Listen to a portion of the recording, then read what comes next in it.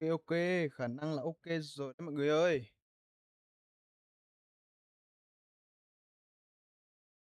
Xem.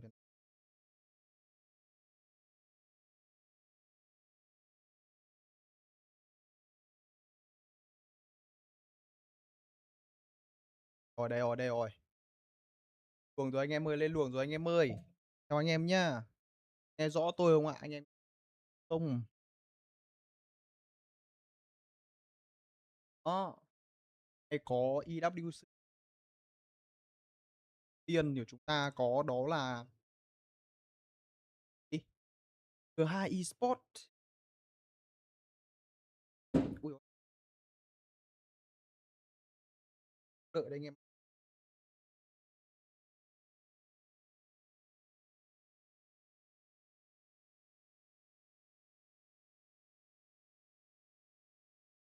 Tiên hôm nay kết thúc ngày hôm nay thì sẽ trận hay anh em. Vitality với 100 tip khả năng trận đấy.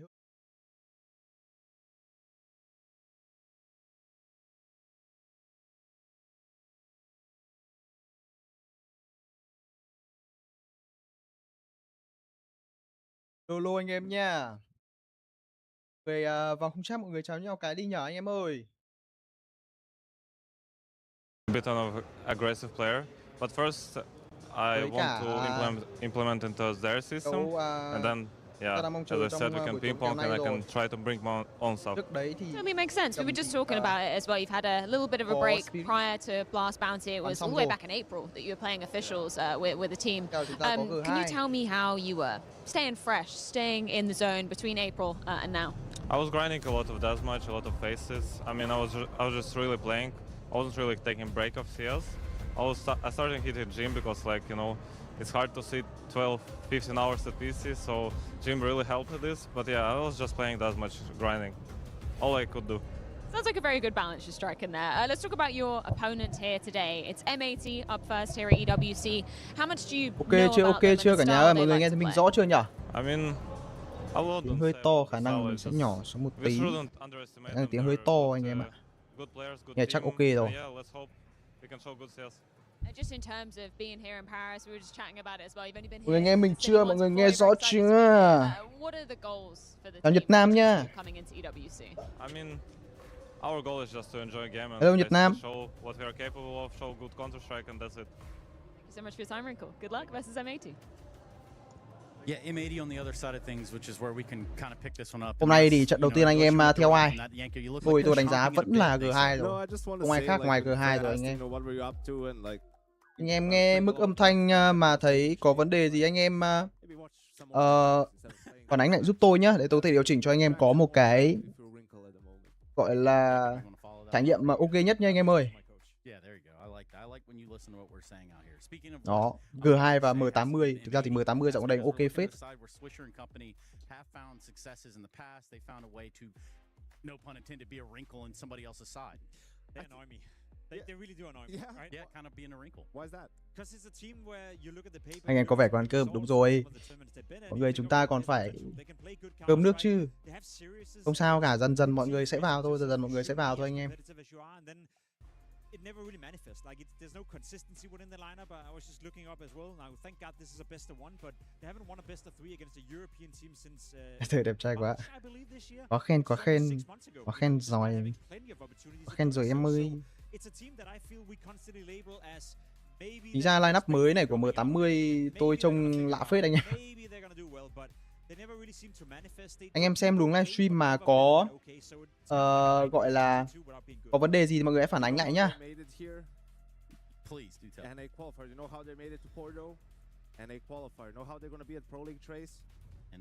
NA qualifiers, so they're just benefiting off of the absolute stage Trời, of North America at the moment. They're beating thứ tôi cần bây giờ là lineup của G2 anh em ạ.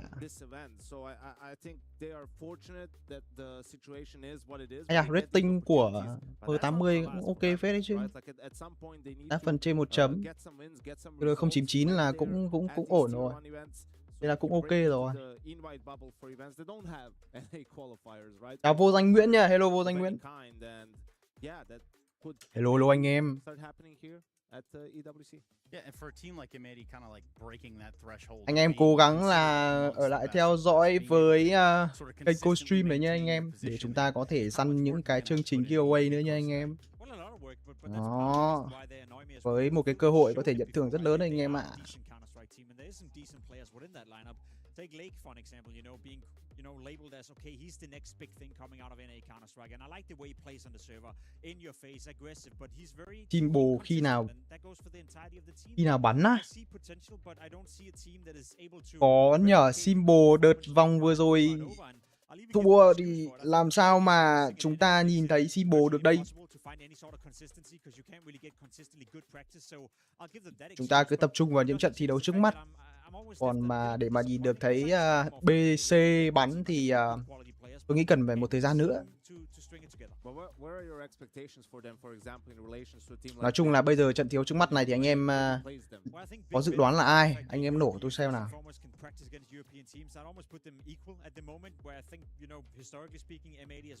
Anh em nổ tôi xem nào. Hasn't really been the case for big, but I think the state of NA Counter-Strike, as you said, the fact they play NA qualifiers, the fact they stay a lot in NA and practice against NA teams is kind of evening out the playing field, despite them maybe. Chính là ngày xưa tôi hay xem mấy cái tutorial của thầy Pim nhiều phết, với cả cũng xem thầy Pim thi đấu cái đợt CSGO anh em. Ở đấy cũng sẽ nghe câu chuyện của thầy Pim mà căng thật. Anh em phải biết là thầy Pim có cái thị lực phải nói là rất kém đấy. Mà có một cái gọi là kỹ năng gọi là thượng thừa anh em ạ.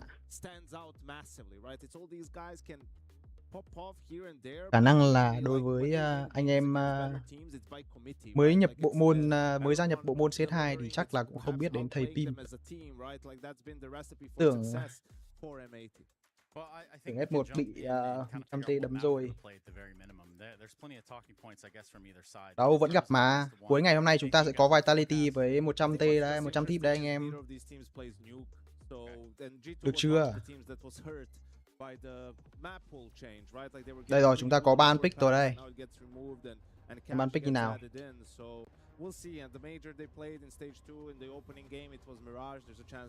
Vậy là không có Ancient, không có núp.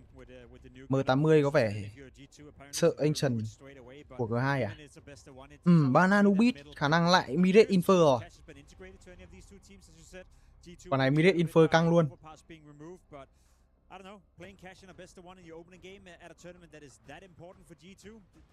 Nay BO1 tôi bạn ạ, nay BO1. BO1 nhá. Ồ, Mirate cuối. Đi sao? À, Mirate, bắn Mirate rồi. Biết ngay mà. Có Infer Mirate thôi. Mirate thì căng, G2 bắn Mirate cũng căng lắm. Thực ra thì đối với M80 thôi. Khả năng là phải bắn tay rồi. M80 định bắn tay rồi. I'm gonna be completely honest, regardless of the map, regardless of the context of this game, it's a game where I feel G2 should come in and win quite convincing. Anh em mới vào phiên livestream thì chúng ta tương tác nhé anh em ơi. Chúng ta tương tác nhiều lên anh em ơi. Anh em chắc khả năng mới ăn cơm xong à? Hoặc là có một số anh em đang ăn cơm. Mày xem là hợp lý rồi.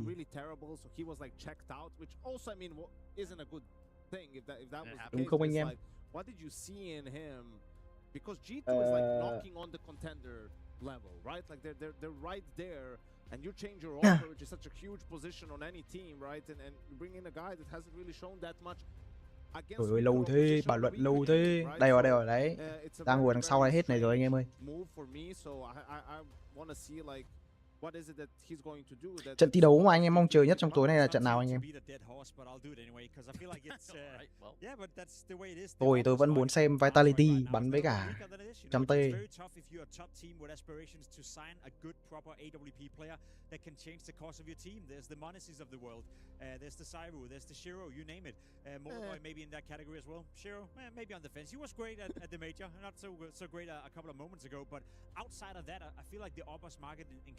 Lô anh em mới vào livestream nha anh em ơi. Trying to change something or you want a different style of upping, then you can't really pick an upgrade for some players. The best you can do is maybe a sidestep, which is even maybe giving Wrinkle a bit more credit than he deserves so far, right? So I'm not sure he's as good as some players just yet, but this would be a great occasion to showcase. Well, gentlemen, hold the phone because it is time to play the game. Đây rồi, vào game rồi, vào game rồi. You're probably watching the game, so don't put it down, don't do any of that. We're ready to jump Thấy vào game rồi anh em ạ. On Mirage. Heavy God.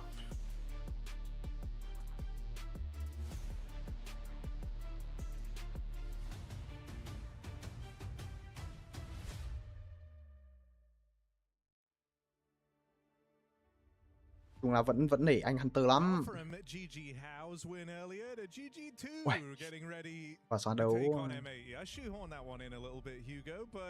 Nếu như mà anh em có xem EWC năm trước thì cái setup này cũng rất là hay. Anh em thấy cái dàn kính ở đằng giữa không? Đấy. Tắt đi là nhìn xuyên được, cái bật là cái là nó đục luôn. Rosters right now, at least more so on the G2 side of things. We obviously have Wrinkle in the server for G2. A surprising change, I think we can all agree, after their run at the Major. I mean, they were just moments away with multiple opportunities to beat Spirit in that quarter. 1 phút nữa bắn anh em, 1 phút nữa bắn anh em ơi. Anh em cho tôi 10 giây nhé, để tôi rót cốc nước vào bổ với anh em. 10 giây. In the easier games, you could say, and now they look to make a. Many are calling it a side grade, Harry. What do you think?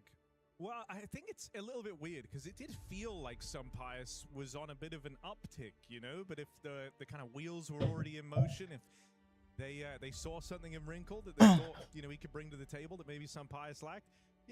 Quả nhận sao vậy anh em?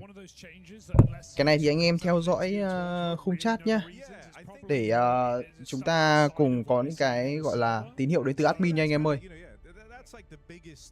Question mark around the whole move is like you look at it and you go, yeah, there must be some reason they've done it, but it's not like you look and you go, that's a clear and present upgrade, especially when it did kind of feel like Sunpius is coming into his own within the G2 squad. Absolutely. And so yeah, I think, you know, there's going to be justifiably so eyeballs on Wrinkle. Chuẩn bị vào trận rồi, bắn đúng giờ phết anh em. Delay chắc khoảng độ 10 phút.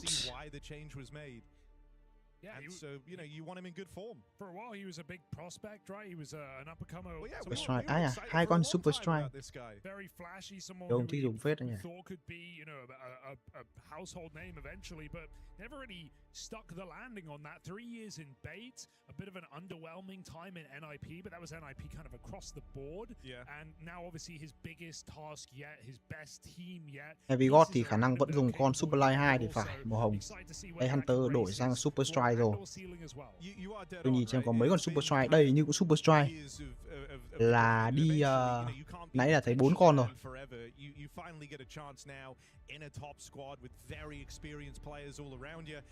This is where, like, if you're Wrinkle, you have to show you've got what it takes. You can hang.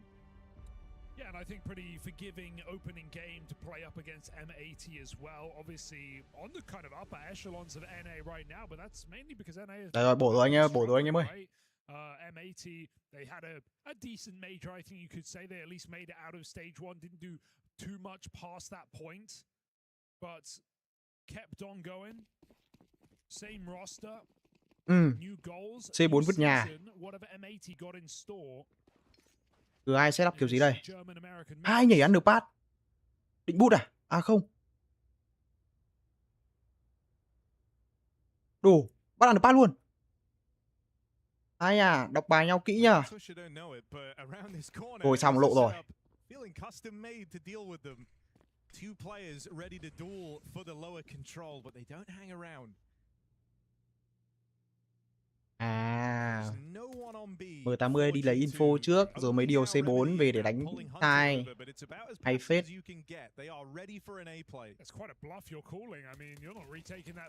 Ui Matit, ui.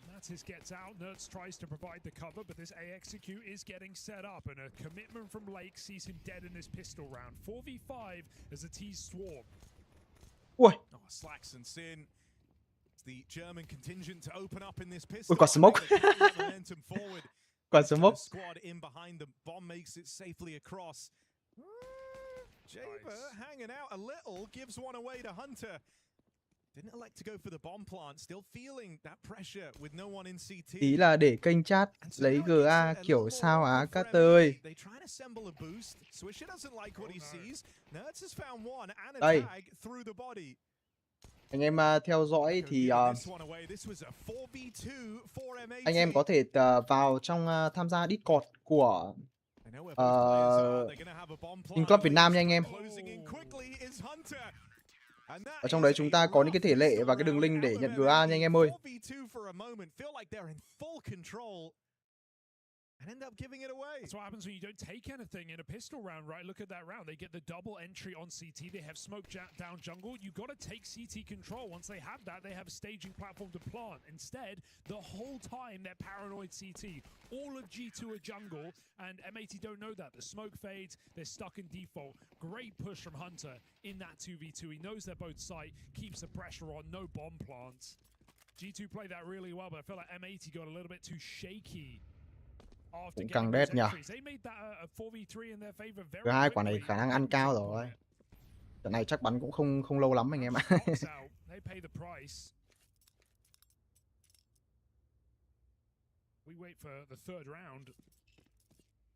Có nha, bạn kéo lên trên có nha. Có phần tìm hiểu thêm. Ở đường link gì đấy. Bên trong Discord của Skin.Club Việt Nam anh em.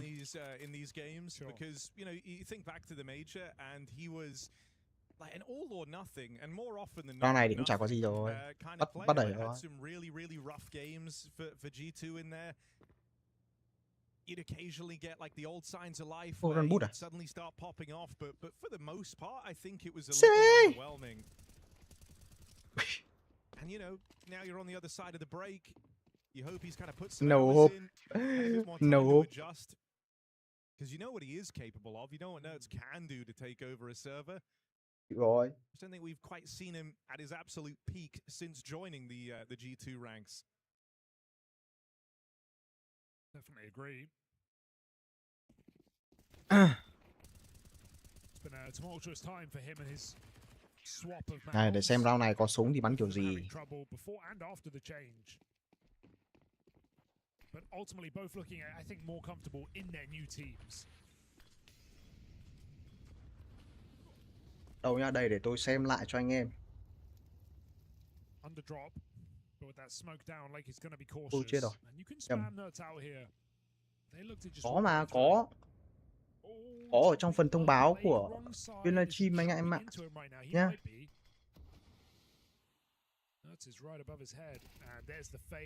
À, thông báo của kênh Discord anh em ạ.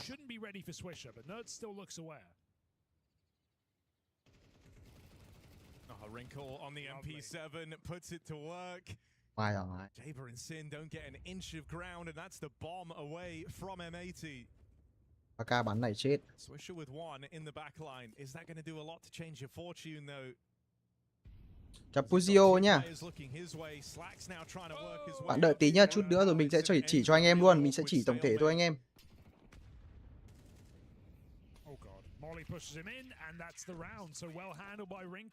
Khả năng là M80 T-side không ăn nổi round nào mất. Với cái đà bắn như thế này.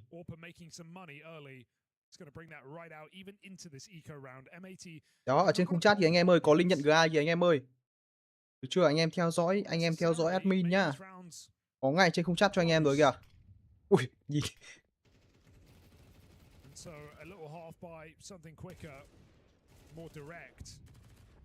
They don't have the weaponry to long out mid control. Just Sin top mid. Bomb will join him. G2 look like they're willing to fight for this. Khỏe. Nerds saw something. Con này lại bắn lục thì khả năng cũng không đi.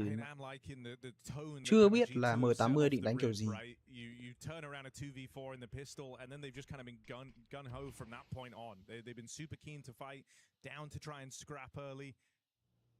So what you want to see. À ngon, bút một đông sang gồ này. Ui, nớt gì, mất gáy giờ. Lake has found a bit of a window here on the boost. Hello. Ngon nha. Nhưng mà khả năng phải chờ bắt được shot, Lake phải bắt được shot thì mới ok, bắt trong sai thì shot vẫn bắn được. À, đúng rồi, M80 về lầu à. Ngon, ngon, ngon, ngon, đúng rồi, bỏ. Ui, lỗi rồi, lỗi chưa? Ơi ngon thế, mất đầu.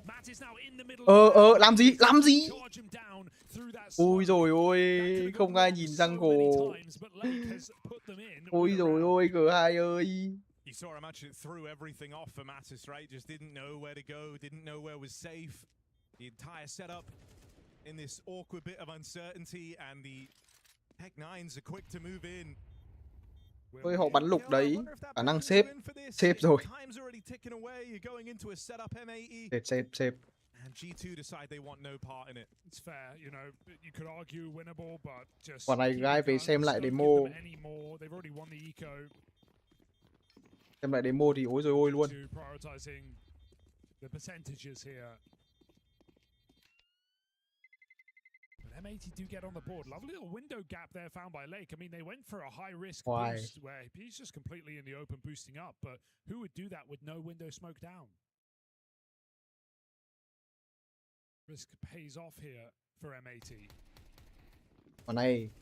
Quả này mới đúng là tai hại này.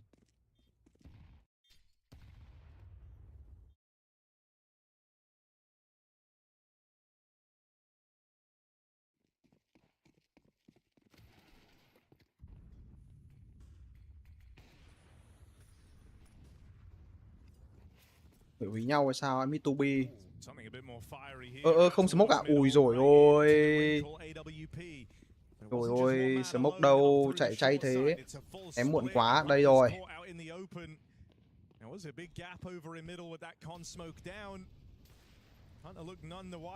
Wrinkle ốp chậm quá.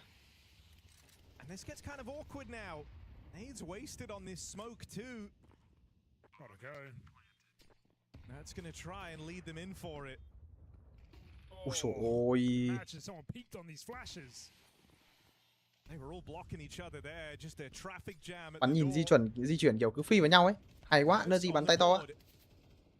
One more man out towards the short side. Nerds playing it forward. Heavy God closing in, won't get past Sin.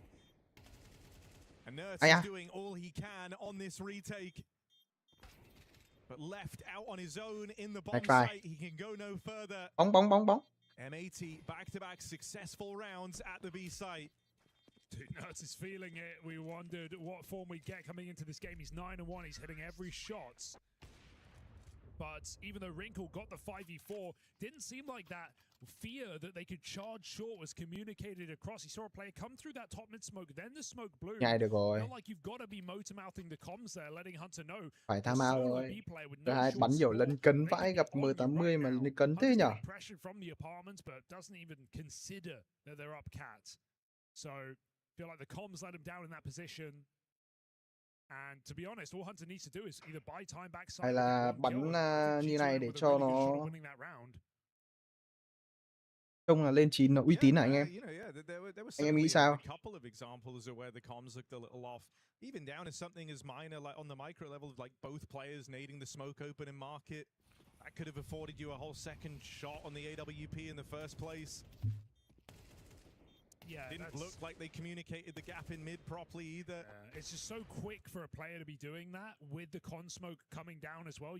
It feels obvious that they're doing something far short. Ui, 10-80 round này đi A. Đi A thì trong A có đúng một đông. Ui, lại còn thủ ăn được Palay thế này. Mất sai nhoàng phát. Thủ Palay chứ. TT về kịp không nhỉ? Ui, để qua mất rồi, biết ngay mà.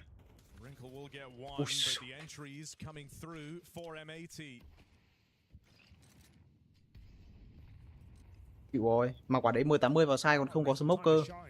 Mãi mới ném. Là còn ném chay cơ, không ném quả gì luôn, cứ thế đi vào.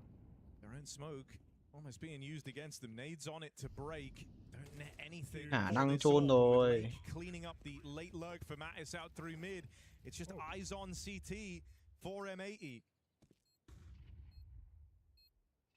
One shot, one nade, and Swisher goes down. Got to be very careful. That cross now smoked. Hunter can get into this bomb site. Lake got a gap. No one overcommitting. That bomb plant open. Lake wants to play last. Swisher is a dead man walking, but he finds a shot over the smoke. And Rinko again, it's just more exits as these rounds are not piling up in his favor. They're going to come looking for this AWP as well. Slacks is hungry. But Rinko won't move a muscle as M80 find their third round. Ui, như thế là mất của AK rồi. Như thế là mất của AK rồi. But unfortunately, round wins are not Ơ kìa, góc cam gì đây? a factor for Rinko. Cầm chuột tay trái kìa.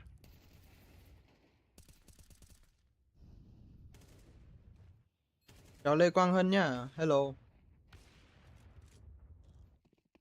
I think as well, like, after losing out on the short timing in the round prior to last, they're missing his timing on the ramp peak. Like, it's a little rough. Like you say, hitting all of his shots, but just been the Ui, victim thằng mình of tí some được kìa. timings here. Some pacey rounds out of M80. And you don't want that to rub off when your AWP's 8-1. M80 are starting to get a read for the game, calling that fast. Chào Guta nhá. Hello, hello. Off guard, walking out ramp, same thing. In with a nice couple calls in a row, we see something more default in round 7. Late mid control, faking under. G2 with a setup out of spawn, pushed on the ramp. And Wrinkle, eyes on middle to a degree from the Bây giờ connector. thì G2 bỏ con. Đi short. Ui dồi ôi, bắn hai ông ấy bên. Toạc rồi. Bắt bài nét quá, M80 đi bài chuẩn quá. Vẫn check. Độ rồi, Matit độ rồi. Matit yếu rồi, chả bắn được mấy đâu. Hunter vẫn quẩy được. Hunter! Không có Hunter! Ơ kìa, mất info à? Nãy có ông Matit lộ mà nhỉ? Ui dồi ôi, M80. Nice try. Closing in on this backstab, but he's got 15 seconds. He's going to need both of these kills, and he needs them cleanly. Transfer denied. He keeps it all in check for G2, and lead maintained. Oh, that's rough, man. Poor Swish. He did everything he could to hide at back B, but he just knew eventually you got to take a fight. There's 3 players locked down in that backside. Bắn quả sợ chưa anh em? Shame that M80 lose track of Mattis. He gets his kill and just walks right back into the bomb site. No one from short even considering it, but G2 keep the pressure on and look again to deny bomb plants. They do not let that clutch happen either. Nerds continues on his great start to the game at 10-2 and 9-2 on him and Wrinkle respectively. Couple of stars shining bright here for G2 as M80 call attack. Đang làm gì ấy? I'm out à? And no wonder, look at this money spread, 6k to 1.4. Tham out à? Ở 80 tham out à? Quả vừa rồi tham out thật, quả rồi mất info ông ở short.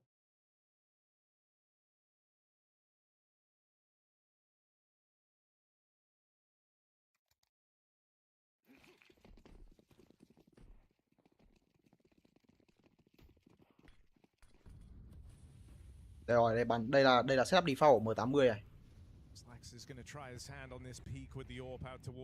Ông đi underpass, một ông đi lầu A. 3 ông ta mid, chiếm mid. G2 not fighting for this space.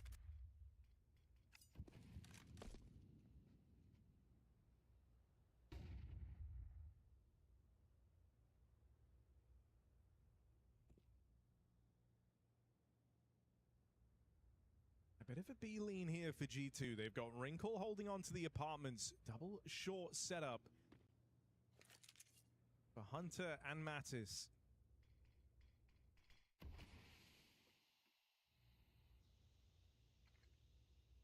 So you'd like to think ready to clamp down on a mid-take.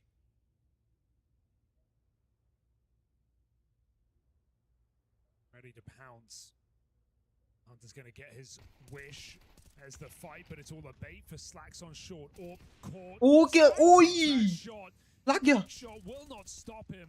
3 Ôi on sao? 5, but there's still pistols in play. Don't count G2 out of a heroic round. Denied at the stairwell, they'll go back to B. Wrinkle's waiting, his chance to win. Ở V3 vẫn được nha. B có đúng mùa đông rồi, biết 2A rồi. Yeah, been waiting to have a round-defining multi-kill for Wrinkle. He's had a bunch of multis in the game. Are they going to go back A? Look at Palace. They're thinking about it. Jaber. Liệu các chương trình tặng quà trực tuyến sẽ được thực hiện? Có nhá bạn ơi. Có nhá Guta ơi. Heavy guard goes and plays 7 seconds as they try and plug in the numbers again. Ôi rồi ôi. And G2 Ăn vào đấy lợi thế thế rồi 10-80 bắn kìa. denying the bomb plant twice over. It all gets too chaotic for M80 after the bomb drop. Horrible plant position, fully wide, fully open. There are safe plants, you know. They're just scared of jungle. They're scared of everything. M80 make such a late rotation. They don't know where is safe. Ô, bàn phím kia thiếu một cái switch à? Damn, dude, Wrinkle's looking really good. Gets that shot off on the bomb planter and is still ready and waiting for the repush on short. Wrinkle hitting hard at the moment. 11-2. Winning the round this time. That was a 5v3 given to you by Slacks, wasted by M80. Contact B rồi. Ui rồi vẫn đỉnh được kìa. And this one's going nowhere. It's fine. That's what you're telling yourself. It's all well and good. They would love the plant, but I think Jaber Không đạt được. Đừng cố đạt được quả C4 vừa đấy đi ok hơn. I mean, look, considering how tense you felt a couple of rounds ago when this was all tied up at 3-all, G2 could still be onto a monstrous CT half.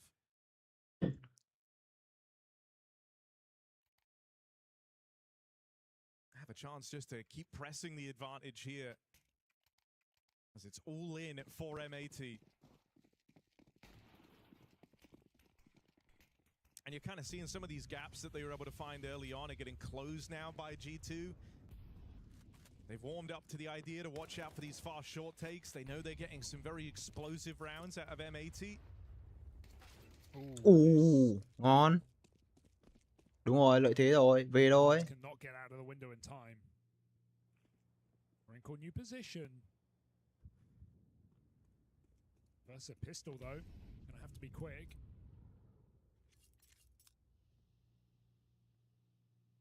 Ông Paley mà khử được Wrinkle sớm là ok này.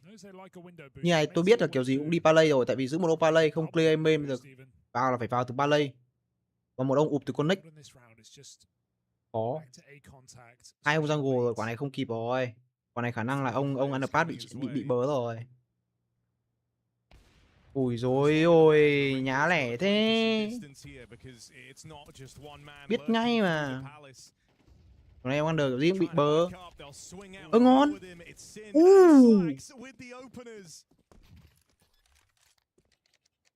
With Mattis so far removed from this round, it looks like M80 have done enough. I love how they bait Jaber there, right? Knowing he's the Palace lurker, Wrinkle gets that kill, he immediately falls off.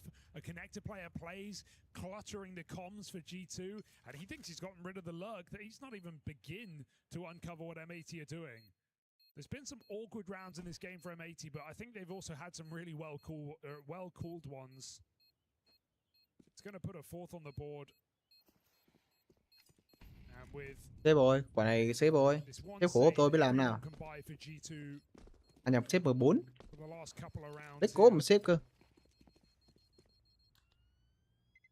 Nice try, nice try.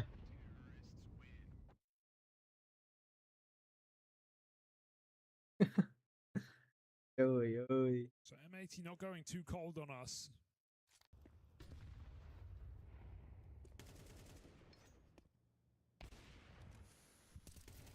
Because it's really hard to place this team, right? Like, you know, kind of falling out of the top 20, top 30, kind of roaming around the upper echelons of NACS. And on a good day, we know these guys hit really hard and have some phenomenally talented players, but their floor has continually let them down at big events.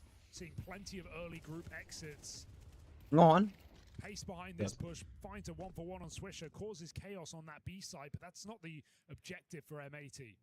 And G2 know well. Wrinkle's even rotating out of B. So again, numbers will be in the right place. Về cái main rủi ro quá. Lộ thôi. Ui rồi ôi tay kìa. We got breathing a little easier now that he's been able to convert on that kill. And set up for the swing out Hay through nhá. Palace. On. And Sin, man, it's these two Wrinkle. just constantly being a nuisance in these A plays. Wrinkle trying to back up, put a bit of distance between himself and the ramp player. That bomb is going back. Hunter, stay here, and you've won the round, I think. This is a hard position to clear. Going to group on the catwalk, but Hunter will be able to hear this and play in the post spawn. It's not the most shocking position here for M80, but Hunter can choose when he wants to take this fight. Bây giờ mà nghe thấy hai shot thì khả năng là khó cho Hunter rồi. Ai ăn lửa lâu lộ rồi. Trời ơi. Đừng có ra là đi. Khó rồi, lộ này không ra được rồi. Ui dồi ôi. Hunter's got to do this one all alone.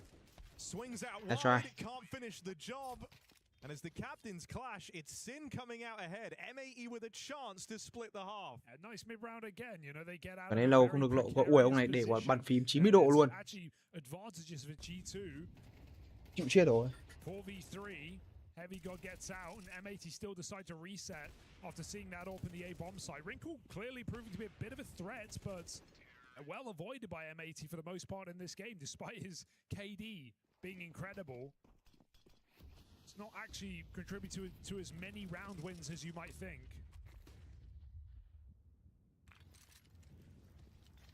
But that's thanks to M80. They've done a great job of avoiding him. Fast up short again and no one home.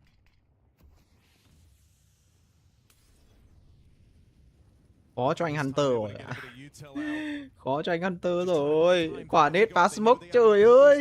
Đi coi, khó thế. And all the kills come through in a second for M80. What a sick nade from the abs player to pop that open, just ruined Hunter's round there. Felt like he could have done something with the SMG up close. This one, well, you know where it's going. Này là có G2 Esports M80 này, FALCONS với cả K27. Thì trận đấy xem chắc cũng nhàn được anh em.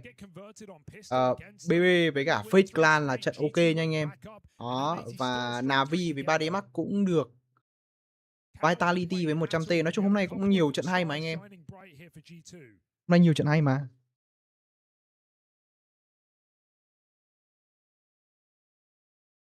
Definitely made the most of a T-side of Mirage.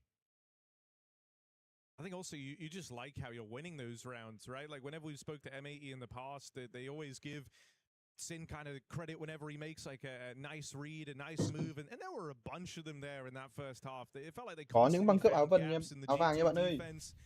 Constantly making the right move.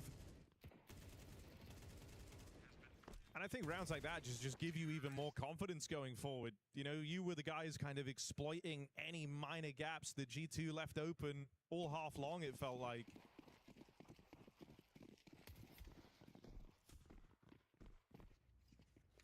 Full A attack and full retake for M80. They do have a kit, perfectly viable. James going to get mollied in the window. He does have for the cross at least. Concedes for a CT spawn.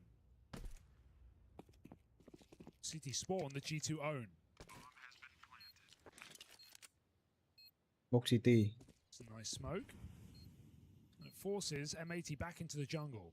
Bình thường là đúng ra là retake từ City mà đổi kiểu retake từ jungle luôn.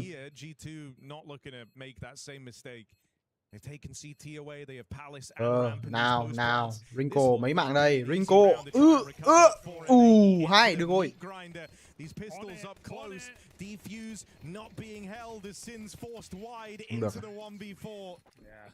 And so G2 with both pistols on Mirage. Yeah, I mean, he got off the bomb. You can criticize it in the sense of like it was his only option, but we saw where those shots are landing for the Glocks. I don't think he would have made it through with 5 seconds. Got a couple in before he realized what was going on. And so really nice hold here from Rinko in the post spawn. Big impact in that pistol. Quá khó cho M80. Close. What can you do? It's a great land debut here for Rinko. 17 and 6. And I feel bad even just saying like, yeah, a lot of those were exit kills, but they were. But now we can really get rolling. G2 T side looking to bring pace. Ui. Lots of nades. Triple molly. À, kia là một quả smoke từ bên G2 trả ra. Ây da, vẫn vào được mồm. Không sao, NAVI làm được rồi. That's a super clean execute. Look at what they throw. Jungle stairs smoke, CT smoke. Then they molly underbalk, Cực kín luôn. sandwich, and triple. Where are you meant to play? Kind of left it that the only thing you really had to worry about was a smoke push, and that's why they're so prepared for it.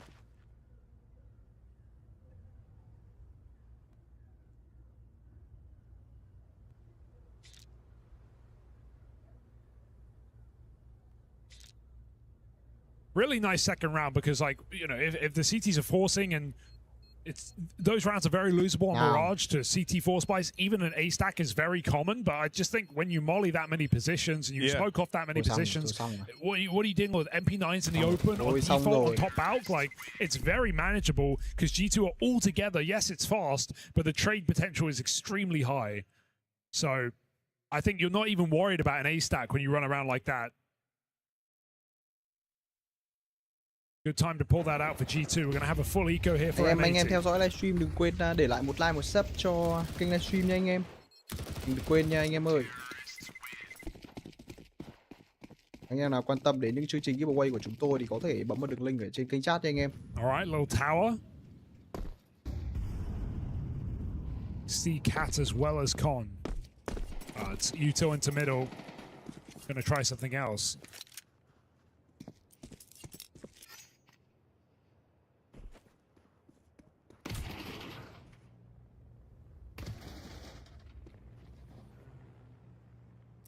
I mean, Nerds is kind of rolling with his signature SMG. Just let him go feast. Anh em thấy cái phong cách của M80 bắn nó có chuẩn phong thái yếu tiền không anh em? Ecos, catch up with Wrinkle. Mình súng yếu thì gọi là gì nhỉ? Well, they might come stumbling into this B side. Chụp lại đây anh em. Con on window smoked off. Một khẩu lục không ăn được thì chúng ta điều 4 khẩu lục đi với nhau. Cần bài luôn. Or he just go reinforce his team. Even with a stack, these are default pistols for the most part. And that bomb is not committed. They're going to see it quickly. Slack spotted. How many numbers do they know? It's all 5. 5 người ở B. Ui rồi nhưng mà đứng như này thì lands the transfer, and now you're no longer worried. Him and Wrinkle pulling through for G2. There's more strong util for G2, burning out backside, clearing 2 players with that Molotov. Clean stuff. No stress yet in this half for G2. Well, I mean, you know, we've been talking about Wrinkle. Slacks, I think, has also found a lot of impact on his AWP. He gets to don that now. CT side brings it out straight away. Wrinkle's got his. 26. Anh em có thể áp dụng has a good spawn, so might look to try and fight mid with this. Họ yếu súng, họ đi lấy thông tin sớm đầu round. Nếu mà A, họ đẩy A không thấy A phát, họ stack hết B luôn. So he's still fine for peeking middle. His team will join him on cap, but this is again G2 going for a call out a spawn, another execute into a bomb site. You swing stairs, you're dead to this Wrinkle orb. Jaber keeps it tight for now. Wrinkle scopes in and looks for this entry, but he is caught by the flash peek. Gì bây, timing chuẩn thế, đẩy kê mãi thì không ra. Still, here's this util coming in. Spam for Lake, finds a good chunk of damage, but no kill on it. And again, G2 just go looking for that space out towards CT. They really don't wait long to get into these post plants, do they? Right, player already over towards kind of ramp side. You got a guy in Palace and CT control. Again, similar to the pistol, this is going to be real rough for M80. Do they want it that bad? I think you're really weighing it up right now. It feels like you're already out of the round. Time is so far gone. G2 could be anywhere, and in fact that is the call for M80 out of there with their guns. Gonna try and catch G2 chasing in CT. Slacks is only the bait here. 2 more players in position to punish. I just love how execute heavy this T side is for G2. They've come in and they have just run 4 executes in a row to run away with this half. And dude, you were dead on in terms of, you know, kind of the staging of that round, the lack of the window smoke, keeping eyeballs on middle for way longer while G2 went and set up for the A play. Like, everything's very, very intentional. Even a late window smoke going in. So if you were thinking about shifting off of mid, you don't. They ended up mollying top boxes. It all just served to delay the rotate that much more and kind of kept M80 out of position. G2 were giving them kind of such a good offer in mid being that open and that fightable that of course M80 took it. They kind of took the bait. And even then, Jaber goes over stairs and still kills Wrinkle on the best timing, gets that 5v4. It's just so swiftly traded. And G2, because they're running these executes with 4 or 5 players, are just really hot on the trades. Their spacing is tight. They've walked into stacks. They've had no problem. It's been a really reassuring half, and it might just go past us very quickly here. Is it already in the rear view for M80? 10-6 up. Full buy again off of the save. They're running out of chances. Guta. Khả năng là ông bạn này theo M80 hay sao ấy, thế nãy giờ cứ cổ vũ M80 thôi. Và tôi nghĩ kèo này M80 khó anh em ạ. Hai bắn chắc. Tại vì có bắn tay to quá, mấy quả toàn làm 3, làm 2, làm 3 này nữa sao được. Wrinkle supporting in middle while Hunter gets in place. Nice move for Jaber. Because again, it's G2 trying to pull the wall over the eyes of M80, get them out of position, get them worrying about mid while you kind of set up over towards B. But Jaber looks to ruin all of that with this backstab. Oh yeah, the bomb is at the back. This could be a big problem. Wrinkle's running back right now. This is the round, but second guess is it? Doesn't matter either way. This is going to be a free kill. Bomb top mid. The round is in jeopardy. I mean, look at the task ahead of G2 now. You got to go back, got to go get this bomb back under your control, and then recommit to a site. You got 50 seconds left, and Jaber is still walking around their backline. They need this kill, and really, you want it cleanly. Trade might have to do, because he's got the full element of surprise on that first man in. Heavy God will at least live up to his half of the bargain, but now 30 seconds, and your round starts anew. A man down, 2 on 3. They're trying to go as quick as they can, but they're going into a stack. This is a great setup as well. We got Slax's AWP in position in time. He can take a quick shot. That bomb crosses in with the smoke, but Slax still gets one more, and Sin swings off the Molotov. Another well-placed bit of util, but it does nothing to stop M80 in that B site. Both players fight for the round, and they get out with it. Thank you, Jaber, very much. Double kill, top, middle, and the bomb. A massive move to make here. Deep in the game that keeps M80 in the conversation.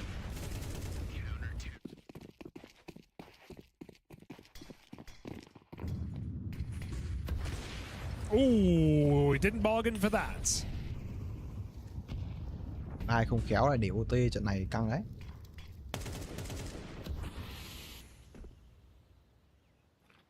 All right, Mattis looking aware. Ôi spam cái gì đấy. Player up on balcony, and with that, 2 clean kills on the entry. The victories might be short-lived for M80. No heroics in this round.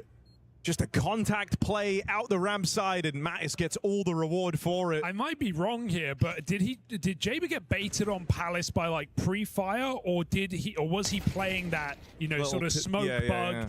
And I think the T Palace player swung and then came back knowing about the bug. I think that was all just like a dance of, we both know what you're doing, and which forced Jaber's shot, gave away his position, gave the ramp player the kill. That's really funny if so. The mind games on display. I think that's kind of been like the bread and butter for this T side thus far. For G2 is like force the reaction you want out of M80, the reaction you can anticipate, and then shut it down. You know, they got exactly what they wanted out of Jaber over towards Palace. I agree. It did feel like that, right? Thinking he's using that little angle, but you can see players crossing. Use that to get the info and deal with him straight away. Also, another bouquet to Wrinkle because, you know, Slax gets that 5v4 window, Wrinkle posts ramp, and he reads the reposition. If Slax rotates in CT, he 4v4s them. So, great shot from Wrinkle to open up that A site. G2 immediately respond. MAT have one more buy in them.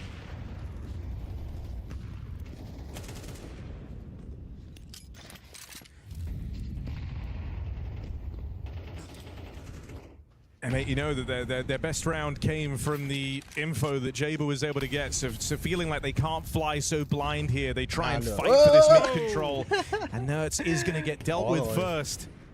Lake Thôi không sao, lên đến 11 là cũng with a great round here. tâm lý Opener nhẹ nhàng into hơn lower 180 tunnels rồi. and a follow-up out in the top mid. Oh no, that's careful. You wouldn't expect G2 to just walk it down the guts of middle. With no nades down, Mattis makes it up, but it's still traded by Slags. A high-risk play that almost pays massively for G2, but now has left them in a 2v4. Thế rồi tôi nghĩ là nên xếp đi. Not sure how you get out of this Chạm one, but 12 middle sớm thì seems to be the port of call. bắn nó mới đỡ. No smokes remain.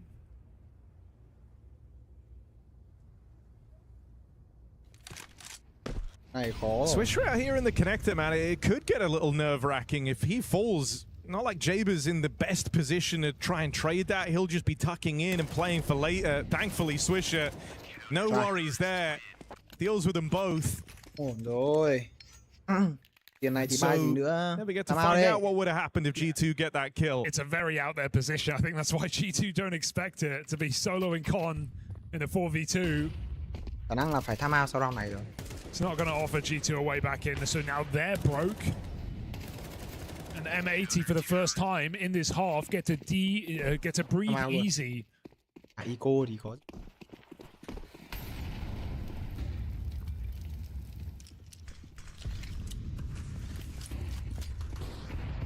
Oh, good nades.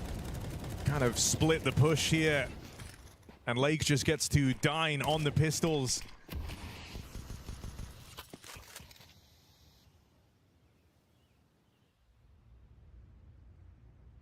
Heavy God does have room over towards B right now. I don't know how much of a blessing this will prove to be for G2, though. That bomb still has to rotate around, and the window's starting to close on this B control for Heavy God. You see a player in market, you're thinking they're a little out of position here, so he tries to leap in and take the space away. Sin is quick to deal with him.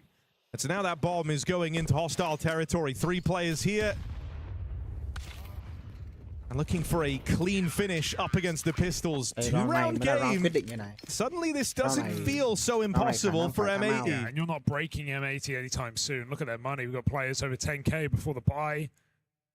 They're in a great position now. CT side Mirage, money and momentum. What more could you want? And so it's G2 who call the pause.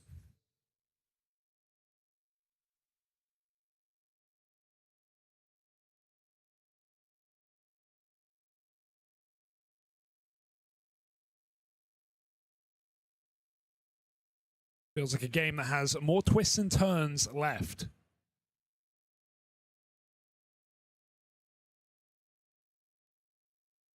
Wonder what kind of pace we get out of G2 here with the return to rifles, because I think M80 are actually quite fond of the early scrap.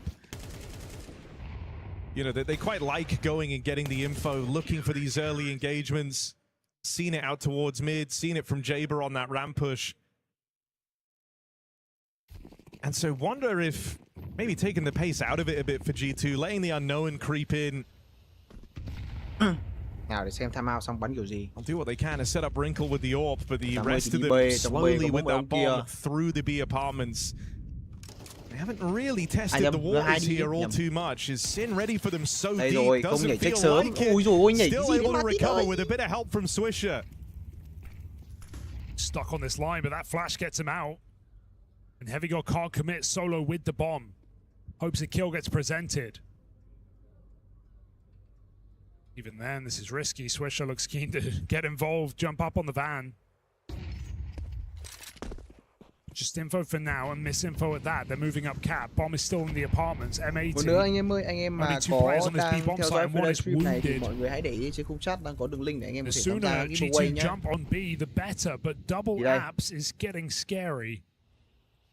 Sin's going to get deep in this position.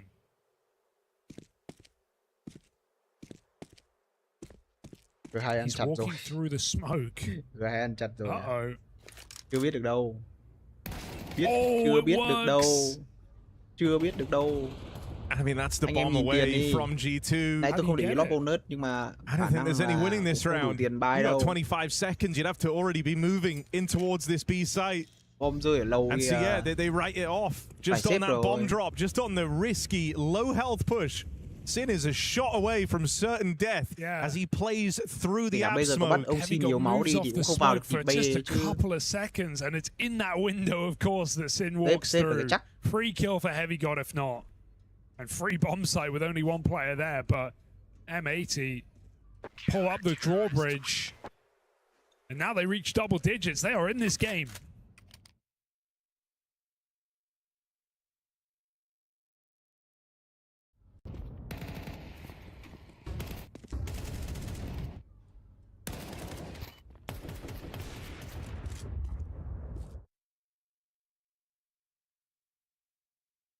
I guess the thing I'm almost waiting for G2 is seeing if they go back to just one of these executes.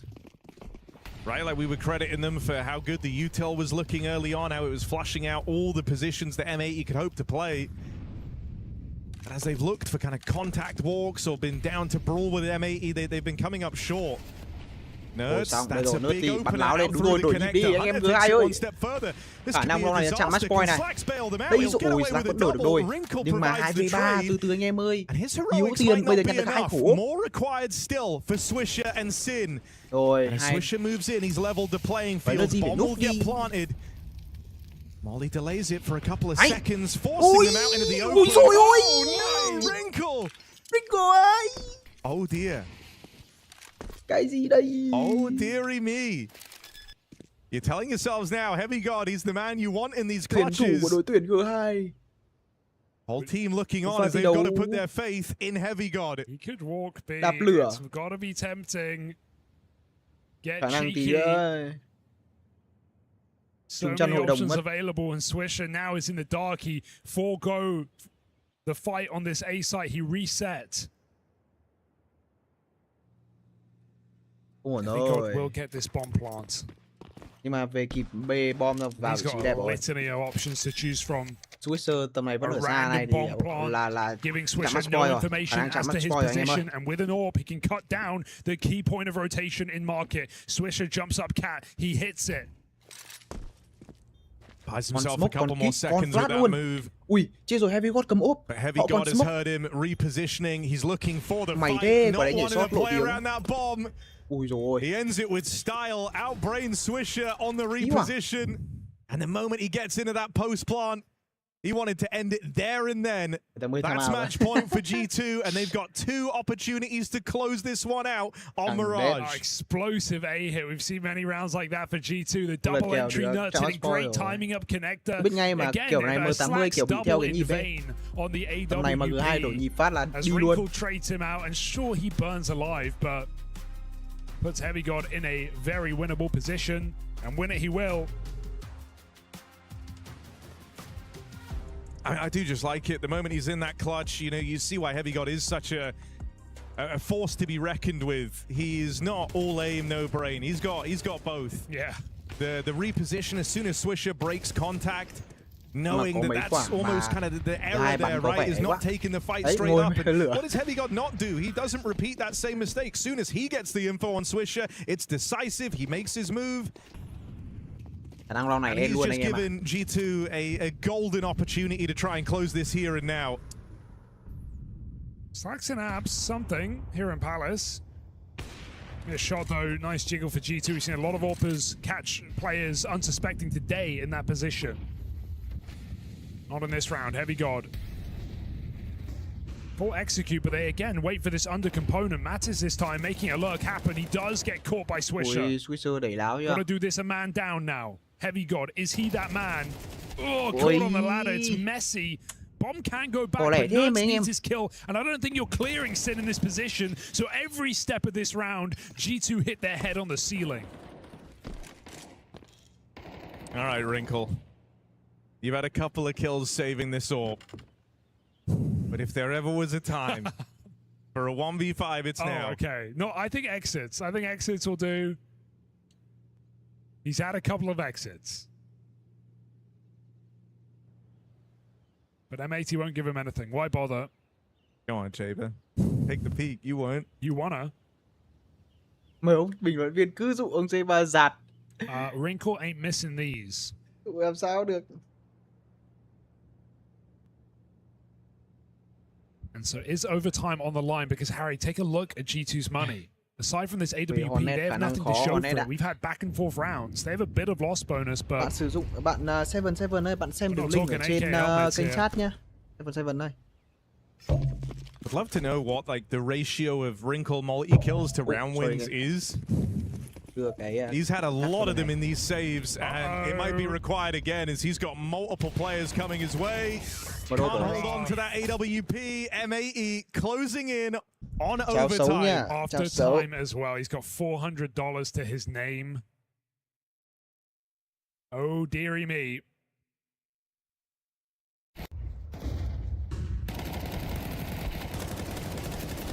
G2 đang mất sạch rồi.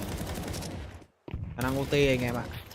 Bắn 10-80 OT này. Rather make that $100. So G2 final timeout here in regulation. Final round. As every sign points to overtime for M80.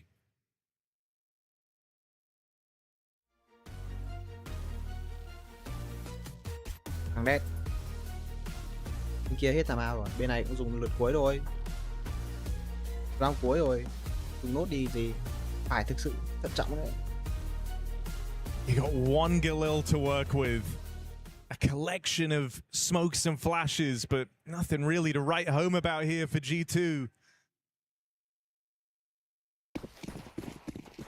When M80 were in a position much like this, they were able to cheat around away with a cheeky window boost. 10-80 full đồ thì khó. Chờ xem. Able to find Đó a này thì gap chắc chắn OT rồi. in the defense. Bắn mỗi lúc này ai làm sao. Look how aggressive M80 are. Switcher has missed this, but he'll catch it right before they make the boxes. M80 playing from the front. Tầm này thì bắn lục thì chỉ có down around, but you wouldn't know it. They know they got this one in the palm of their hand. Đi bắn kia đẩy thôi. Bắt sơ hở rồi mới vào được sai thôi, biết làm nào. G2 hope for a hero in the name of Mattis. Galil heading B with the bomb.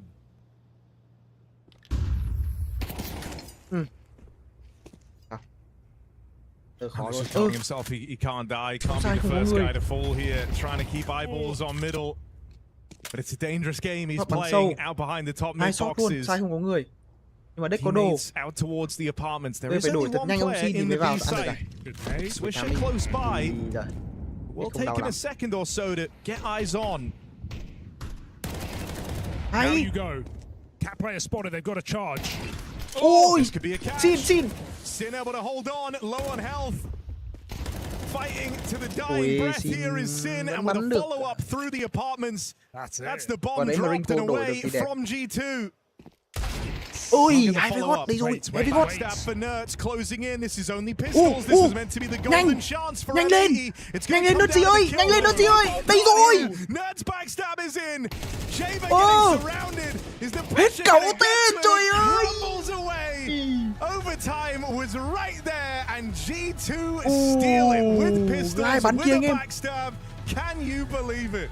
That is devastating. Last second, right in the flank for Nuts. He even lets that third player cross after hearing two full comms. G2 say forget the bomb. Let's just find these kills, and that they do. 13-11 locked in on this opener here in Paris.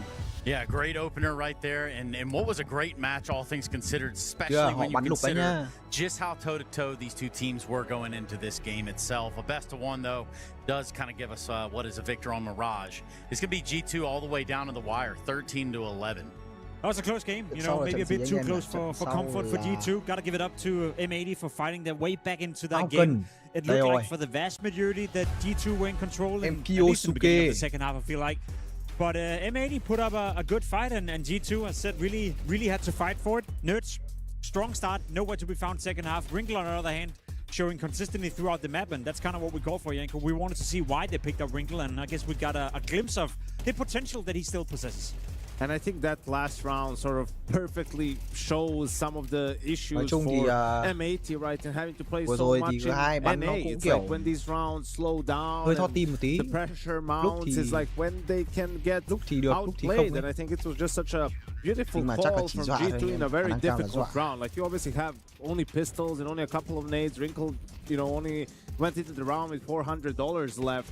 And it's easy to just call, let's just do a B-pop. What else can we do, right? But to actually risk and go for a slower round and let it develop a little bit, put Nerds in a position to be able to close it out on the flank, like that was very well played from G2 in the final round. Yeah, G2 definitely able to kind of dictate pace and really determine where they want to take their fights in a large portion of what felt like this second half. But again, M80 losing both pistols. Their campaign wasn't off to a rip-roaring start in either half. Kind of unfortunate given how the game turned out. You can always sit back and feel like, oh, had we just won one of the pistols, you know, converted, then maybe we would have won the game. But I think G2 showed for the vast majority of the game, as Yanko also alluded to, that when it came down to outmaneuvering your opponent and the game plan on the T side for G2, they were in control and looked like the better team. And then, as I said, credit to M80 for fighting their way back into it when they were down 11-7. It was slacks a couple of times, you know, showing up in big moments, having good rotations, good read on it. So a game where I feel like both teams actually got to show some of the decent Counter-Strike that they can play. And for M80, sure, you got nothing to show for. You're losing 13-11, but the performance in itself and the level of Counter-Strike was not bad, you know. It was acceptable. It's just unfortunate for them that it's the best of one, and that was the one opportunity they had to get a result out of the game. Yeah, and perhaps we can get some words down on the stage. I've got the word right now that Freya's standing by with Saw. I am indeed, yes, at the 11th hour. G2 managed to get things over the line versus M80. I do have Saw because I have to ask, you have that timeout just before round 24. You only have a selection of pistols to work with. What was the call there? How did you get that one over the line? I mean, basically just to slow things down a bit, make them use their utility a bit and to finish it on B, like on a slow split. Nothing special, but just to put the pressure more on them so we wouldn't give early entries or anything like that. How much pressure were you feeling in this one? Because last time you played M80 in a best of one was back in Cologne, was also on Mirage. Were they a different team for you guys today? I mean, obviously there's like some mind games. It's a same map we played back in the major also, but it's also like we made a roster change and there's been so many maps both teams have played in between, so I'm not sure like what to say in the end. It's just the best of one, start of the tournament, so shouldn't overthink about many of these things. Just play the game, and it's also for us with this roster a lot of like new experiences we are gonna be learning from these matches. So we're happy with the win, but yeah. Let's talk about it. Your new addition, Wrinkle, he was lighting things up on the server here today. First LAN match with you guys as well. Was this your expectation from Wrinkle so quickly coming into the team? Well, I mean, I knew his mechanics will be good, and when he gets the chances, he will be able to like prove himself. But at the same time, it's still early days, so we need to go like a long way in a way for him to be comfortable, for the team to be comfortable. So we need to start here at the tournament, even though the score was close, but good start for him at least. Yeah, exactly. I do just want to pick a little bit at why Wrinkle? Why did he come into the team? What did you see in this guy that you felt like would level up G2? I mean, he's a young, aggressive oper, and you don't have so many in the scene. I think the oping role is a tough one in general, but I think he has a lot to prove. I think he showed very good things at the start of CS2. Maybe the last part of NIP wasn't as strong as he would have liked, but I do think he always had the mechanics, and we can just try to capitalize from that. Yeah, showing great things in the server here today. Saw, congratulations. Thank you so much for your time. Yeah, again, in an opening best of one, you did get that performance out of Wrinkle. There were a lot of question marks. Hell, we were just kind of even reiterating why we had those question marks in the first place. Isn't that right, Jacob? Yeah, true. You know, overall a great performance, particularly in the beginning of the game. He was 15-5, so you'd argue that when the game was close, when it was back and forth in the first half, he was a big catalyst behind a lot of the rounds G2 were able to get, and then moving over to the T side, it became more of a joint effort, more of a team effort. Together with Nerds in the beginning, those two were heavy hitters. I think Nerds were at 9 or 10 kills 4 rounds into the game, so finishing on 16 also speaks volume to how he slowed down, and maybe also part of the reason why G2 was struggling a bit to closing out the game. Yeah, Rico had a good game, but this is the sort of opponent that he's supposed to farm in a way, and where he's going to do probably his best work. This is not where he's necessarily going to get properly tested or challenged. I think that comes against the tier 1 teams, right? Like that's where some of his bad habits perhaps can be exploited, and that's where you'll see teams perhaps game plan specifically for him a little bit more once, you know, he has some games under his G2 belt, right? Because at the moment you're still sort of piecing it together how he's going to fit into this G2 squad. Yeah, Nert's one of the driving forces over there at G2, as was to be expected when he came on board over there. When I'm looking, obviously, for G2, we talked about them breaking through a threshold, 2 different thresholds for both of these teams. M80 just trying to make themselves part of that cream of the crop. G2 trying to solidify just above that. I'd say top 10. They want to be just a little bit past that. For the side of M80, maybe some saving graces here. I mean, we had some nice plays from Jaba, or JBA, however you want to put it. Regardless, we saw some good flashes in the pan here for this side of M80. What did you take away from the performance? Where do they go from here? How do they bounce? As I said, you know, not a poor performance when you consider they lose both pistols and they're not able to break G2 in any of the second rounds, and they still make the game hyper competitive. I think in isolation that's okay, you know, that's acceptable from M80, but they needed a win here. They needed first and foremost the win to move further into the tournament, to give themselves a better chance of making the playoffs, but also for the VIS, as Janko so beautifully described. The reason they're here is because of all these NA qualifiers, and if they want to get a proper invitation to proper tier 1 tournaments, they better start winning against some of the European teams. Now, G2 is a tough opposition to start off against, but it could have been worse, to be honest, for M80. There's a lot of better teams out there than G2, so I feel like it's an okay performance, Janko, but they got nothing to show for. Yeah, exactly, right? It's similar to the big Aurora game. There was a lot more riding on this game for M80 than there was for G2, right? Like G2 is in a position where they're chasing that stage 3 start, and, you know, with Wrinkle just trying to get some games under their belt to see how it's going to pan out, right? Like what do they need to work on? How is he going to fit into the squad? So yeah, it's unfortunate that they couldn't at least get it into OT, right? Like that's the problem. If you lose both pistols, then the margin for error is very, very slim. And in this final round, when you have everything and they only have pistols and not even armor on some players, like you just have to do better. Yeah, and that would build us into round 8. Yeah, I think this is an example of like M80 sometimes just lagging behind some of these tier 1 teams, right? So they open up in a very weird week by 5v3, right? And the call was supposed to be to go through the smoke with the flash, but you need to abort this call right now. Yes. Like you don't do this. Like you're in a 5v3, just cancel it. Just stand in connector. Just wait. Just cut noise for like 15-20 seconds. The pressure is on G2, right? And then they get a bit lost in the mid round. They're waiting around Cat. They're going up A in the end. They know Heavy God is alive as the A anchor. He could be maybe pushed to ramp. You see Sin plants in a way where he's exposed to CT. He dies. They try to pick it up, and Slacks is way too passive in this situation. Like he's worried about sound and noise and whatnot. It's like you need to be holding that. Like you need to protect the bomb planter, and the round just slips away. They're forced to go on an eco after this, and that's where you just wish like they could be more connected and that they have better situational awareness to understand that they don't need to continue to with the plan, right? Once they get 2 entries, they kill both B players.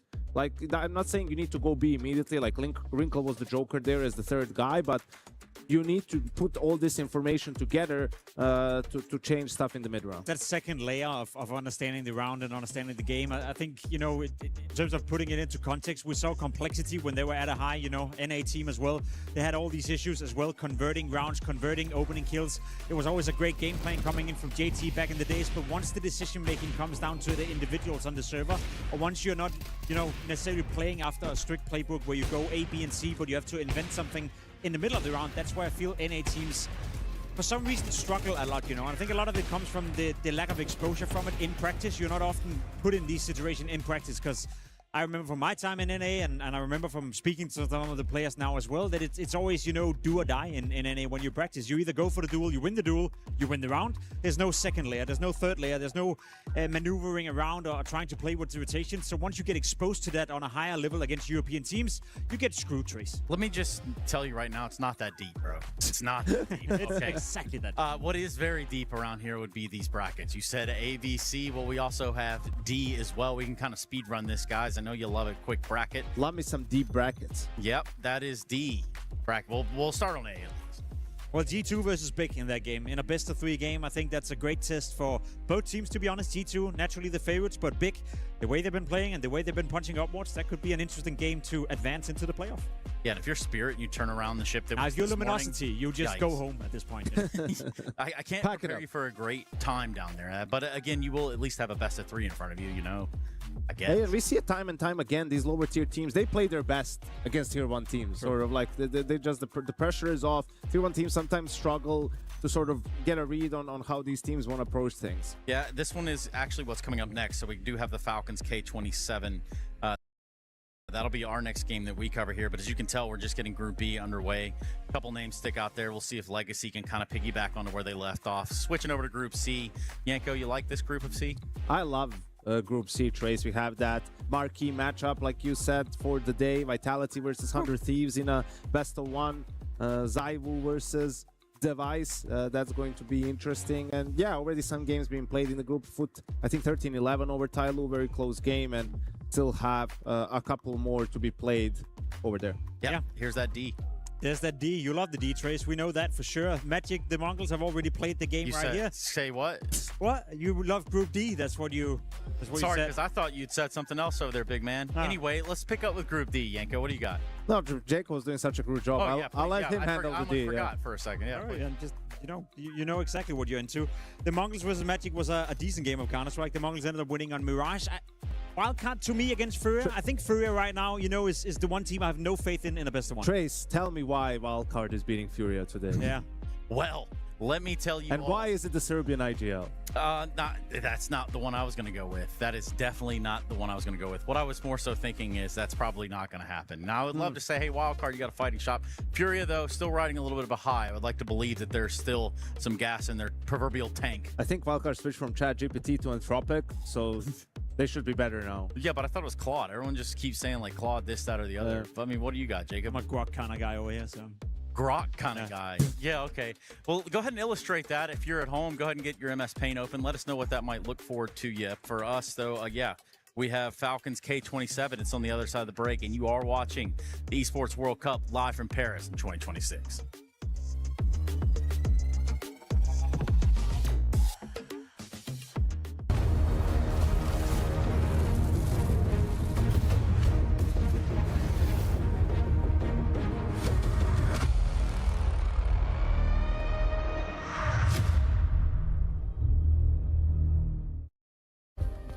Play is in our DNA. Whenever we let it out, it becomes our superpower. Now imagine an entire city being built to supercharge it. Kadir City, powered by Play.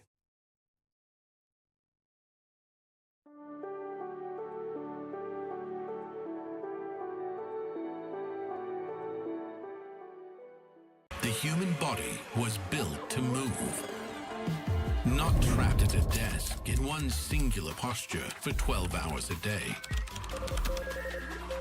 It's time your chair evolved. This is Secret Lab Titan Evo. Ergonomically engineered for you, gamers, hybrid workers, artists, backing your every move.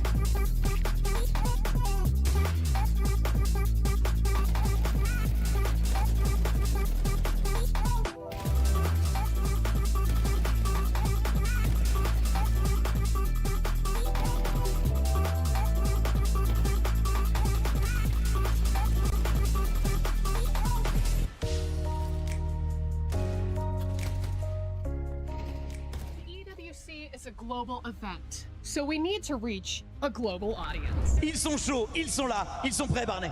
Yeah, that is right.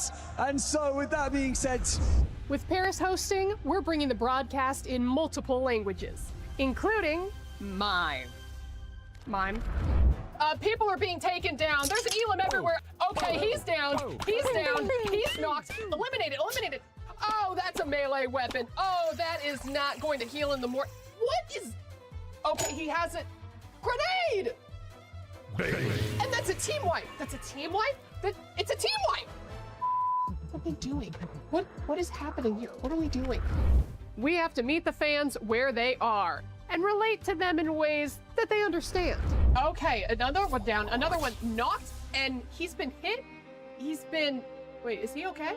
All right, oh no, wait, hey, I don't, hey, can we get help? Are you all right? Are you okay? Hey, can we get a medic? Where's the medic? Can we please have the medic? Oh gosh, come on, where's the predictor? Roman, can we please have a medic? Wait. This freaking country, man. No matter how difficult it may be. You've just got to be kidding me with this, man. Like, I feel like he's stepping all over my lines. I'm a serious performer. I went to film school. I've been doing this for like 10 years, all right? This isn't my... Was he making fun of me?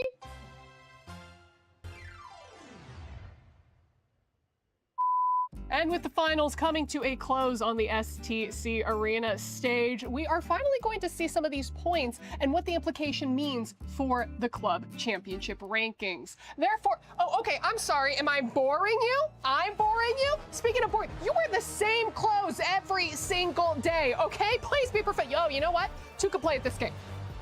This is a rock. Huh? How did you, wait, what the? I don't want to be here anymore. No. I'm not interrupting you. You're interrupting me. Yeah, you're stepping all over all of my lines. I need to get this information out. This is what the people want to hear. This is what they need to know about. What are you doing? Oh yeah. Real mature. Go ahead. Build your wall like you always do. No, seriously. You think that you're going to be invited back? That you're ever going to be hired in esports again? Are you kidding me? It's so unprofessional. I'm done with this. I can't do. Actually, you know what I think? Oh God. Ugh.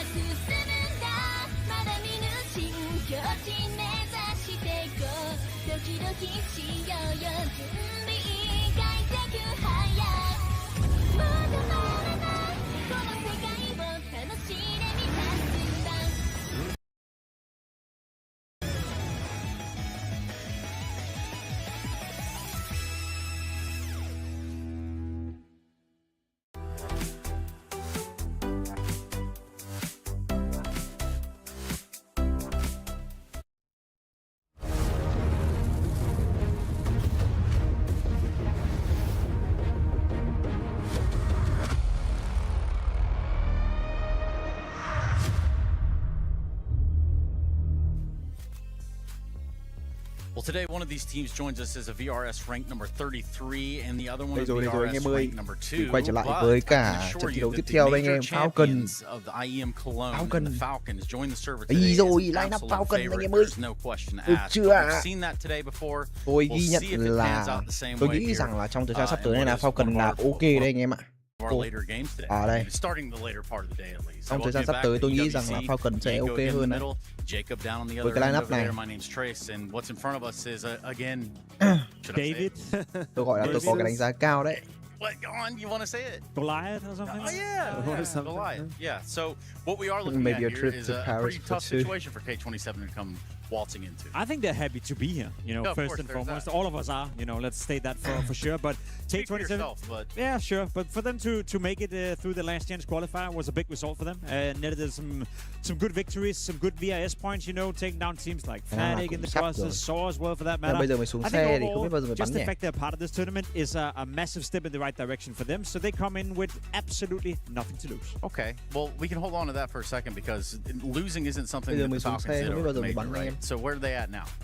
Well, I think the major and the win just gives them so much leeway in terms of results for this season, right? Like, I think this is the most important event for them outside of the major later on. Falcons với cả K27 anh em ạ, tôi nghĩ là trận này cũng dễ thở cho Falcons thôi anh em. Prize pool, they're looking to bounce back at the start of the season, right? All the top teams are here and to go a long way. Mặc dù tôi đánh giá cao là Falcons sẽ Esports World Cup gọi Club là Championship, có phong độ cao hơn trong trận thi đấu ngày hôm nay đấy, nhưng mà chưa biết được, biết đâu rằng là K27 họ cũng actually it hasn't been too hot considering the amount of games that they bài have tốt teams thì in, sao? so they're actually Học bài putting a lot kỹ. of hope into this Counter-Strike roster to be able to, you know, at the very least make a deep run, if not lift the trophy. So Jacob, they win the major, but why is it that I still feel like the Falcons in Counter-Strike know how to lose a match? Well, because they've been consistently pretty good at disappointing you for a long time, I guess. So it takes a bit of time before you get used to perhaps a new version of Falcons. That's the big question mark to me.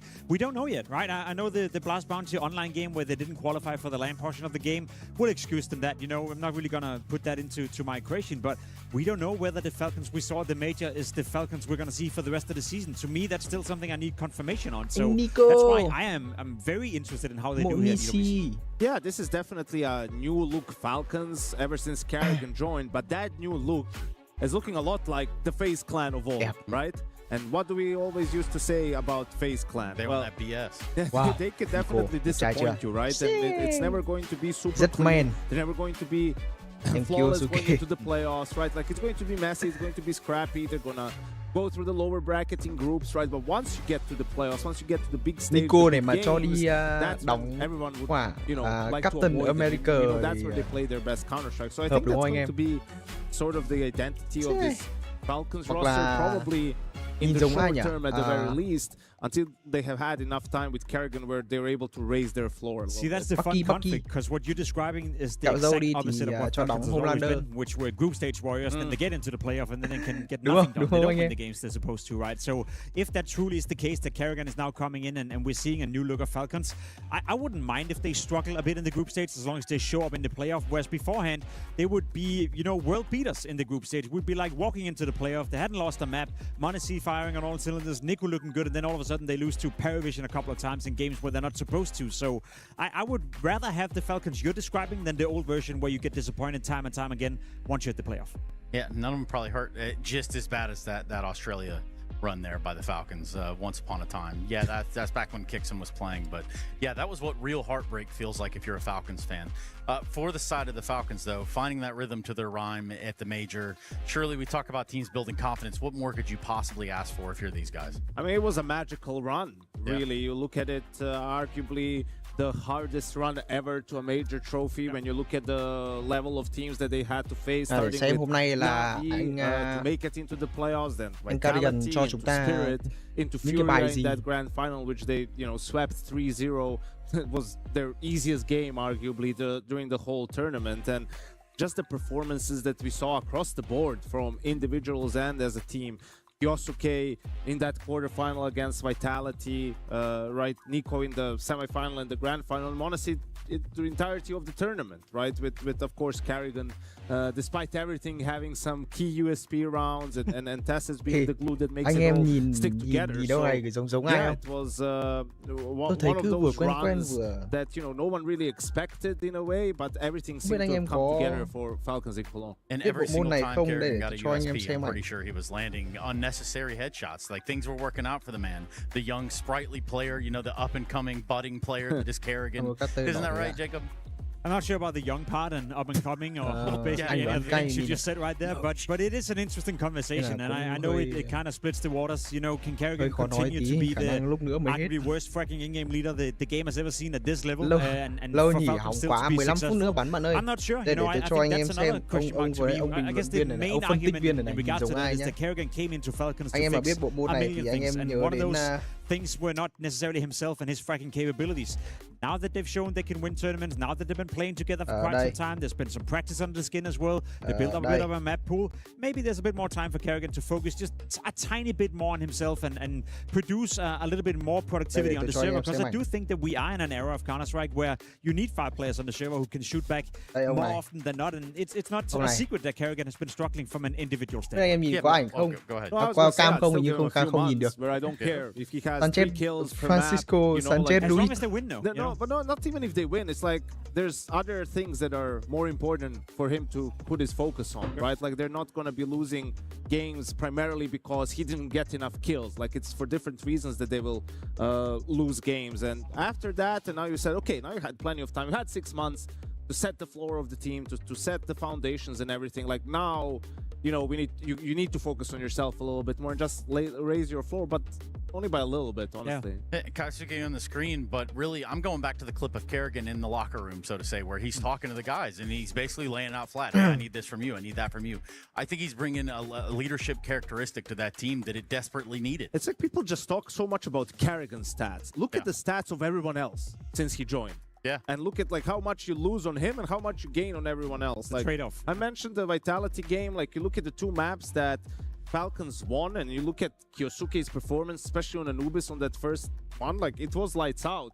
You look at the grand final and Anubis when it's getting kind of close and he just gets dropped an AK and like opens up the A bomb site 2 rounds in a row. It's like, those sort of rounds, like, he's just so good at understanding the strengths of his players and putting them in positions where they can play towards their strengths, right? And I think that compared to just the sort of a character Carrigan is and being jovial and sort of understanding that he needs to take some of the pressure off of these players and make it so that they enjoy the game a little bit more and having some more fun on the server. I think that's gone a huge way into getting more out of mainly Kyosuke, but everyone on the team. As long as the trade-off is positive, Trace. As long as there's a positive trade-off in terms of how Kyosuke is playing, how Manisi is feeling comfortable on the server, Tessus for that matter as well, I think it's going to be just fine. But it's something to keep an eye out for the rest of the season, without a doubt. We could talk about positives, and I would love to pick out a few over here for the the ops, the adversary of Falcons today. But they are going to have to fight uphill. You guys saying that they're happy to be here, yes, but this is going to start to be that big test. You got a best of 1 today at the Falcons,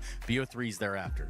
Yeah, I think for K27, really, you're not going to remember them at this tournament, but you're going to talk about them like a year from now. And definitely a couple of players on this team, you know, the likes of Quinky, Xido, even Cashid on that AWP, right? These are guys who are 18, 19 years old, who just sort of are bursting out onto the scene, that have great mechanical skill that have a lot of potential and have started to sort of put themselves on the map when it comes to even some of these tier 2, tier 1 teams. Yeah, the foundation for potentially pulling off an upset is definitely there. You're playing Falcons, who were off to a slow start. They lost to the Thieves, you know, in that online game, and that is what it is. And then you have a best of one coming in as well, and you saw what happened to Team Spirit. So it's not that we can't, you know, create a world where it's possible for K27 to be competitive or apply a bit of pressure to Falcons, but there's no denying the fact that you're talking about a team who just won the major, and you're talking about a team who had to borrow shirts from EWC in order to have the same, you know, outlook. So it's just two different worlds at the moment. Man, I heard that it took some t-shirts there for the outlook.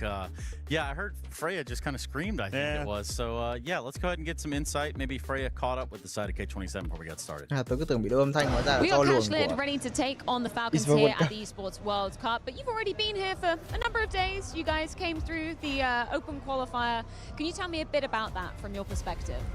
That was the really tough road for us because we played on the last day 3 BO3s in a row, and I'll say that was good performance from us, and that was really hard open quali for everyone team, and we made it. So we are here, we're ready to play against Falcons today, and that's it. Just one more question about the open qualifier. What would you say was the toughest matchup that you had to play in there, and why? The toughest matchup was Fnatic, because that was the third best of threes, and we have zero like emotion, zero energy to play, but our mentally just did something for us, and we had the second, like, I don't know how to say it. Yeah, I think that was versus Fnatic, and that's it, I guess. Yeah, it was a crazy marathon that you guys had to go through to get here. Today, though, a bit more of a sprint. Best of one versus Falcons. You played them back in Astana. Can you give me a recap of what happened in that series, what you learned there? In PG Astana, we played very bad versus them because that was our first T1 tournament. Một like, một sub cho kênh sóng của Skin.Club Việt Nam nha anh em ơi. We were watching at them like on idols, like no one can beat them. But now, có nhiều ga hơn để nhận chữ. Think that cái nữa là anh em đừng quên là experience ta hãy join Discord của Skin.Club Việt Nam ở cái game tin nhắn game ở kênh chat để có thể tham gia những chương trình A lần này của giải Esports World Cup nha anh em. Advocate for a second. Falcons have won a major since then. Do you think they're a different team now than when you played them in Astana? I think yes, because on PG Astana that was first tournament with Kerrigan, and now they have played like 3 months, and there are two high-rated players, and I don't know, they're too good at the like boss and right now, but I don't know. I mean, we've already seen some upsets today. GG How taking down Spirit as well earlier on. I do want to just get to know you a little bit more, though, because if I'm correct, you're only 19 years old. Who do you look up to? Who do you kind of aspire to be like as a player? As a player, of course, Monis. Yeah. This like when I was 15, maybe, or 16, I was watching him like he's my teacher, but now I wanna beat him and show myself that I can do it, like prove myself. And this is BO1, best of one, so everyone can beat everyone, like GG How did versus Spirit.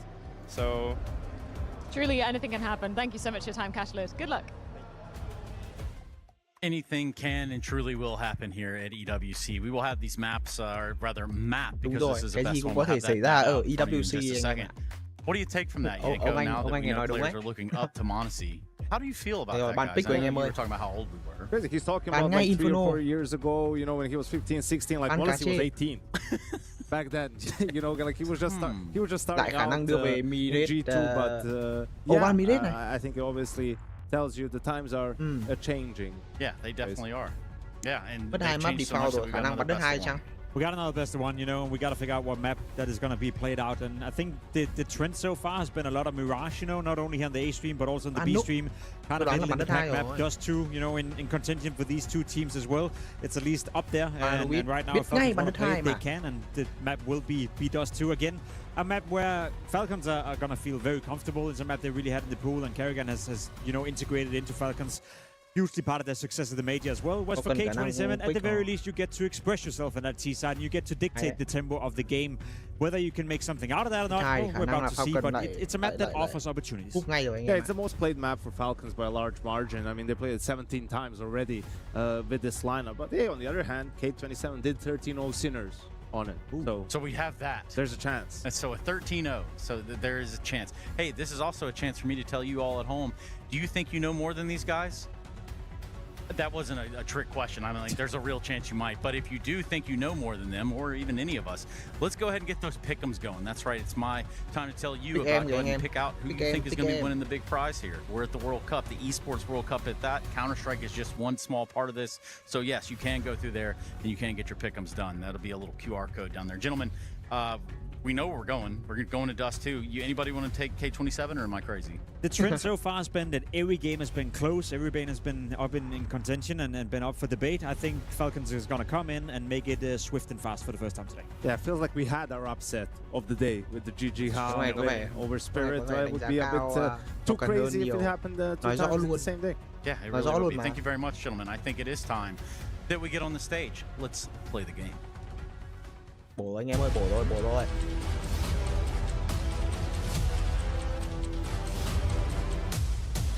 Bạn kia cục to đấy.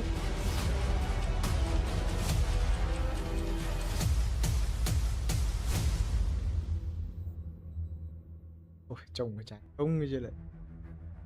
That's right, it's a moment you've been waiting for. Falcons versus K27 here at EWC in Paris. And of course, Falcons with a lot to search for in this tournament, with a club championship on the line, hanging in the balance, hoping their CS team can bail them out. And it's not just any CS team, these are your major winners back at Cologne, looking to take on a plucky underdog to start off their group stage run in K27. It's a match we've seen, Harry. It happened back at Astana, the event prior to Cologne. Falcons 2-0. There was a close map in there, but this is also a slightly different K27, a more battle-hardened K27 that not just has played LAN since, but just came through the qualifier. They've been here in Paris grinding, and they've got a string of teams left in their wake. Yeah, and good teams at that, right? When you look at the K27 run, it's really impressive, man. The squads they were able to take down, some of them I would have said were like front runners to be battling through into the main stage at EWC, and they were able to dispatch them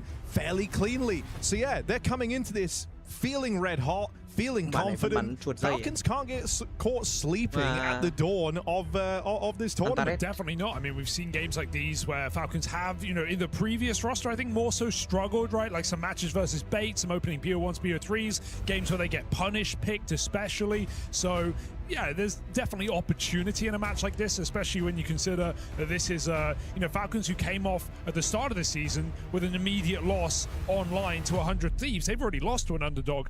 This is LAN, Harry. This is where the big boys should be showing up. So let's see if Falcons can do it today, or if K27 have more tricks up their sleeve. I'm definitely excited by some of these K27 players, right? There's some names you may be familiar with, players like Quinky who've grinded to the top of the Face It leaderboard as of late. Has definitely been one to look out for. So now as K27 get more LAN reps under their belts, this is the final boss. Đấy, TZ bắn gì nhất? Aggressive claw ra. And hey, we already saw Spirit upset earlier. Very upset at that. Cần bắn rồi. Smoke gì đây? Let's see what kind of form we get out of the Falcons early on. Smoke shot, smoke Xbox. As it's pretty slow as they go pistol round here. Cái hai đấy chứ.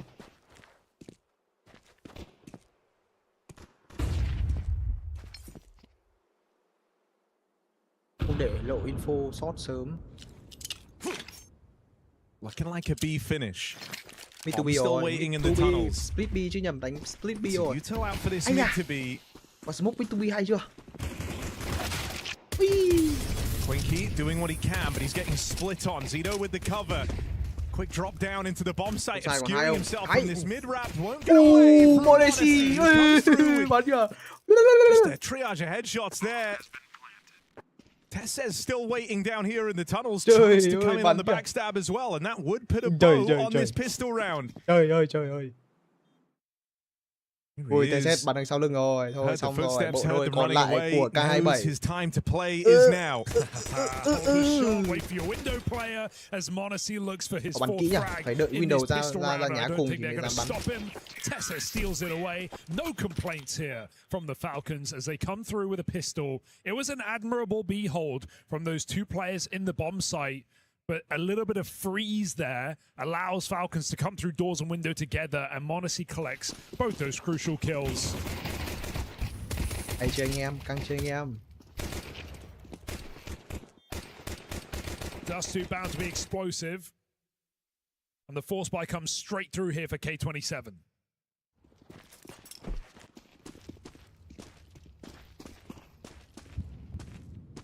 Good luck. What do you think will win? Good luck. Who do you go with?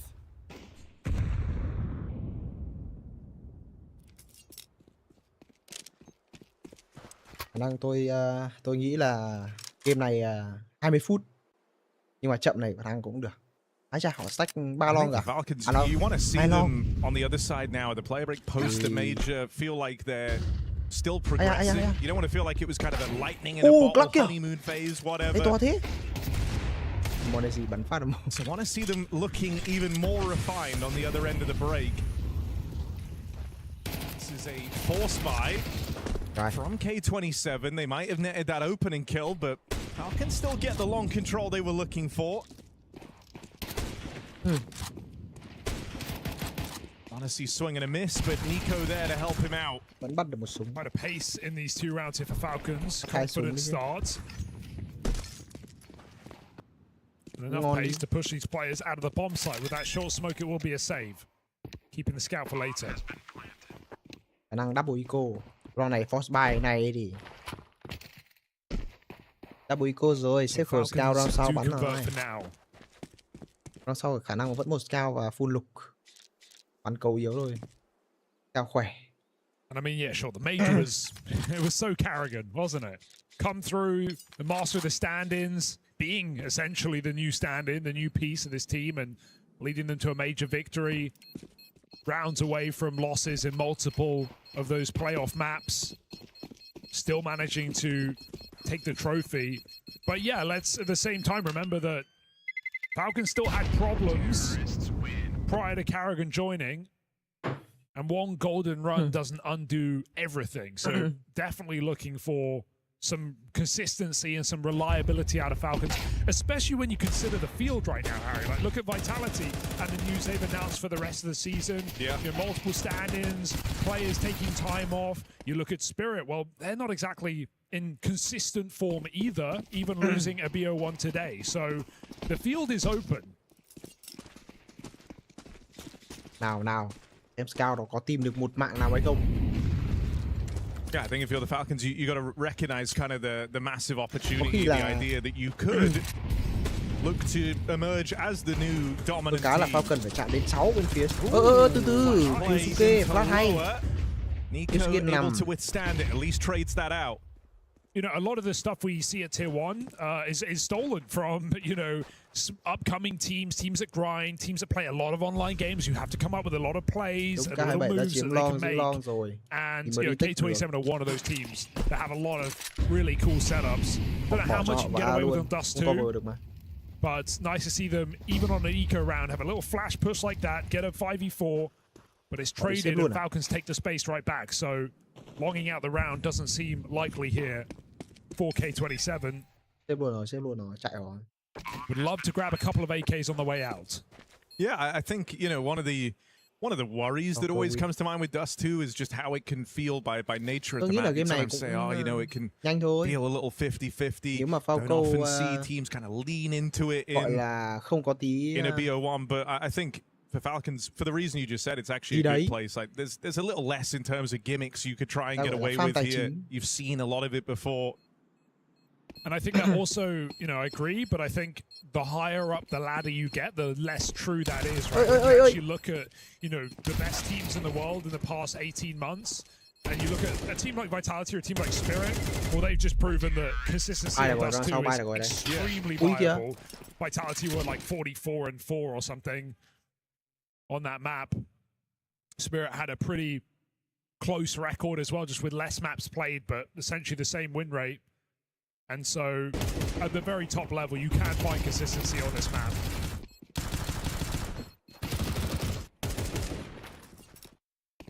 Hai phết. We're like in the start, you've got out Monacy. Loves a cross shot, but doesn't have a chance to fire one off in this round. Quả nết để băng cờ mid. Quả nết qua cờ mid cũng chỉ phết đấy chứ. Mỗi tội là setup để thủ getting duped on his AWP as well for the side of K27. Hơi mù thông tin một tí. Chiếm được long rồi, đỡ hơn. Khả năng quả này là fake mid to be rồi. Fake mid to be rồi là về bắn A rồi. Bắn ba không ở khu vực long mà. Nhưng mà họ bắn ba người phía A này thì cũng phải cẩn trọng. Phải bắt đầu pick cơ, không có nó móc cho mà chết đôi á. Đây là xin flash này, khả năng cao xin flash này, xin flash này. Không xin được flash à? Ôi dồi ôi.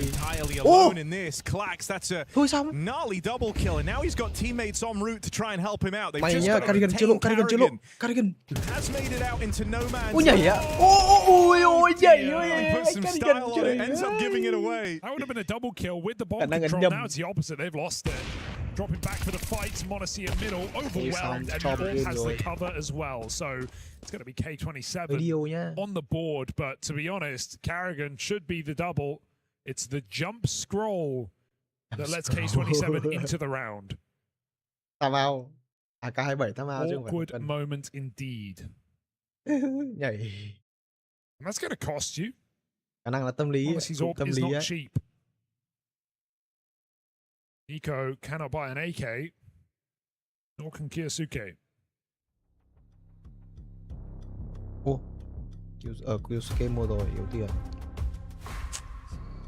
Càng nhà. Malaysia thì đang tính khẩu ốp. Tôi nghĩ là đang tính khẩu ốp. 3 AK rồi. Sau này bắn AK rồi.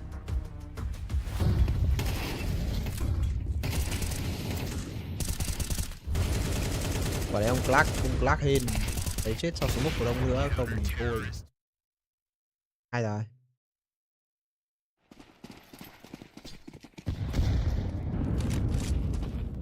Double orb and look at them go. Hai ốp luôn mà. Ui, sen ốp cao đấy.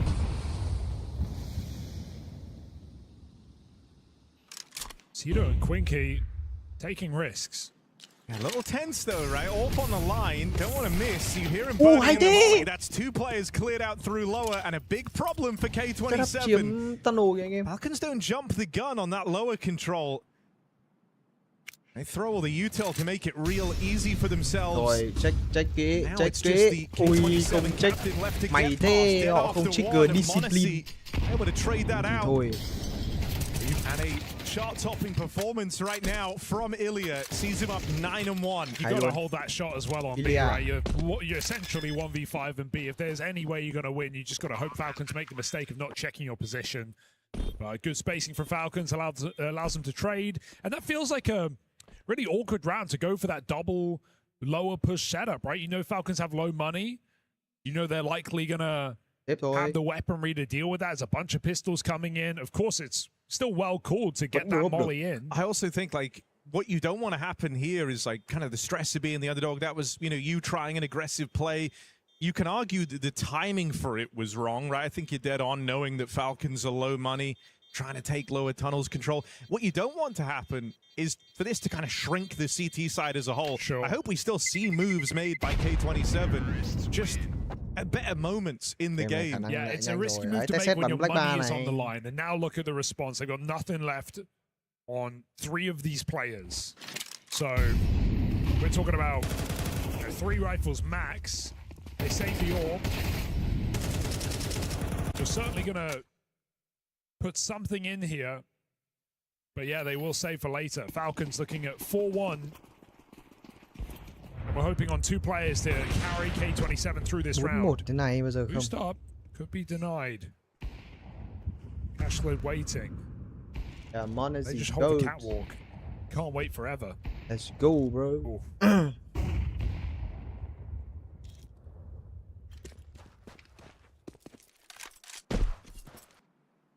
Honestly wants more.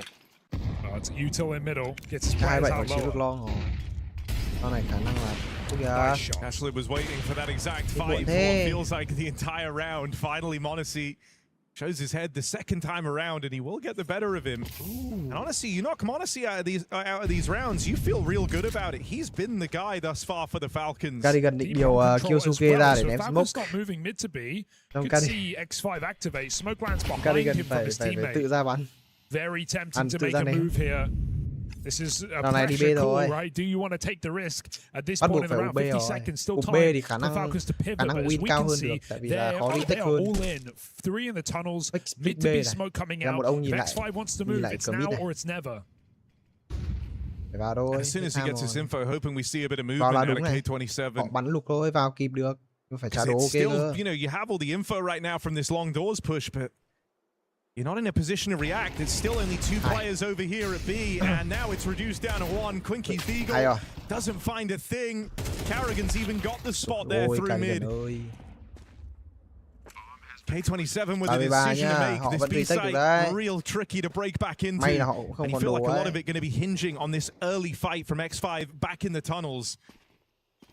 Definitely going to give it a go with money to spare. Flash goes over.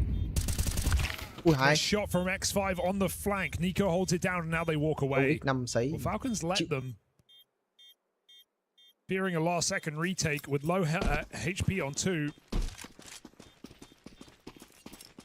Falcons will get that round. I mean, it's another round that hurts to lose, but you almost can't blame K27 because when they get X5 on the flank, the whole map is quiet after that mid-to-be smoke. The call is they're either all in tunnels or they're all on short, ready to pop. We don't know which one it is. So 2 players of K27 still hold the short side, 2 hold B.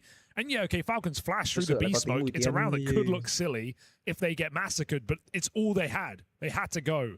So nice double entry out tunnels. Puts a 5th round on the board. And it's one of those games where you can just tell K27 are saying to themselves, we know what they're doing. Just yet to be able to stop them.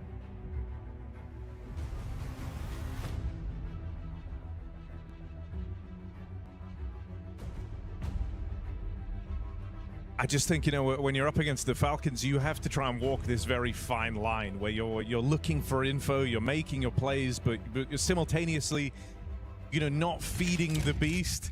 It's a very, very tough line to walk. And even here, where like they get a lot of the info, you're dead on. They knew it was one of 2 positions. They were en route to clear them all out, and by the time it had kind of dawned on them, it was already too late. You kind of needed to be 5-6 seconds faster for everything in that round, but you didn't feel like you had the room to do so. Just think about how many times, even on that major run, where you saw Falcons like, on a whim change bomb site, go somewhere else, and it ended up being the picture perfect move. That's what you're up against here, and it can be very, very tough to deal with. I remember a Carrigan call. Cái map đất 2 này T-side bắt buộc phải chiếm được bit. Cửa thắng mới cao được. Dường như thì top những cái dạng K27 cao thì họ thường hay bắn TT kiểu having buys, having chances. This is another orb back on car.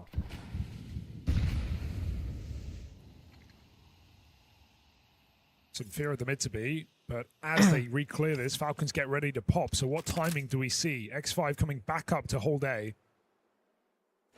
Going to be required. Here's the execute. Finally feeling like you've got bodies in the right place.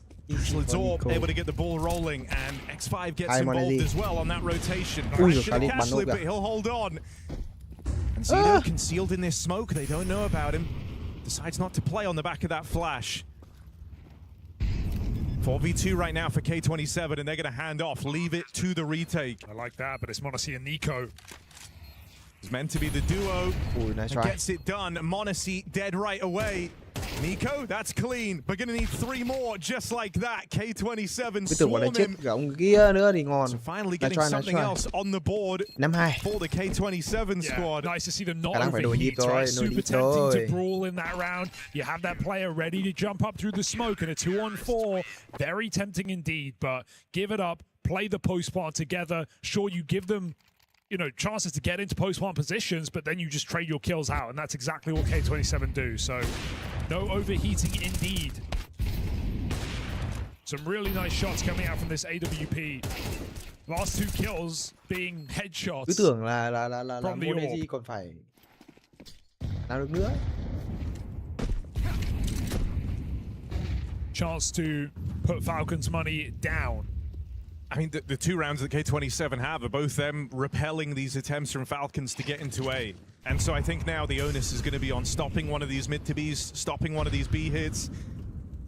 Maybe even stopping it before it gets going. X5 with aggression. Tesses has eyes on. He is the rock, isn't he? No stone unturned. Đầy láo ở với cả Falcon. You just can't afford to have B feel like such a vulnerability. You need a hold out of these 2.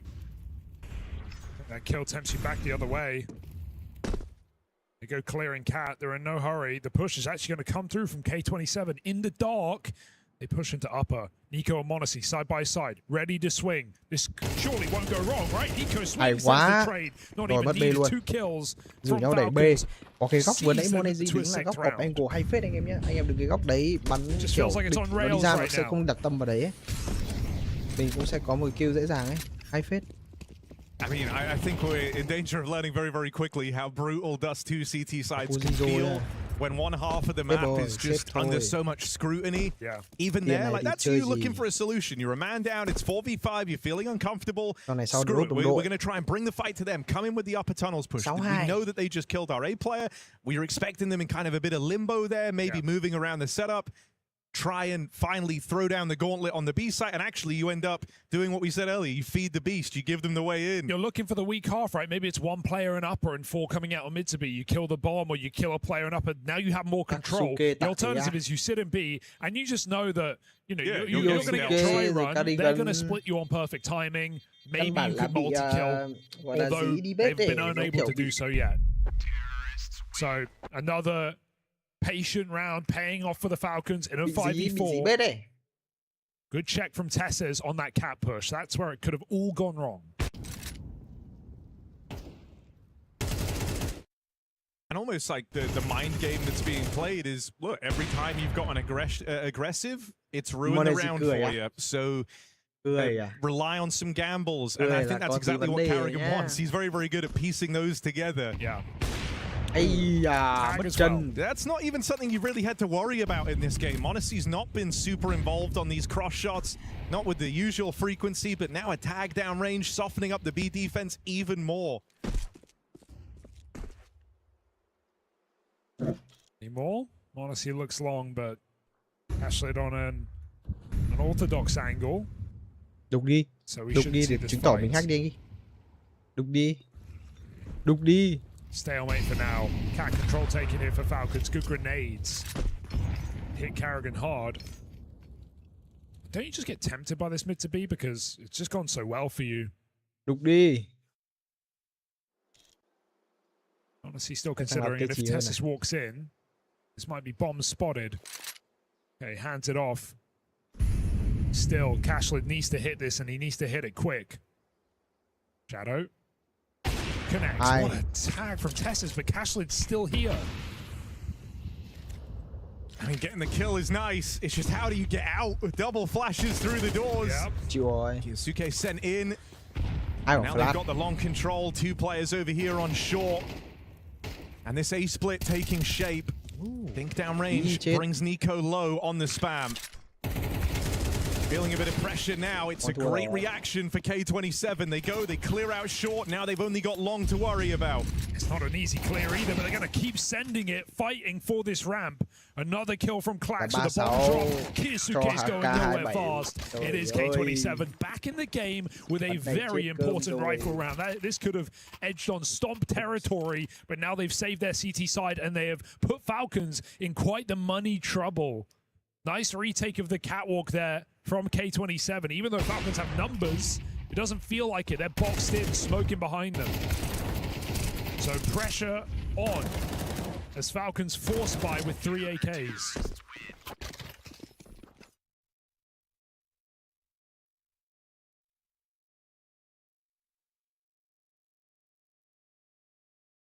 I don't think it would be shocking here to anticipate a bit of a heavier B lean for K27 in this round. Again, you know the money's kind of honorable for the Falcons. You know that that's where they found all their success in this game thus far. The A site has actually done a fantastic job of holding its own. And so I'm almost anticipating, you know, maybe you start with that 2 players over towards B, third guy floating around mid, kind of B hill area.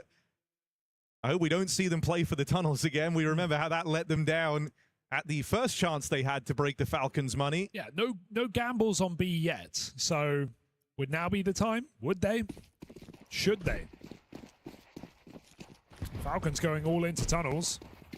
Anti-long rush set up for K27. Thì bắn hẳn hoi nha mấy anh chàng chim ưng ơi. Mấy anh Falco ơi. Spawn's always a factor.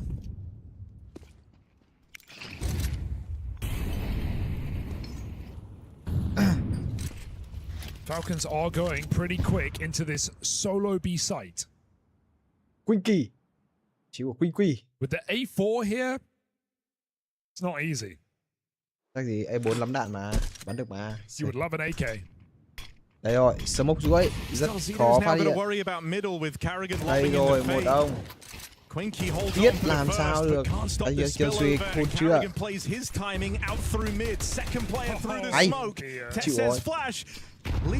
Carrigan mà còn bắn được này thì... And Carrigan has just caused chaos here on this one-man surge through the mid-smokes. Look at him go, he's looking for more, hunting this orb down. And he knows they can't get back in this round. He's got teammates behind him. Nice shot from Cashley, but it's about surviving at this point. Quack's trying to bail him out, but not from range. Kyosuke with one more. And before all is said and done, this round is over. Nào để xem. No escaping. Molly at his feet, and Falcons charge him down. Great work on that B side again. Even Carrigan in middle, going massive with the Tech 9. So unfortunate for X5. He flashed himself through the smoke as Tesses throws one over the wall of B. I also just think, though, that the setup right now for K27 does feel pretty brittle in terms of... Like, they're very dedicated to A in a lot of these rounds. They're playing a player on short. Usually it's X5 ready to drop down. They have a second guy in the bomb site ready to support long. Last round, and he's just playing his timing. He just ran down middle with, Captain's going to clash here. He's seen the util, knows he's got X5 out in the open, and this A-hold that has been the only tried and tested thing for K27 finally looking to let them down. Carrigan's showing these kids how it's done. Straight down middle, down the guts, finds the orb, and opens up that A bomb site. Clacks on long, they know it. That bomb is running knife out to B. Dear, oh dear. Felt like K27 may have saved their half with that third round, but Falcons low money bounced back very quickly. And it's just kind of feeling a little awkward right now. It's like every time you've tried to go and take short, which would be a nice point of rotation to have when they break out these mid to Bs, so you'd be able to jump down and try and fight for it. Every time they've looked for it, it's led to an opening death. That player getting found out, that player getting dealt with. You had X5 there a couple of rounds ago. This time it's the orb. This time it's the orb. And so it's leaving you in a pretty rigid structure right now with 3 over towards A, 2 over towards B, and you're saying, guys, you just have to multi-kill if they come B. Monacy has spawn for B with the orb. I wonder if he just like walks in tunnels at this point of the game. Like everything has worked. B has been a problem. You got spawns. He might just be calling to peek B insta. And nobody's even home. Oi. They just boosted mid for a pick. Rather a late cross, but yeah, that smoke comes down. Falcons don't feel the pressure. Everything has worked. Again, catwalk control taken. It wouldn't surprise me if this one gets a bit more exciting, but I say that. They just found X5 on short. There's Zito close. So finally having kind of multiple players here to trade contact over in middle. Oh, he just missed that cross out. Nào. Ui rồi. They cross back, reinforcing this B site with 2.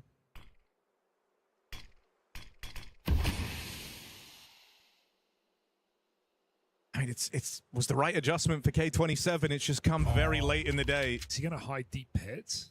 They're resetting long.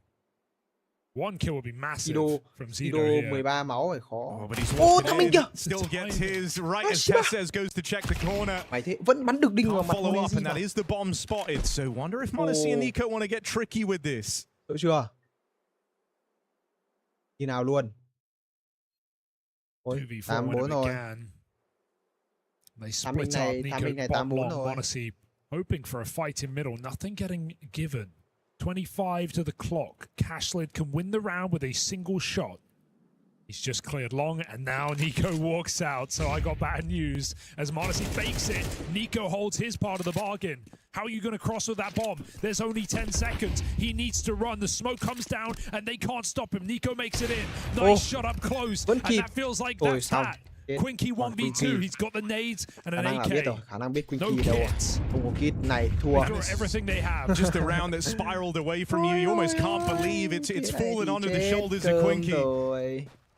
He's not filled with confidence here as he makes his way into hostile territory. 2 players ready to face him. Monesi takes first contact, and that's all that is required. Monesi putting on a clinic, and FALCONS showing up 9-3, a runaway first half. Phenomenal half of Counter-Strike, really put in some awkward positions, put in some rounds where K27 had strong aggressive setups. FALCONS punished every single time, and yeah, really hard game for K27 to recover, and it all ends in that first half with a 2-on-4 out on the long side. When Zido gets his 3rd kill on repeats, you think he thinks they're going to lose that round. Ban tổ chức ngày hôm nay được xin một nút follow đúng không? Đăng ký. Quite a start here in Paris for FALCONS, but they've got to finish what they've started. 9-3 first half, off to the CT side. Also just nice to see the FALCONS looking this adaptable right out of the gate. You know, no slow starts. Every reaction here was so spot on. Like, finally K27 kind of all in the mid-brawl. They play for that space. They only have SMGs to work with. But the reaction was almost instantaneous. That bomb was back long and ready to go in what felt like seconds. And then sure, they slow it down in the clutch. They give a bit of breathing room to Nico and Monesi to play it out. But, you know, you're constantly racing against the minds of the FALCONS. And they're looking very, very quick to get this game going. They can make it real easy for themselves if they pick up this pistol round. Đi long, Carrigan phát hiện ra. Rồi Carrigan chạy về. Headshot on shorts. Carrigan chạy về. Đấy. Thông tin là có người đứng kẹp và shot với Tăn Lù luôn. Ôi thằng mình kìa. They're going to cross into the site. Carrigan, nice headshot. He's held his own in these last góc few đẹp rounds, để but he giữ will được be khu found vực after 1. Ram bây giờ thì chỉ có đứng City thôi. City là đứng chỗ default ở trong side A để mà thủ thôi, chứ còn đứng trong side giờ tù lắm. FALCONS reflashing. Full blind, still good for it. And that's Monesi removed, top performer. Still, there's a lot of teeth. 13 jumping at the bit to get involved are all of the FALCONS, and Quinky feels like he's living on borrowed time. They're chasing him down. Oh! Quinky with a turnaround. What a sequence! Back against the wall. No issue for Quinky. The one-man army on K27. Yeah, 1v3 ace out of Quinky saves K27 from absolute humiliation in this game. This was as one-sided as it gets. But that pistol clutch just put them back in with an opportunity. Là cái gì khác đúng không anh em? Nhìn Quinky đây. FALCONS run him down on the reload, but he puts that mag in just in time. Bắn một mạng luôn. Được chưa anh em? Ui, bắn kìa.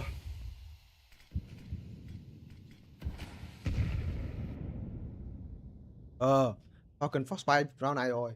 He's even bought the orb for Cashlid in this second round. It's an audacious purchase. Wanting to get your orb going in the second half, they walk silent up cats. Anh em ra FALCONS first buy. FALCONS mà thua round này thì lên 6, địch lên 6. Thua round 6 nữa thì khả năng là chúng ta có OT. Hoặc là comeback win luôn, không có OT. You just hope a round like that inspires the troops.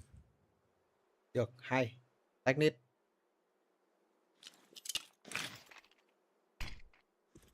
I do wonder how much adrenaline Quickie's got coursing through him after that clutch.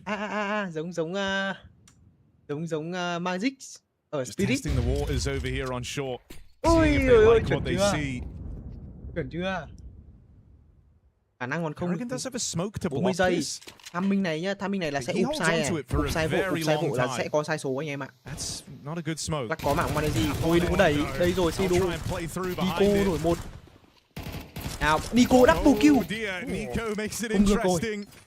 Cái này thì có retake rồi anh em ơi. Trying to give chase up through short. Không kịp đuổi rồi. Chẳng kịp nhà độ info mất rồi. Trời ơi. Làm gì có súng. Texas can't find them. À đây rồi. Galil to the hand, but bomb down and AWP ready to line them up. Kiyasuke 1v3 and they're not having it. Quinky shuts it down and 5 rounds for K27, stopping the Falcons force by baby steps, but certainly in the right direction here on this T side now. Go for đúng không? Double The eco. AWP lives to tell the tale into one more eco round. Getting messy on short. Felt like they were ready to go back into the mid to B, but the kills just present themselves with that miss-smoked. Ở đây thua nhưng round nhỉ 2 round, nó không đủ rồi, double eco rồi. B-rush? Go on. Họ biết là round vừa rồi Nice có try vai to Falcons a taste of their own medicine. set vẫn còn quay mặt đi này. Texas waits so long for that flash. It never comes. He's looking into the wall when they kill him. Quả đấy là set không trắng nhưng mà quả đấy set chờ flash từ đồng đội mà chả có ai ném cả. Quite a B-rush. Insta-door smoke, double HE, and just go through. Khó quá anh em ạ.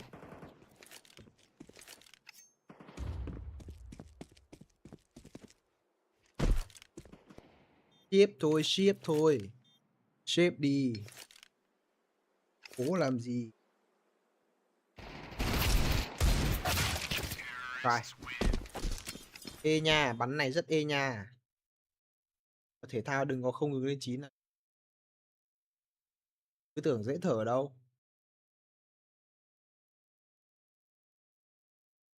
Không ổn.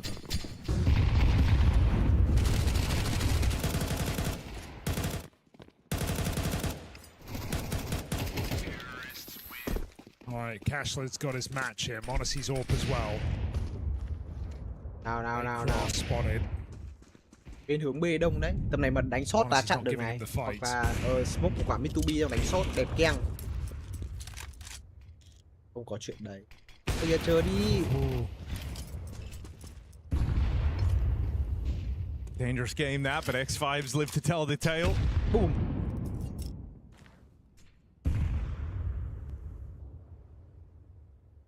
Đánh shot đúng rồi, đánh shot đi.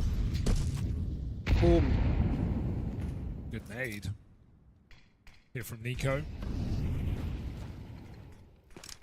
27 bắn chắc chả. 2B, 2A. Một đồng bắn mid xong lại về City. And this is all the makings of a mid to be. Have control out towards long. Don't really have any clear picture as to what's happening on A. Đây rồi, số You have at least forced them within the bomb site, so you've slowed the rotations. You kind of put yourself in a good position to succeed here. Execute B If you're able to get through these entries, even trades for Falcons would leave them in a pretty awkward spot. Long rotates, 3-on-3 retake at B, so you need something out of these B players here. AV3 đây rồi, smoke trả ra. No support. Anti-flash à? Texas and Kiyasuke against the world. Họ lựa lại ngay, lấy đâu ra đường. Good timing on that block. May còn quả smoke That's brutal. And are they really going to try and change their mind on this? Nope. They thought about it. They're still thinking about it. There isn't time chiếm for this. được long này. They're going to try and run that bomb out towards short. They lose clacks on the long side, so it's turned into a mid to be. That is chaotic. They'll get away with the kills, but the bomb lost over in mid. Time decides. Rồi hết The cả K27, indecisiveness, unable to make up their mind. It gets the better of them, and it costs them everything. Just so much going on, right? So many cluttered comms. They get out long, they get a kill, they rotate, Clax dies, they realize it can't go A. There's even no time really to get up catwalk and plant that bomb. They bail mid to B. If the bomb was upper, I'd say they have a good shot in the round. 2v2, they got the B side. They can plant that bomb. Tessus is dead. But K27 don't leave themselves any room for error, and with errors made, Falcons collect a round on this CT side. Rồi bắn lon căng rồi. Ui flash trắng chưa? Rồi may nhá, đổi được ngay mạng cho Nico. Nết là đi. Không được. Vẫn ăn lửa chết. Ai rồi There was no accounting for that move. Adetesses walks the mid smoke. That's really rude. Knew he had a 1v1, but still. Một cắt lon. Thì ốp là đi rồi. Hay Kyosuke ơi. Line up for him, it's on rails. Respect is disappearing from the Falcons now. At 11-6. Hay Maxim. Pushing through smokes in your face. Tốt Maxim. In K27, they're down to 2K a player. Tiền. Chạm 11. It's feeling far gone now. Gonna get one more chance up against match point here in this best of one.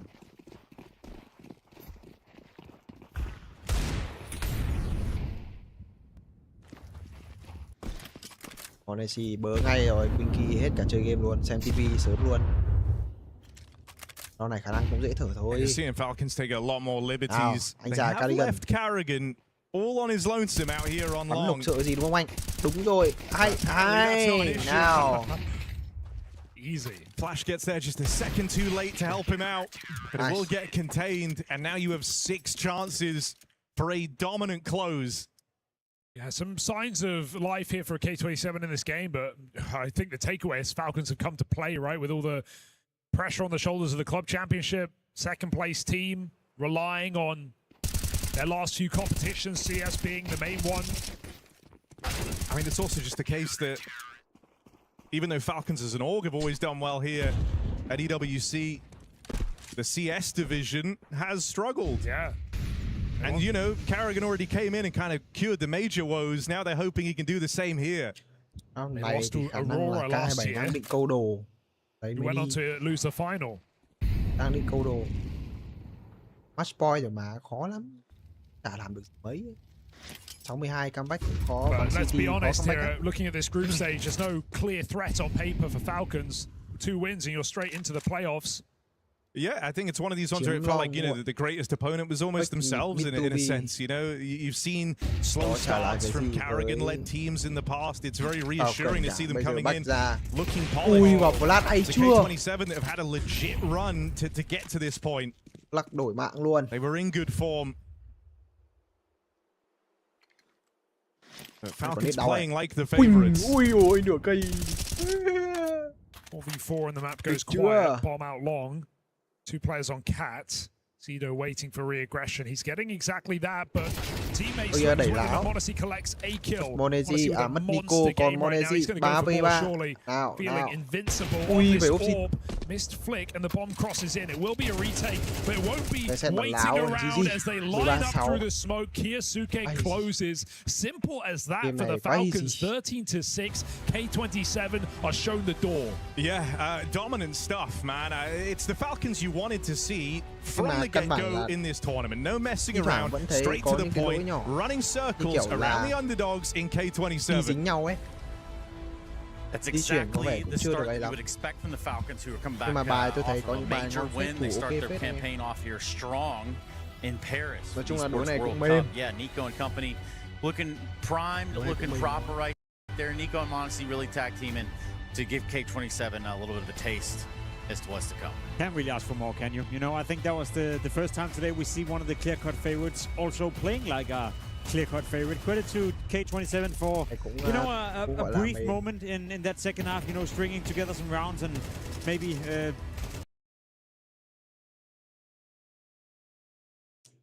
Tại căn bản là anh em thấy quả Winky bắn cũng ok. Mỗi một mình Winky thì khả năng khó anh em ạ. Vai. Không làm được gì cả.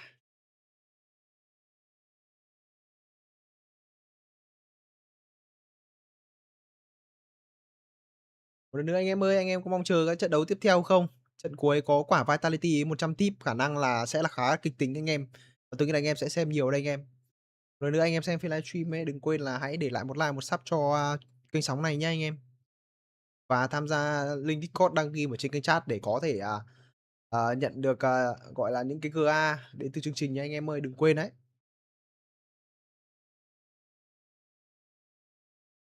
It makes you believe that, okay, if you win the first buy round, then all of a sudden you have a game, and that's the charm of best of one MR12, that there's not that long for a big comeback. But when you get away with 3 rounds in the first half, you're pretty much done for if you're K27. That would have been a massive comeback and highly unlikely, even though that they would have gathered a couple of more rounds. It still felt like Falcons were in control, especially when you consider that m0NESY were feeling it, Nico were feeling it, and overall they seem very calm and composed. So sure, you can make the case that K27 applied a tiny bit of pressure, but nothing that Falcons really suffered on. Yeah, a strong start at a 9-3 half too on your T side. For the Falcons swinging for the fences, they got the home run they were looking for right here. A best of one, no scary stuff. Didn't really come down any sort of nonsense that sometimes the Falcons can find for themselves, Yanka. Yeah, and it's important to start the tournament on the right foot, you know, and you look at, a lot of things will make the playoffs, but it also matters, you know, who you're going to face in that first round. So going through as quickly as possible goes a long way to having a good bracket later on. Yeah, and a good day outside of this matchup. Let's find out what m0NESY's got to say. Freya. So much Trace. Yes, I do have Ilya down here on the stage. Congratulations. From the outside, this looked like quite an easy match for you. Was it as easy as it looked from the outside inside the server? Yeah, we were very calm today in TeamSpeak, on the game, on the server, with our calls, with our decisions, so yes. Individual form from you, it looked excellent. Was that just down to, you missing playing a little bit on LAN? Has it been a long 6 weeks away from the PC for you? Yes, I definitely miss playing on LAN after Major, because the only tournament we played it was Blast, and we insta lost, so we had a lot of time to prepare, so we were very hungry to come back on LAN. Yeah, we'll just forget about that online affair. Now, not to hype your ego up anymore, m0NESY, but Cashlid, over on the other side, he did say that you were his idol. He was kind of molding his style off of you. Do you want to give him any advice, any words of wisdom? Any advice? Actually, I didn't know, but any advice? Just play more matches, get as much experience as you can, and everything will come with experience in the future. The most important is to believe in yourself. Final question for you, m0NESY. Of course, EWC, we know how important it is to Falcons as an organization. Does that put more pressure on you guys here to perform? No, not really. We don't really take this as a pressure. We just take it as an opportunity to help our organization to win another club championship.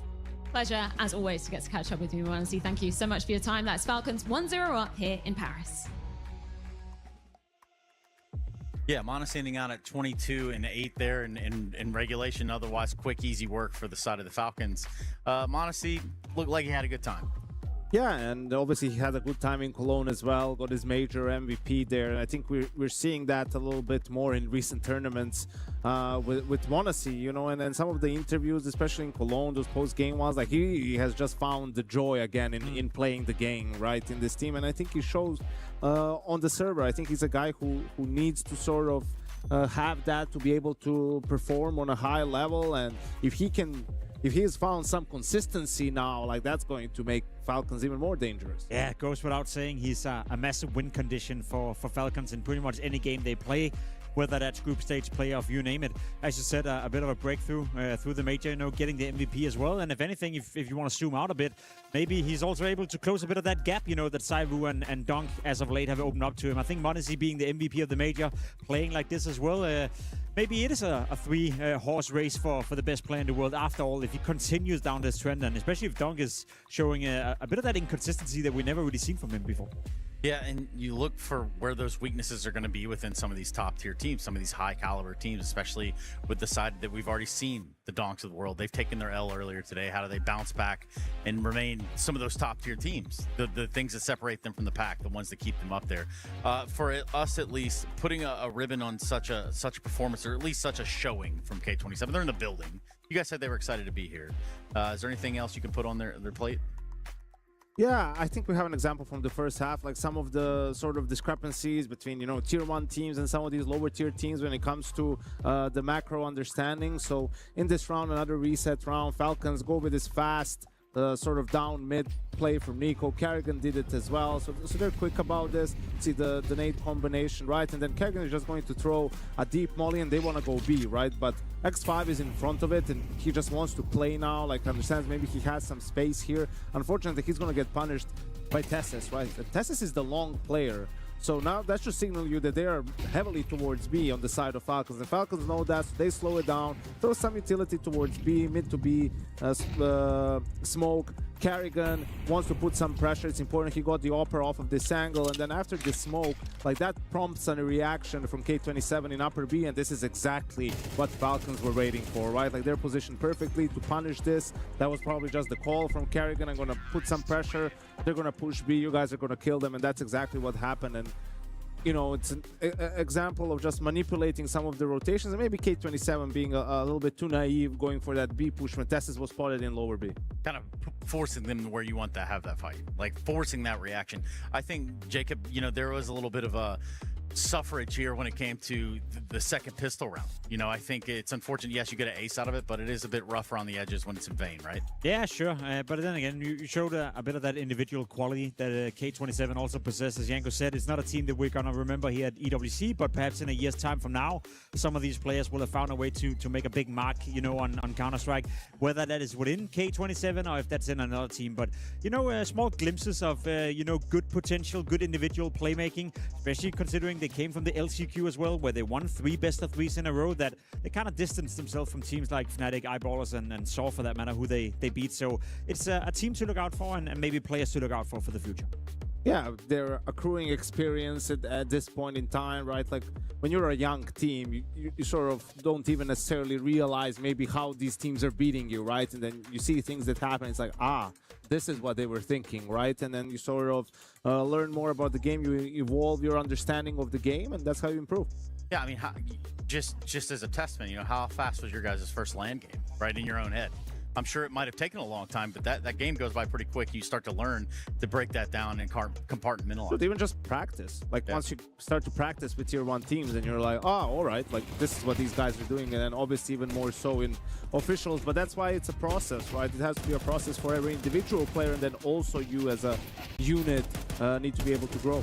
And no shame for K27. You're playing Falcons. You're playing the team who just won the major a couple of months ago. You're playing Nico and Monacy, who clearly were having a good time here in Dust 2 and have had a bit of a habit of having a good time on Dust 2 against the best teams in the world as well. So in that regard, sure, as Janko saying, if you can learn something from this game, if you could, the round you showcased just before, Janko, it was clear and evident that Tessis towards lower, the push should have come from the long guys. He was the guy who's supposed to take space, you know, figure out that, okay, it is towards the B bomb side.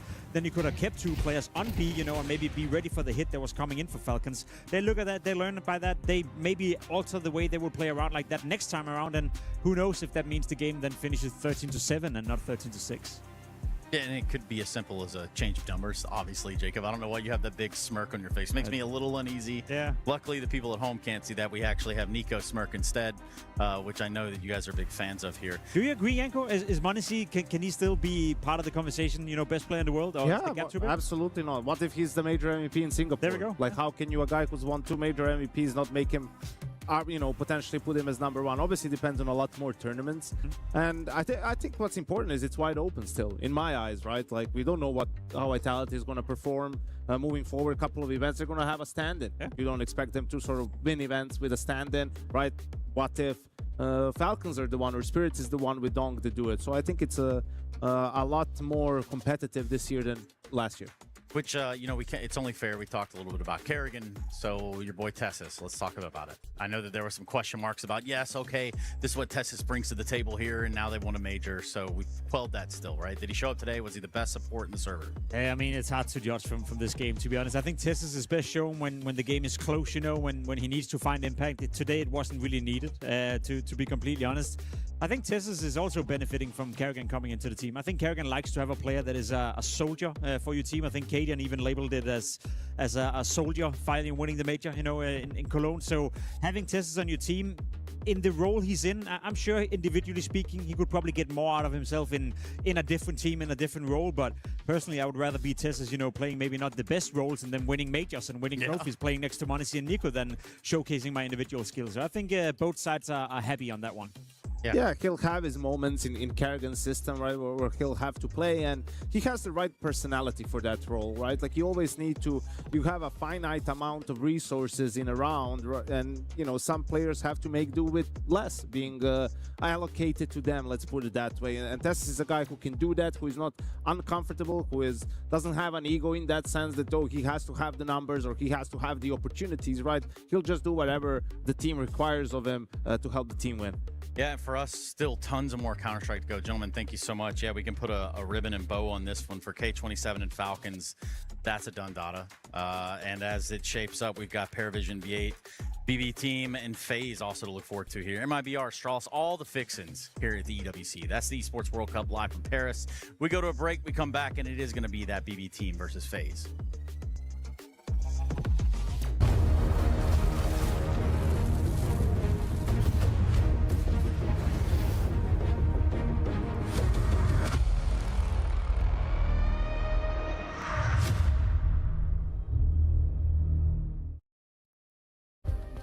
Play is in our DNA. Whenever we let it out, it becomes our superpower. Now imagine an entire city being built to supercharge it. Qiddiya City, powered by play.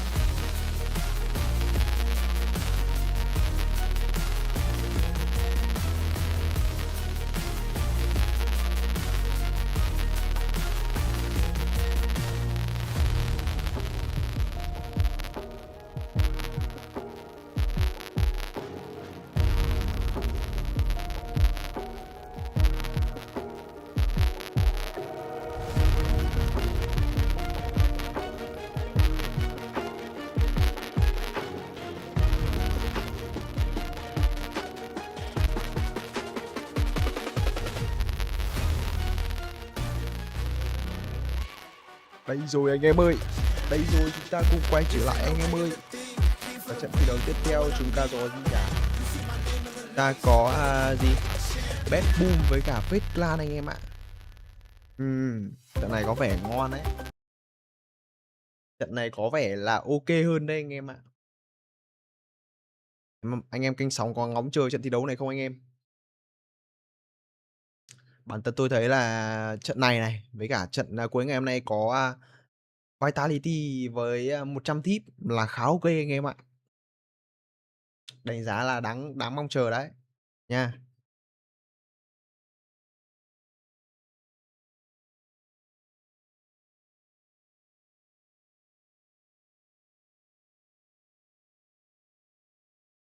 Và Bad Boom với cả xem là Bad Boom FAZE Clan thì thực ra tôi nghĩ FAZE Clan vẫn ăn, nhưng mà thực ra với cái hiện tại thì tôi nghĩ rằng là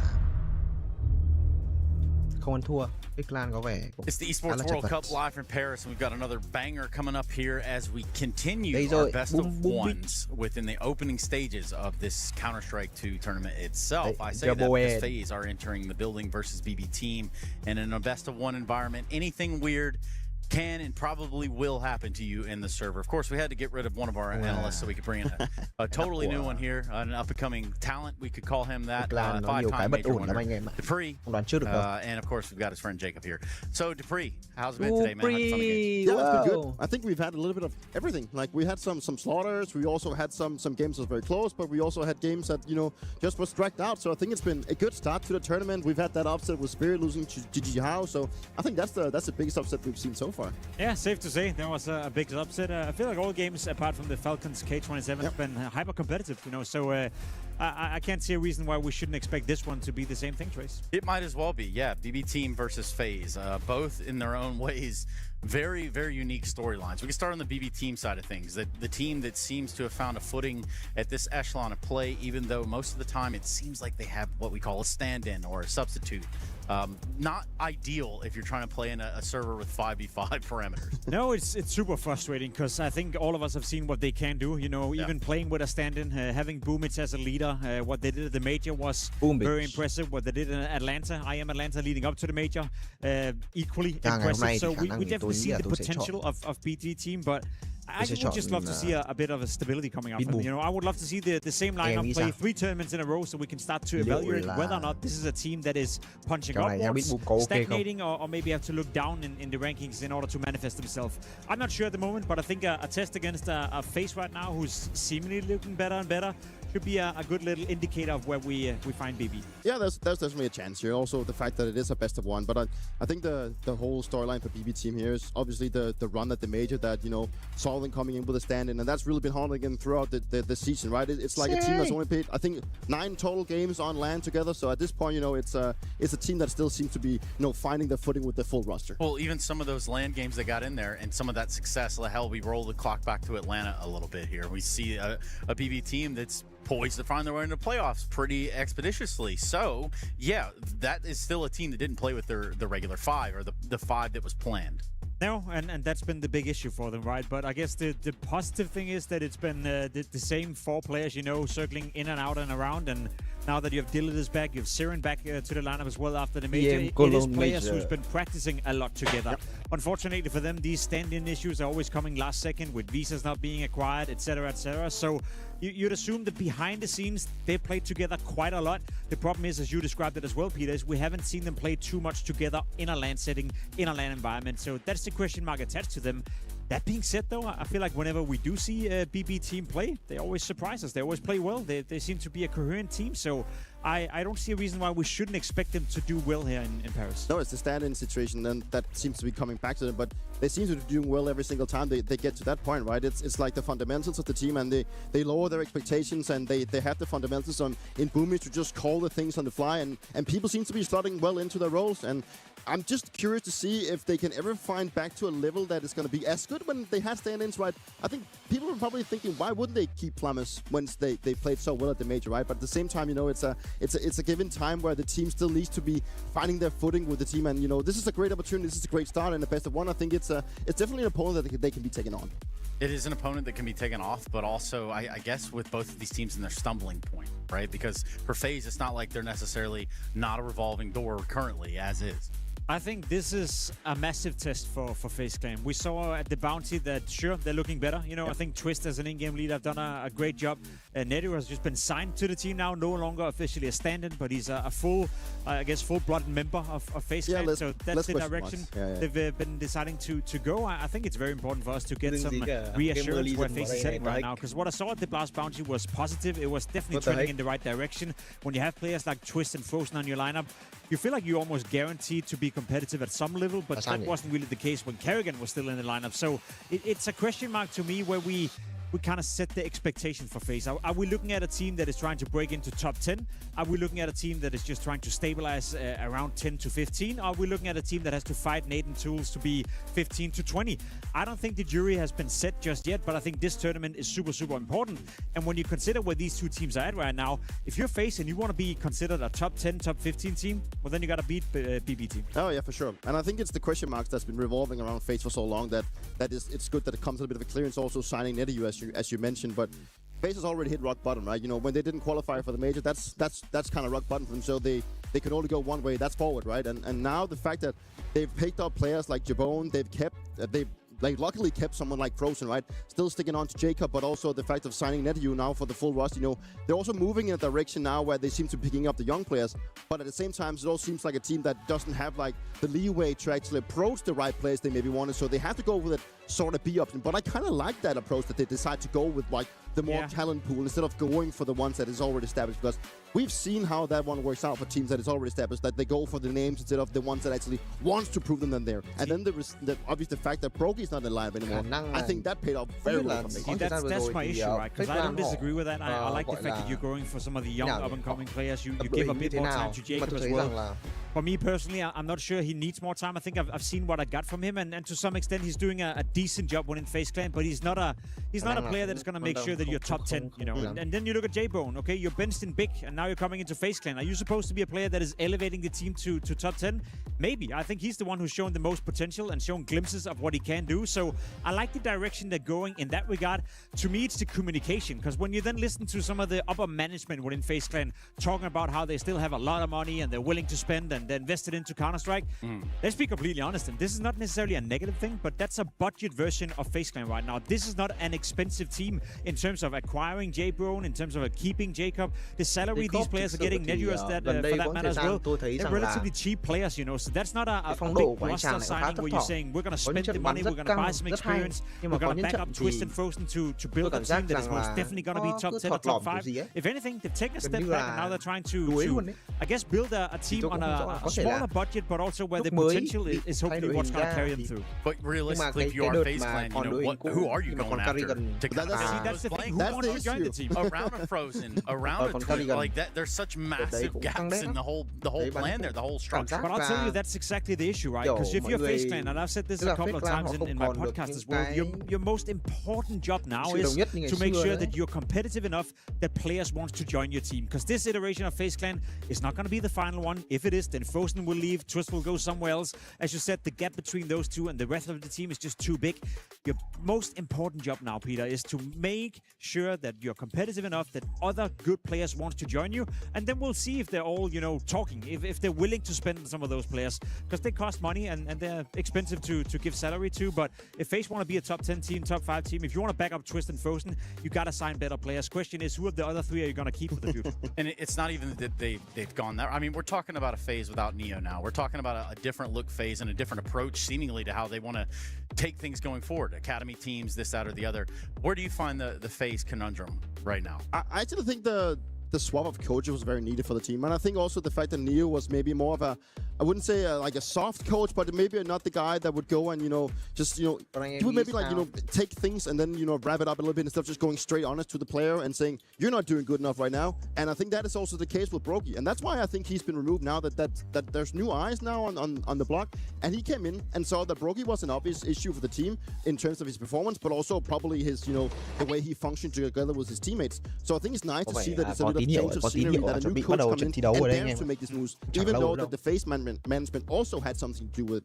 But overall, the fact that they now had to sign younger players that come from academy project, I think it's the right approach. I think that is the approach they can do, probably the only one they could do in this situation where they have to build from the ground by not qualifying for the major. If anything, it gives a bit of urgency as well, because if you're J-Bone, if you're Nedio, for that matter, if you're Jacob, you know that if you're not performing, odds are you're not going to be there in 6 months, and that could be a good thing. That could be a good thing that is motivating these players to show their absolute best, and making sure there's a case for them to stay with the future FaZe Clan lineup, which I think is going to look a bit different. When you have players like Twist and Frozen, you can acquire good players. Question is if they can convince those two that they should stay there. Yeah, there's a certain point where you are really just building back up from the bottom. Hey, enough from hearing us about it. Let's hear from FaZe. I think we've got to start this interview with some celebrations, Nate, because we saw yesterday, officially, you are a permanent member of FaZe Clan. Can you just tell me how that decision came about and how you feel about it? I'm feeling great. It's been some months now that I'm in the team. To be honest, I knew it kind of some time ago, but there has been like some contractual negotiations and stuff, so it took some time. And yeah, I'm just really happy to be part of the team, and I think we're doing great. Now we're in the top 10. This is of course not the ending goal, but I think we're on the right, like we're on an ascending ramp, and it's pretty good. Now, I'm not asking in terms of your roles, just more of like an attitude or emotions. Does it change anything for you knowing that you're a permanent fixture of FaZe for the future? I don't think it changed that much. I wouldn't say it changed at all, actually. I think I'm pretty comfortable with the team. I felt like I was already part of FaZe before, so it's also like I've been here since a long time. So it's like the transition was way smoother, and now I don't feel that much pressure like being part of the team officially, I would say. Let's talk about your first opponent here. Best of one, it's going to be versus BetBoom. You played them, I believe it was just over a month ago, pretty convincing 2-0. How do you feel about going up against them in a best of one today? I think best of one are, of course, really dangerous, so you cannot underestimate any team. It can be also like a team from top 100 right now, like today in CS2, it's like any team is dangerous, so... And of course, we're playing BetBoom right now. Last time it was pretty clean win for us, I would say, but it's still a really strong team. We cannot underestimate them, especially in best of one. I think it's going to be a great match, and we're really confident. We had good preparation, so it's great. Considering that you beat them pretty handily last time, do you consider yourselves the favorite? Do you consider them the favorite? Like, what's your take on it? I'm not sure. I don't want to jinx us, but I think it's 50-50. If you look at the ranking, it's like pretty close as well, so I would say 50-50. Okay, final question. EWC now being located in Paris. Of course, you're French. We were just talking about it. You grew up just outside of Paris. How important is it to you to be making a deep run here, to get to play in front of your home country? I think it's pretty important. I don't want to put too much pressure on myself because it's like home country or stuff, but I think it's really nice. There's not much tournaments in France, unfortunately, but every time there's a tournament, I think like the crowd is like every time insane. I think the mood is like pretty good, and I feel comfortable playing in Paris. I've been there a lot of times. I'm like close to, so it's like almost where I'm born, like if you can say it like this. So I'm really happy to play in Paris, and it's just like super great. Thank you so much for your insight as always, and best of luck versus BetBoom. Best of luck. Yeah, pretty cool stuff. Pretty cool storyline. Obviously, the news breaking yesterday, they actually kind of shared the video of him signing the agreement, which is cool. It's a cool insight that you don't often get within the realms of esports. Speaking of the realm of this esport, Big Land Daddy. We need to know what map we're going to play, gentlemen. We have a map. Okay. Vito again in a best of one environment. Yeah, I'm going to Ancient and Cash if you're a B team. You know, last time around it didn't really pan out their way. Lost 13-6 and 13-2 in a game where FaZe dominated them. So if I'm them, I'm trying to stay away from those types of maps. Yeah, it's definitely, you know, not something you want to return to because you had massive issues. So there's definitely a lot of other things you could be turning your attention to. Ancient also going out in the pool right here.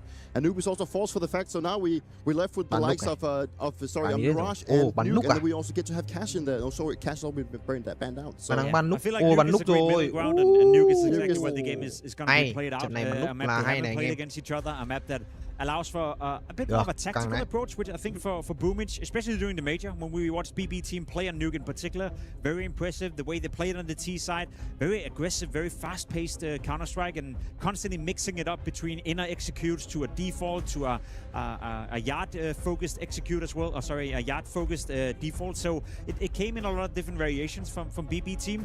I'm curious to see what I'm going to get for them. The last time we saw them play was 5 weeks ago, and that's the game where they lost to FAZE 2-0, you know, in a game that wasn't even a game. They got 8 rounds over the course of 2 maps. So you'd assume the BB team have been home, been practicing, been leading up, and also target this tournament as sort of their Super Bowl, as you described it for Big early on. They need the wins. They need the VRS points. If they want to be part of the major, enter stage 1, stage 2, they need to acquire some points, and beating FaZe Clan is a good way of starting for BB team. And you know, I think this goes without saying, guys, I'm going to go ahead and put the ball in your court as well as the fans at home, because obviously we need you to go ahead and get your match play pick'ems in. We need to know who you think is going to win.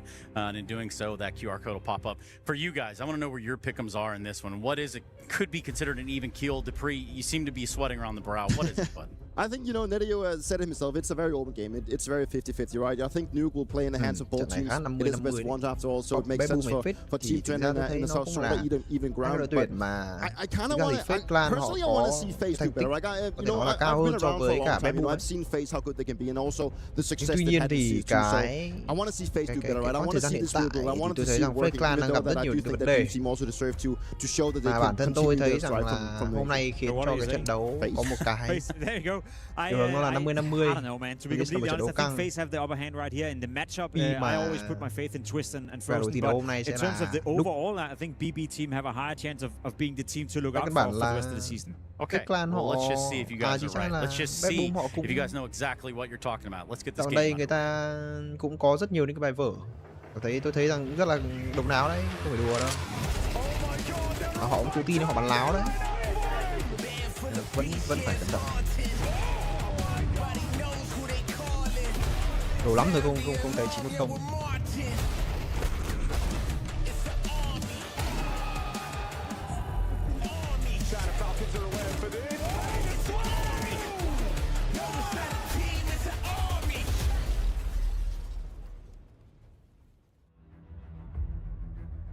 I'm looking forward to this one. My name's Machine and I'm joined by Chatty B. You can call him Sponge. We've got Team BB on one side of the server and FaZe Clan on the other. Cheeky best of one on Nuke of all maps. Yeah, Boomish's boys up in the post-Brokey era of FaZe. Obviously, Jay Bowen.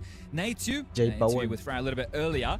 The hometown lad official signing to FaZe just yesterday, so that's going to feel damn good. I think generally FaZe are feeling good, you know. I think for me personally, I looked at the FaZe roster and it looked like, okay, well they're not going to be able to rebuild. I made assumptions. It didn't feel like it was going to be an easy task to get back on top, back chasing those VRS points and back to where you once were.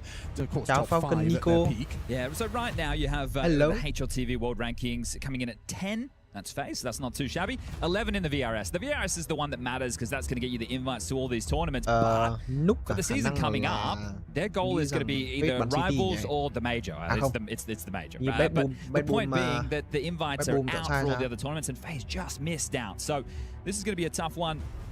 As far as the tournament goes, in terms of the matchup, the head-to-head, there was just a month ago in China, XSE. In the quarterfinals, and well, FaZe had their way with them. We're talking an absolute stomping there, a 13-2 and a 13-6. A different map today. Last time around it was Cash and Ancient. Today we find ourselves on Nuke, and I think we're ready to get this one underway. Best of ones. It is a brutal introduction to the format. You just have to get your win, 2 and you're through, and 2 and you're out. And they get their whole roster this time, Chad. We get to see the Team BB that they always wanted to be. Yeah, well, I think it's going to be tough to live up to those results from the Cologne Major. Making it to the top 8 with Flamus, who earlier today in the Gamer Legion jersey dumpstered their opening game and sitting pretty. Well, it looks like we have a little bit of a tech issue before we can get this one underway. A classic. Well, it's more for the stakes. Alex, you're mentioning 2 and you're through. Well, we know who the winner of this one will be taking on its legacy. Right? Okay. They made light work of their opening best of one earlier today, so we will know who the winner of this gets to take on. And I think that's a great opportunity for either FaZe or Team BB to just, I don't want to say skip straight through, but it's not a terrible opponent to be facing by any means. Right? I respect legacy. You have to respect underdog. But in that type of matchup, if I'm looking at FaZe in their current form, what we've seen from XSE and then Blast Bounty, I'd say, yeah, they've got a pretty good shot at it.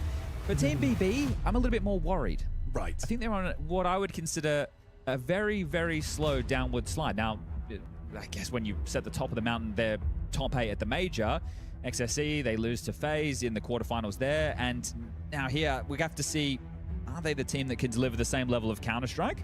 Got a lot of love, got a lot of time for Boomich as well. A redemption arc for him, making a run to the stage at that major. Let's see if they can dust themselves off and do it again. FAZE, a tough opposition. CT start for biết anh FAZE. tôi top 8 LTV He's 2025 going to be on the attack for Team BB. Căn bản trận vừa rồi thì anh em thấy là FALCONS với cả K7 nó không có gì cả, gọi là một chút gọi là hình ảnh của Quinky thôi. Còn nó cũng là một game dễ cho FALCONS mà. Đây, chúng ta vẫn phải tập trung vào trận thi đấu này. Questions asked as Twist peppers away, hoping to get some info, slow them down, and he'll take that vent. So he can rotate up short, but it's not going to make life easy as the top pop lined up. Có vẻ như là set. Straight to một đánh B. Okay. Okay, and he's got 4 yards space. Outside. Jacob, the first to fall. Now Lockers wrap open. Dilladez walking around the corner. Easy pick up for Jacob. He's got more though. Magnagez and Boomich on Lockers. Hôm nay đây quắc thẳng vào tâm Jacob mà. He's done very well. Jacob's pistols deliver and FAZE should be able to collect. Oh yeah. Ui dồi ôi, Nice shooting there. And ở quá chính trên luôn. Creative pistol as Iron can't salvage a frag out of that one, but I like the idea, right? The heaven and hell wrap, but doing it through man. You ask the questions, the potential vent drop, then they leak through the top players. This is where you think you draw that rotation point, and they even got that opening incision. So I like the idea. Qua mini đâm ra outside. Jacob's multi, the pole, slowing them down. Magnagez thì phi từ silo xuống bắn này. Mỗi tội là quả này ông này đi lớp kiểu gì is one of the heavy hitters in this roster. Quắc vào này có. Firepower is going to have to come from him and Dilladez. Quả đấy một là đợi hẳn. We will see them go into a force without the plant. Nếu mà đi sớm thì khả năng phải giảm. So it could be more of the same or a similar fashion. Tutul scuttled in. Nobody on T roof with a hut molly or a Mustang molly. They draw a twist towards yard with the smokes and. Ồ, bắn hết ở đây luôn. Không biết thì có Magnagez lửa đâu. Đứng đây thì lửa kiểu gì nhỉ? Khả năng đâm sai rồi. À, lửa Heaven à? Jacob có một. Boomich đổi là hay. Tăng vào ai à? And they should get the plant to follow. Yeah. Awkward retake. You're going to hope for something like that. Through the smoke, a little bit of tracer fire that Twist can, well, trace. Boomich next to fall, frozen from heaven side. Siren does well out of range. Khả năng thắng hai rồi anh em ơi. Testing frozen, but it's all falling apart. You have got the plant. You haven't got the round. Nhưng mà round 2 này là ngon rồi. If you go by the book, we would be expecting Team BB just to take the save. There'll be some light upgrades here, but if they wanted, they could shove again, right? The lost bonus building, the plant there. You've got players sitting at about that 3.3k mark. We're talking Galil, head arm at util. Round sau này khả năng vẫn chỉ up lục another round for FAZE. Và Eco, nói chung là vẫn có một lượng tiền để time out. So Frozen having a chit chat. Buy được. Có một cái lượng tiền. If you can hear some of the ambient noise coming through, it is a lot going on here at EWC, let me tell you that much. We got it all under one roof, walking around. We took a look at the player lounge a little bit earlier. They are treated beyond belief, but we get to access it as well, so I suppose that's a good thing. No complaints, absolutely no complaints. Ra thì vừa nãy bom quả đấy thì khả năng chiếm được mini thì nó vẫn ok hơn. And then some as well. I think we saw a couple of teams. I think I saw Lin Vision having a nice ping pong tour. Đấy vào side đặt bom vẫn còn người mà. Hext was in there. Biết là một chân trên Heaven rồi. putting their feet up. Yeah, theirs was post loss. Khó đấy. It's a little bit harder, isn't it? Thôi thì cố được tí là được có bom. Vẫn có tiền để mua lục round sau. Khả năng Eco trắng luôn round sau này thì lên được úp và để đủ round sau tiếp luôn. I see 3 Galils, a Tech 9 and Zordi will come in with that fourth. So they've kept the pressure on. Right? The fact that FAZE in these rounds have had to scrap back in. I know it's only 2 rounds played, but they don't want to allow FAZE to just build a massive bank, and if you went into a light buy, that is what could start to unfold. Biggest issue for BB team in this scenario is the limited util. So is the opening move the follow through? Are they hoping to be fakey because you're going to be more limited with those options? The opening stance staunch from Twist, looking for a fight on yard. Cục tính. Does feel like the odds are stacked against him when you look at the Galils and you look at how little grenades. Everyone's just got one left. Outside này, nhưng mà phải check Boomich throws his out. Tuyết đâm ra outside rồi. Khả năng là relays the information. Multiple bodies descending secret. You can see the reaction immediately. Frozen will descend. Không ai đổi nên là không bắn considering it while housekeeping on Ram's side. This is what I mean about the util. Now we've got a smoke and 2 flashes. You need to find the finish. Fortunately, you have some space, right? If they got stalled out here and didn't get secret, they would be in a world of hurt. So Boomich on the lurk, the in-game leader, a lot of talking. You got Siren who wants to make a move through lobby, see if he can catch a push. And then you mentioned have Frozen down towards B. Something that fills me with a little confidence is seeing Dilladez with the bomb and a smoke. There's a chance to be able to get this bomb down and cause a bit of a commotion. Siren looks like he's about to be a dead man to Jaboan. Ôi, Bumbeck có mạng của Tuyết rồi. Đấy rồi, The Buen. twist though from the yard side and will dip back to Đúng rồi, lurk thông out. tin lộ Easy rồi, from phải lộ Frozen rồi. standing his ground for two. Jaboan a burst to Magnajez's face and they know where Boom was. And this is the problem because you've opted for force buy after force buy. Lúc This time này you tí don't sai make the dent. có một cái là anh em You phải don't thực get sự the bomb down.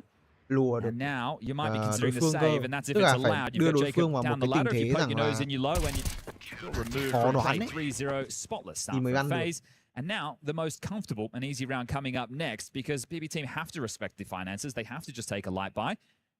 And yeah, take their foot off the gas. NAVI à? I think comfortable is a word NAVI I'd use for nay the có bạn majority ơi. of these. I know NAVI sau trận này là financially bắn it với felt cả like 3D mắc BB nha anh team em. were Tôi nghĩ là lại vying NAVI. to try and break through. Có trận cuối là khả năng căng. FAZE is Trận probably, cuối you know, là it's just quite casual right now. And Vitality this is với the 100 one where kíp. you hope not to give over any casualties, right? You're probably going to lose one or two in the mix, but if you're FAZE, the round should feel a bit more like a gimme. You've only got the scout for Zorti, some pistol upgrades of 2 digs, one for Siren, one for Dilladez. That's been spotted and heard, so Jaboan wants to see if he can deal with this one swiftly. Magnajez on that main roof. Nói chung là anh em cứ đồng hành cùng Seeing kênh if they want to go for a deeper của phiên pick. livestream này. Đấy, anh em để lại một like, một sub đây anh em. Magnajez's position and Nữa chúng ta sẽ có một okay. Wow, they don't need to see each other for that exchange một to cuộc go stream down. với kịch tính anh em. And Nature locking horns. He has no idea how close he came as well. 97 in what, 3? Ui rồi thằng mình kìa.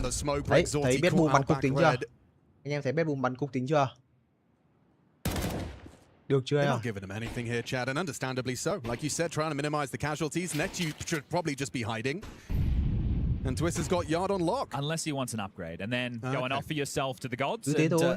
see what you can do.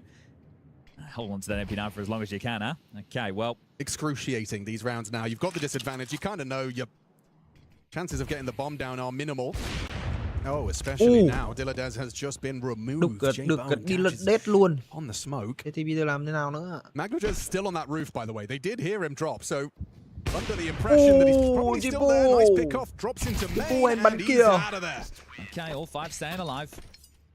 Chắc chưa? First round with the AWP for Jaboan leaves with 3 kills. Warm up Just kỹ want a rồi. reminder for everybody, as Warm the up video, kỹ rồi. BB team had the choice quả between ấy chịu Inferno chết. or Nuke. They opted to take it to Nuke, but the last time they played it was back at the major. They didn't play it at XSE. They played at the major against Aurora on stage in the playoffs, and that's right. It was the end. Round này thua nữa thì trôi It đúng was trôi quite a luôn. dominant win. Yeah, it was Sau round 4 rồi, tại các inspiring. bạn nãy bay cũng hơi That's chật vật where tí. my questions about this team start to come into place because you had Để xem Flammers, setup you had như a nào lot of đã. pressure, but we got the guns out. Ok này. Tạo áp lực mini. Okay, lads, where are we going? Dorty to escort top silo. Outside hai ông Extra khó thế. HE here for Bom Jaboan. cùng ra He can ngoài. break again. Khả năng cao là xuống secret rồi.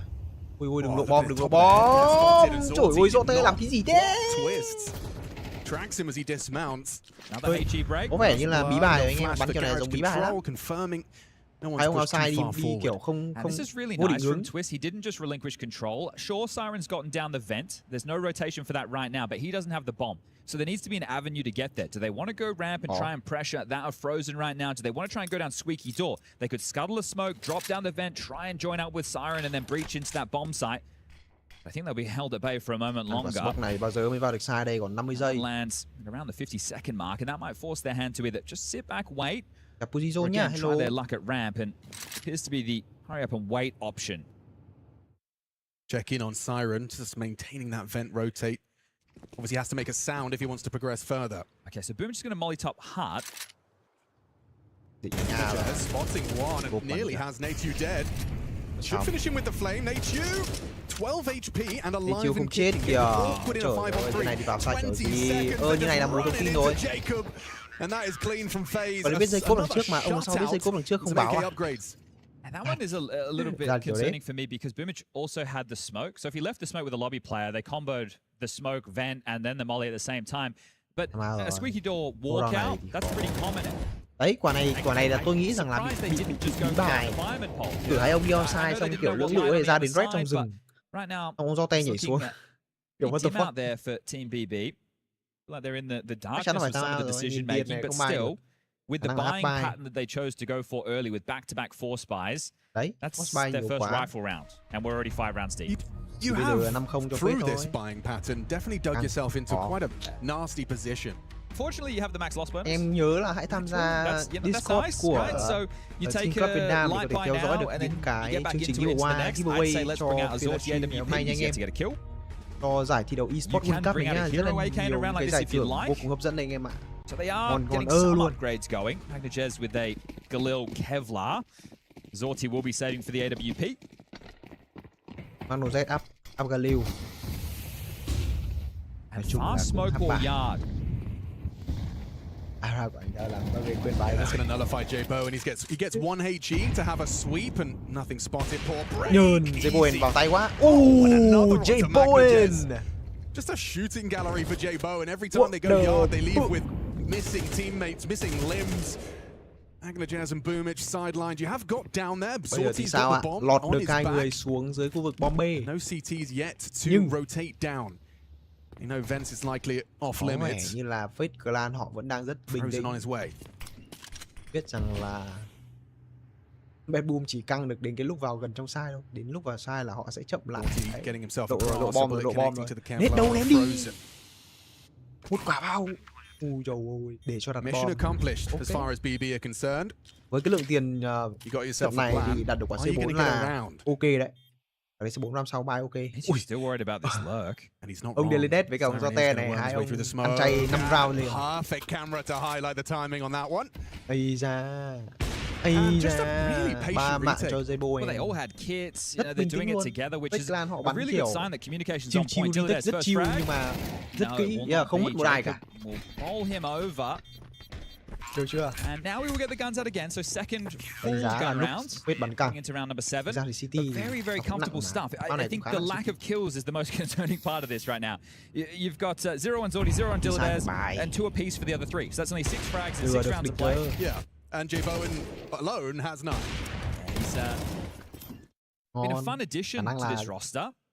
Trận này là cũng nhiều anh em theo FAZE đúng không? This is what happens when you bring in great players, right? Obviously, it can be a risk. They can be a bit nervy. Absolutely. But if they can't deliver, and he's looked comfy. Third highest rated player for them in their 25 maps played so far.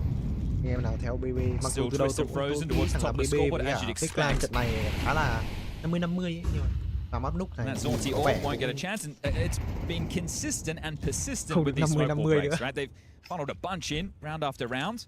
Oh wait, I thought we were seeing a nerdy molly line up there trying to take Frozen out of his roost. 30 máu. And flash and go, Frozen tucks in, he's got a lot of pressure, rotation from J-Bowen to try and lend a hand. Đâu có một cái gì đấy, đây rồi flash hay. Đến từ chiều diện rồi, Frozen double kill, triple kill. 20 bullets in the mag, he takes 3. Ngon thôi. So got himself a 2v3 situation. Mấy ông Bad Boom trả đồ xong vào muộn quá. Quả đấy đồ vào xong flash luôn, quả lửa flash luôn là phải có ông băng rồi. Mà có vẻ như là quả smoke nãy có quả smoke đấy khó. Good understanding of what the rotations look like right now. They're clearing every nook, every cranny.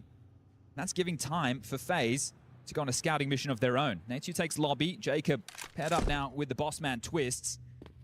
They're starting to search this one out. Là sao nhỉ? 2v3. Power position for Magnajez. He is going to need to provide the double here. Mà khả năng là thôi xong rồi. Như này là đi rồi. Well. Như này là đi rồi, Zote qua. Đấy biết ngay mà. Trời ơi. Quả đấy chỉ có tham minh thôi. Góc đấy thì ra thì khó. Ra thì quả đấy mà đứng ở cửa đơn đi. Xong về bắn cùng ông kia. Bắn lùi một chút. Góc đấy khó quá. Góc đấy hơi khó. Astralis players. We've got that B stream going on as well. Không lùi được. Quả đấy chỉ có bắn độ phát là bắn đến chết. This half is still recoverable as far as the scoreline is concerned. Quả này vào muộn. I'm more worried about the individuals. They get a bit more output. They're not really warmed into this one just yet. They can still get 5 rounds is the max. If they could get themselves a 8-4 half, even a 9-3 and a pistol. Bạn có thể theo dõi ở trên link Discord. Bạn nhớ là tham gia Discord của Skin.Club Việt Nam để theo dõi cái giải GA cho mùa eSports World Cup lần này nha anh em. He's gone and drawn blood in the lobby. Yeah, they are flowing right now. Such a cool maneuver for an AWP to be going for. Can't catch a bloody break right now. And we all, know this feeling. A half where suddenly you're helpless, your opponents are gods. Đây rồi, có vẻ có tín hiệu tốt này. Siren bắt được Frozen này. Bắt đầu là biết bắn lặng hơn một tí rồi đấy, nhưng mà tuy nhiên thì vẫn lưỡng lự quá. Phải nhanh thôi. Boen vào tay quá. Boen cứ múa từ nãy giờ thôi. FaZe have a Where did they find this lad? great understanding of the situation. Và cây bút chì. Jay Bowen. Yeah, he's had some explosive moments for the team over the couple of events. 7-0 cũng cho người ta thở. Nhưng mà đã xác định là bắn nút thì cố gắng phải kéo City sâu và có vẻ như FaZe đang làm rất tốt cái vấn đề này. 7-0 khả năng là lên được đến tận 10-0. Với cái tiền này nhá, round sau khả năng là sẽ có Delidet mua được. Delidet mua nhẹ. Đấy, hết hoặc không thì Eco trắng mua để chơi ốp. Đây 10 luôn. And this could not look any better. This is, like you said, recoverable. So for FaZe, it is keep the boot on the throat. Do not allow them to catch a breath, and do not allow momentum to build before you swap sides. And a play like this to start, like, it really will shatter what little confidence you may still have. It is brutal.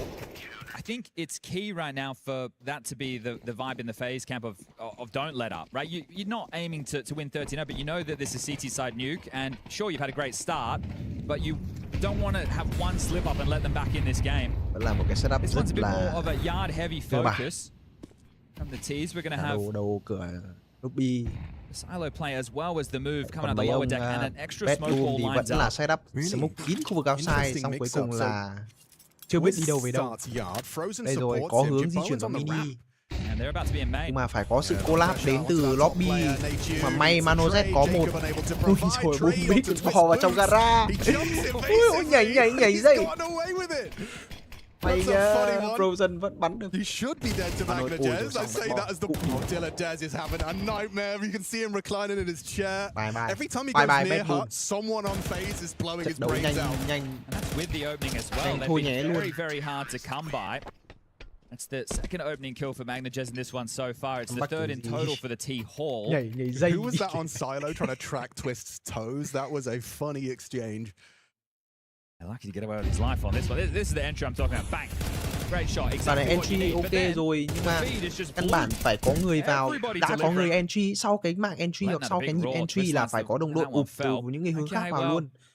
Chứ entry không thì chả giải quyết vấn đề gì, có idol đâu. Và đấy còn cái ông Manozet còn cầm đồ đứng giữa mini cơ, mà đồng đội còn từ lobby chưa vào được. Đấy. Bây giờ thì sau khi thấy rằng là cái default, cái lối bắn default của Bad Boom là có hai người outside, là bắt đầu từ Z di chuyển lại. Đấy, bắt bài luôn. And this might be again the perfect move. It's so risky for Twist to push through this though without some type of support. He gets Siren for free potentially. Khả năng nếu mà bò chuẩn tham minh nhá, có info từ ông Heaven này thì chắc là cũng bắt được nhiều. Bắt rồi. Thấy rồi. He knows and he goes. Thấy rồi. He's going to catch this lurk. That's the first real faux pas that's been made by FaZe. It's just like me for real. They can't drop two down there. This is crazy. Khó gì làm được, dễ không làm được này, chết rồi. Thôi cứ để dây Boen và cây bút chì. Nào, Neteu. Tưởng lại chớ nữa. Đã cho họ quả C4 đi, cho họ có tí hốp. Thôi xong rồi, Tech 9 áp sát. Tầm này Opper khả năng khó này. Phải bắt được. Xịt ta đi. Ốp entry à? Lỏ chưa? Ốp entry với chúng tôi à? Boom Big và súng đóng đinh. Double kill cho Boom Big. Đây rồi. Round on the board. It's something. But this is it. I don't. It's been dominant, so it's very hard to sit here and be excited about this and a comeback. But I'm trying, man. But this is the thing. If they get 9-3, sure, the scoreline doesn't read very favorably. You win the T-side pistol. They either force a Rico, you win that one. Anh em thấy không? Cái nhịp di chuyển đầu tiên, cái nhịp súng đầu tiên nó quan trọng như thế nào? Thấy không?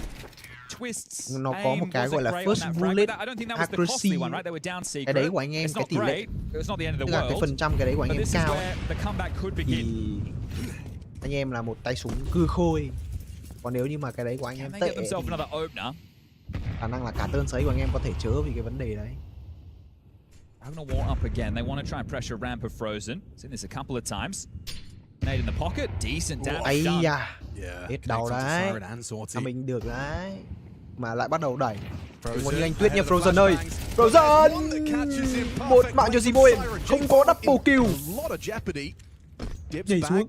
Style points on the Deagle swap. Chạy kịp. Well, now you're forced a heavy rotation, so this is where the mid-rounding of Boomich can come into play. You've got this lurk outside of Magnus, go look some room, see if he can pick somebody up in rotation. You see such uncertainty from Twist. They had no info on Yard, don't know how far they've progressed.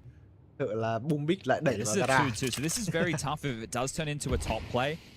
Twists alongside of Nature will be stressed. There's a lot to consider. So, excuse me, Jacob. Agnajez versus Twist. Hay nha. Không có chớ nữa. Boomich ra luôn đổi. Necessary. Just Jacob back of the site. Low quan trọng HP. đấy, cái kill đổi đấy quan trọng đấy. Still round with 40 or 30 seconds remaining. IB à? Này tôi phát hiện ra rồi. Mạnh. Quá nhiều đam. Ziboen bắn lỗi. Important pickup stops the orb. They've got money, so Jacob can give this one a go. Right, this is a very tough 1-on-3, but he has no reason not to go for it. Jacob, what do you got for us? Đầu tiên thì đẹp. Starts off descending the stairs, spots a flash of flash, sees Boomich retreating. Understandably, you're going to be playing the advantage. Jacob got to force the issue, unable to track or even pull the trigger. Important second consecutive round from Team BB. Okay, so FaZe will be able to get the full buy, but phải time out đi. I think NKJ, I like this timeout. Phải time out I đi. think that this is key for a couple of reasons. First, just lock them in for this final round, right? Maybe sweep away a few of those frustrations that were brewing for how you lost the last two. It's also a good opportunity now because we don't have the normal 2 to 3 minute halftime break, right? It's only going to be 30 seconds. So right now, if this round is quick and you lose it as well, you could get ahead of some of the frustrations now. Don't have to worry about doing that in the quick 30 seconds that you're going to have. So he wants double digits, he wants it now. Khi mà để thua một cái chuỗi dài như thế thì cái sự đổi nhịp nó rất là cần thiết. Em hiểu vấn đề không? Phải có một cái sự đổi nhịp. Đấy, ví dụ như anh em xem nhé, bây giờ thì có vẻ như là Covid họ di chuyển có vẻ có một cái đội hình rõ ràng hơn đúng không? Thay vì cái việc mà những cái round trước đấy họ di chuyển khá mông lung đúng không ạ? Outside vào vào đến tận mini rồi, lobby vẫn chưa có tín hiệu gì cả. Thấy không? Bây giờ setup đầu round của họ cũng căng hơn này. Họ có impact hơn ở trên bản đồ rồi đấy. Nhưng mà bây giờ có vẻ hơi muộn vì round cuối này. Rotated back now. Second smoke wall in. Jacob will break this. Ui, quả nết kìa. Did he know? Maybe the flash obscured. Agnajez towards the main now. Knows tracking from Twist doesn't connect. Ui, chết bây giờ. Có tay bắn nhon nhức người giờ. Kịp vẫn bắt được, biết ngay mà sao tay bắt được. Ui, thôi xong rồi. Quả này là and they're about to apply a lot of pressure. Molly lands, sirens wide, and it should be round. Just Frozen to get past. Now spotted. Ôi, vấn này. Hay có quả smoke kia xuống sớm. Might be the one to close this down. Yes, indeed. An end to the half. 3. Recovery of sorts. And I think Dilladez is happy he got a kill. So the fact he got on the board there finally in the tail end of that one will put a smile on your face for the wrong reasons, but you do want to shrug it off, right? Nobody wants to finish him without getting any frags in play. Kill spread from FaZe. Yes, everybody was, when anybody came knocking, they were delivering, right? It was very dynamic in terms of the opening kills. Everybody was able to deliver in that department. Everybody was able to find multi-kills. Everybody with multiple multi-kills. So that's just a really strong CT side. Now this is where we're going to put them under the microscope. This is where the scrutiny will come in. We're looking T side now. If they can get the pistol, they can get it done with nice and quick. You lose the pistol, this could be a comeback starting to unfold. So 3 straight. FaZe stem the bleeding now. Or do Team BB start bringing this one back into conversation? Remember, winner of this will take on Legacy. And winner of that will be in the 16-team playoff bracket. Nào, để xem FaZe Clan setup round lục như nào. Thắng round lục thì ngon, còn không thì sẽ lại là có cơ hội cho BB này. Ziboen đang vào tay.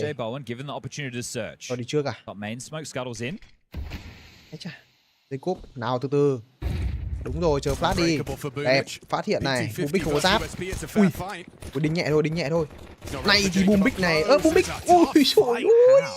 The penetration on the box is not good enough. Looked like he did get a headshot, but healthy is boom. Gilades confirms J-Bone down double doors. He's got the perfect timing. A free kill in the back of the head. And we could have a flawless pistol. See how quick it goes from a 9-0 scoreline to a 9-4. Tôi đã nói gì? With FaZe on the T side, no plant. Bây giờ so mà if they để do thắng round force lục như này fight, nhá. extremely limited. Là Understandable. Phết khó đấy. Thấy chưa? Vào tay luôn. Alright. Boomich walks away Bách như này khả năng Phết họ bị tâm lý I Hàn thought Quốc as mất. soon as he was pinned towards Unbreakable, he was going to get swarmed. Jacob should have had it dead to rights there. Là ok thôi. It looks like it is going to be the eco. This is. Tôi tin bé boom sẽ big comeback đấy. Tôi cũng nghĩ thế với cái tình trạng hiện tại nhá. Cái round lục nhìn cái round lục này phát biết ngay. Cái boom họ vào tay luôn. Vào tay luôn mà.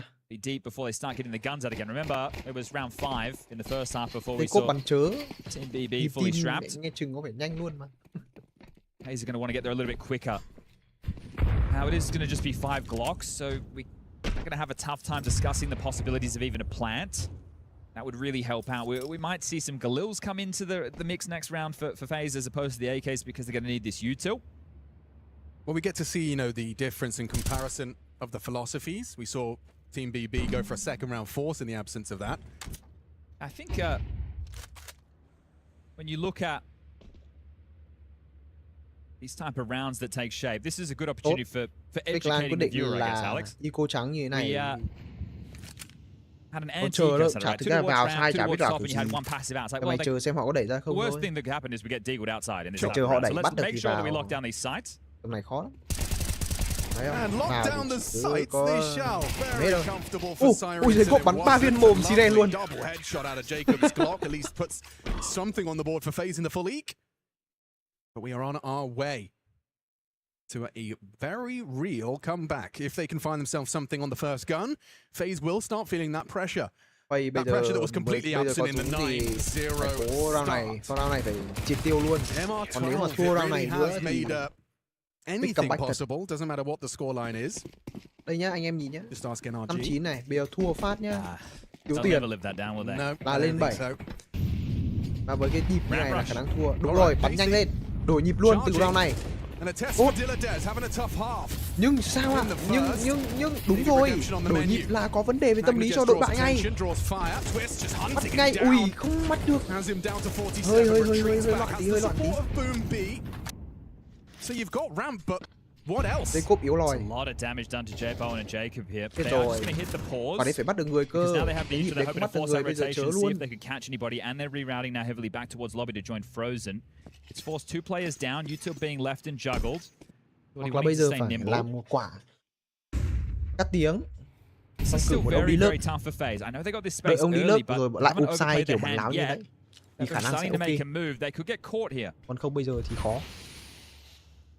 They're on a high alert. Bây giờ mà tại vì là bây giờ hết đồ rồi, còn cái lượng đồ này tôi nghĩ không đủ vào đâu. Could come out for the clear. This is the fight. Can you call ramp clear? Can you Tốt nhất là vào bắn inform láo. your squad? Đây rồi. Đấy, cử một đông đi nước này, thấy chưa? Bắn chậm, cắt tiếng cử một đông đi nước này. Bắt người, ôi tôi xong rồi. Cụ đi rồi. Đấy, bây giờ mới offside này. Được chưa? Đồ này mới đủ này. Rồi, dây Bowen. Từ từ thôi, bình tĩnh thôi. Không được rồi. Xin lên. Ồ, xin lên bắn tốt quá.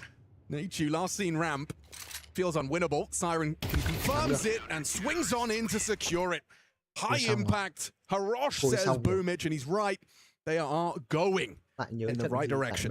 This is one of the well, not problems. This is Counter-Strike, right? The fact that you're 9-0 down, you know that, hey, we just need a couple of rounds on the T side of nuke, and then we can start working back into the game. And that's exactly what's starting to unfold in front of our eyes. Now, it would be bad to lose to a light buy at this stage of the game. This is where you need to keep it as spotless as what FaZe did.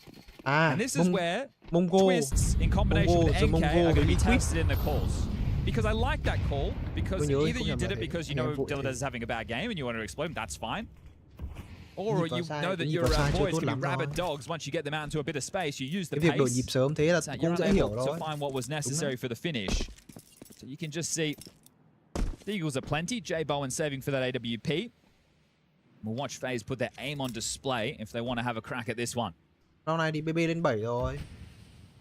Để thua nữa là chắc chắn comeback. Sau round này mà thua round sau là FaZe comeback. clan individuals are not to be underestimated on these sidearms. And the round that got BB team going in the first half was a Tech 9 round. I know we're not quite there yet.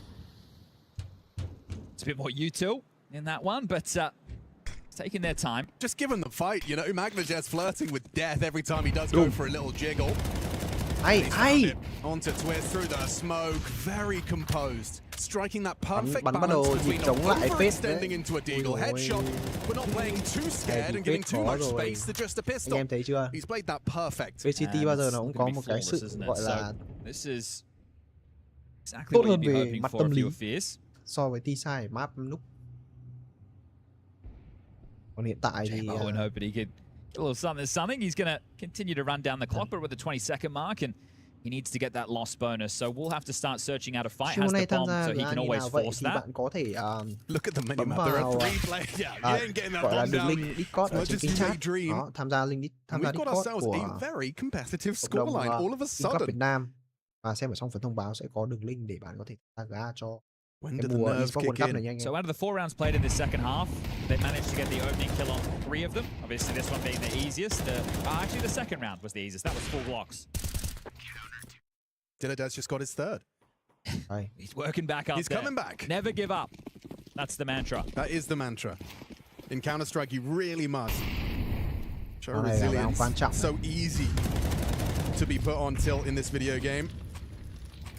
Oh, I like this. They're setting Dilladaz up for an aggressive maneuver. Pressure on the ramp side. Frozen audible. He heard that flash, anticipates an aggressive maneuver. Smokes arrive on yard. What's the plan, FaZe? Lurk smoke towards Squeak.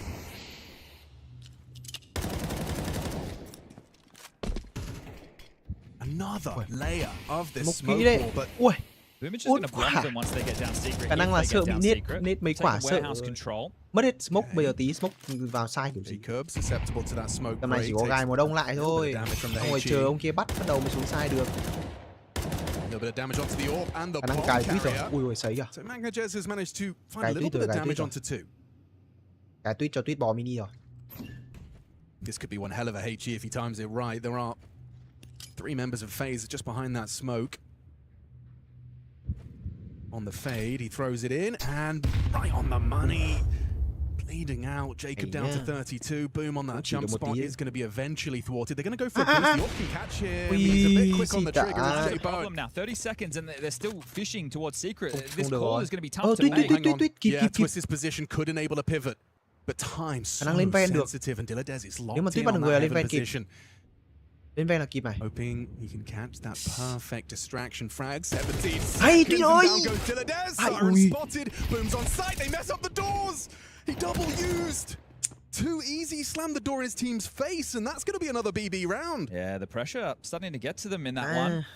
Time running so low. It's not easy to be a team who is able to stay calm in those dying moments, and that is now a 1-round game. So BB team have brought themselves well and truly back into this. I'd expect a timeout to come through from NKJ once more, because well, sure, this half it's 5 straight, but it's technically 8 straight. So they're running away with this. The momentum has swung in a big way. We were talking about the distribution of frags in that first half being well, a team effort for FaZe. Right now, I know that this is why I wish we had it in the old school days, like the 1.6 of the source, where the scoreboard reset at half, or at least give us a toggle valve. That way I can see exactly how few frags are coming through for FaZe in this second half. I did a quick count. I'm going to say it's probably at 4 or 5. Yeah, minimal for sure.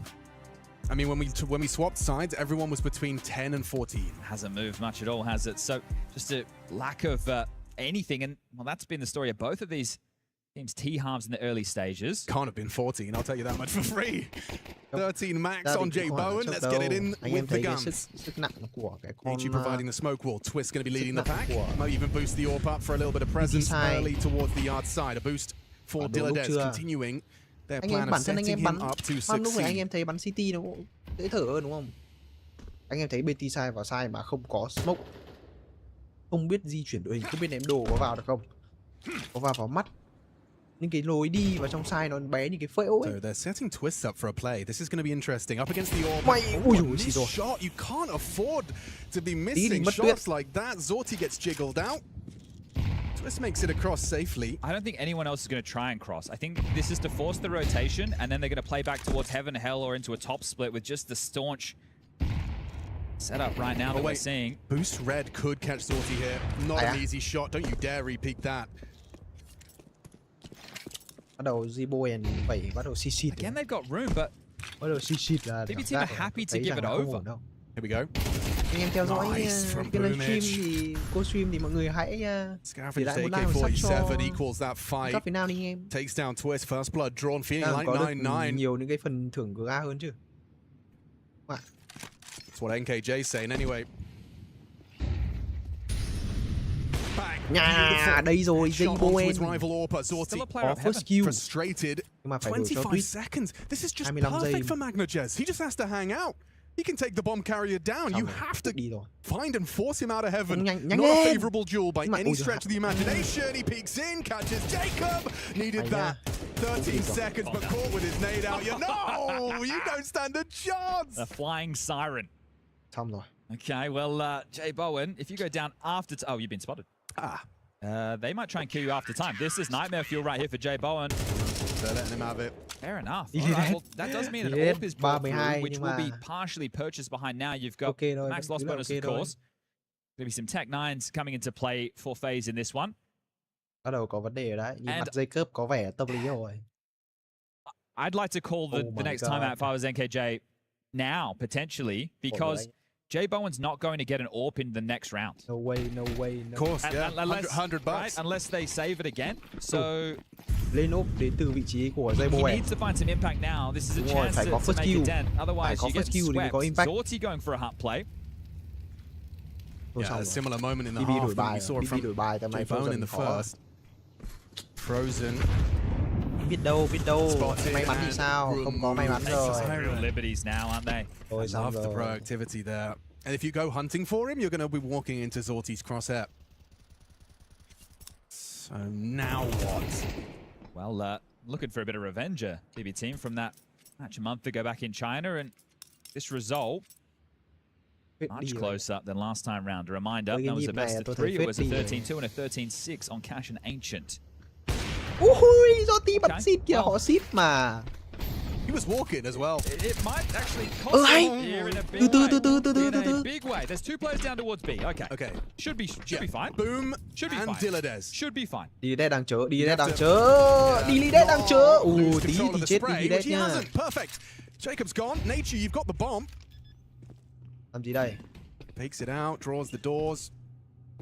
How's Jay Bowen supposed to help with this? He's got the best gun and he has managed to contribute. Catches vẫn còn thời gian. Taking their sweet time on this plan. Door swings open. Đây rồi, mất ốp luôn, ngon. Có tay mất. Ui, đinh. Siren susceptible, 20 seconds. You need that bomb plant. Làm bắn lục kìa. Perfect shot from Twist at range, finds the headshot. Now Siren, 18 points of health. They are low. Ôi, tôi cứ nói là bên nào đi là khả năng là họ Can he show us how? Twist already hit one. Surely an easy clear, an easy pickup for Siren. Then perhaps the transfer. Clears his corners, and Twist has done it again. 2 long-range headshots on the Tech 9.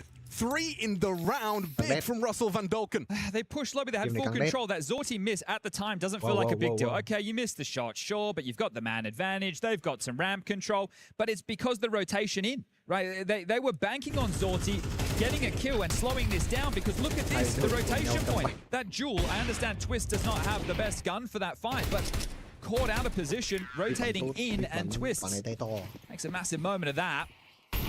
Both teams, they get their T-sides underway with Tech 9. That's a gift. An incredible gift to FAZE. A bit of a remedy, a balm to what has been a rough half of Counter-Strike. Zorti tries his luck again. Jacob's already made it across the sideline. He will have the advantage on this peak. Yeah, Zorti did not anticipate already.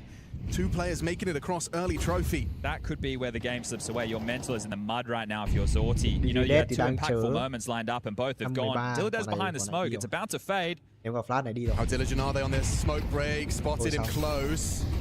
không, còn hai người. Đấy rồi, Macro Z có mạng Frozen. Two players ramp to FaZe immediately pivot or Kẹp did đôi they này là let lùi Twist luôn. work? A lot of room Cho towards Tuyết bỏ là yards. đẹp hơn. Yeah, noisy. Ôi. Yeah, let the man work. Yeah, he's round winning play. Không, tầm này về ram, cho Tuyết móc lại. The fact he can just walk up Đúng rồi. Cho Tuyết về móc lại. Nhưng mà tầm này khó này. Ôi thôi xong rồi. Mano Z mà check kịp là. On this potential. Ôi tao mình đẹp Mano Z rồi. Đừng Mano Z ơi, đừng pick. Đừng pick. How you clears. Rồi. Looking the wrong way. Swings on in. Mày Important nhá, trade. kịp. 3 on 3 with 30 seconds and just one rotated down already. Siren, or rather Boomich, needs help. Dilladez single door. J Bowen on the line. It's looking to get that plant disrupted. Primary objective here from BB team. Door swings open. You got to find a safe spot to plant. Juice hit boom. That could enable a plant, but Dilladez takes the AWP out of the equation. You're in so much trouble. They can just run him down. Has to fake to isolate. Oh, nearly lined up. That was very nearly a cheeky 1v2. You can see them shrugging it off. That could have gone awfully wrong.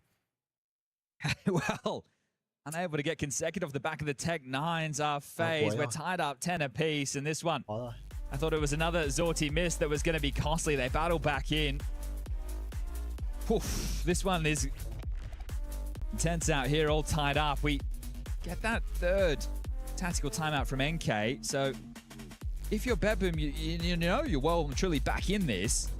You've got 7k on Twist, you've got 5 on Natu. He's already bought head armor, so bit more than that. 3.5 on Jacob, 4.2 on J Bowen. They could drop the AWP. Doesn't look like they're going to facilitate that. This trade from Jacob was great as well.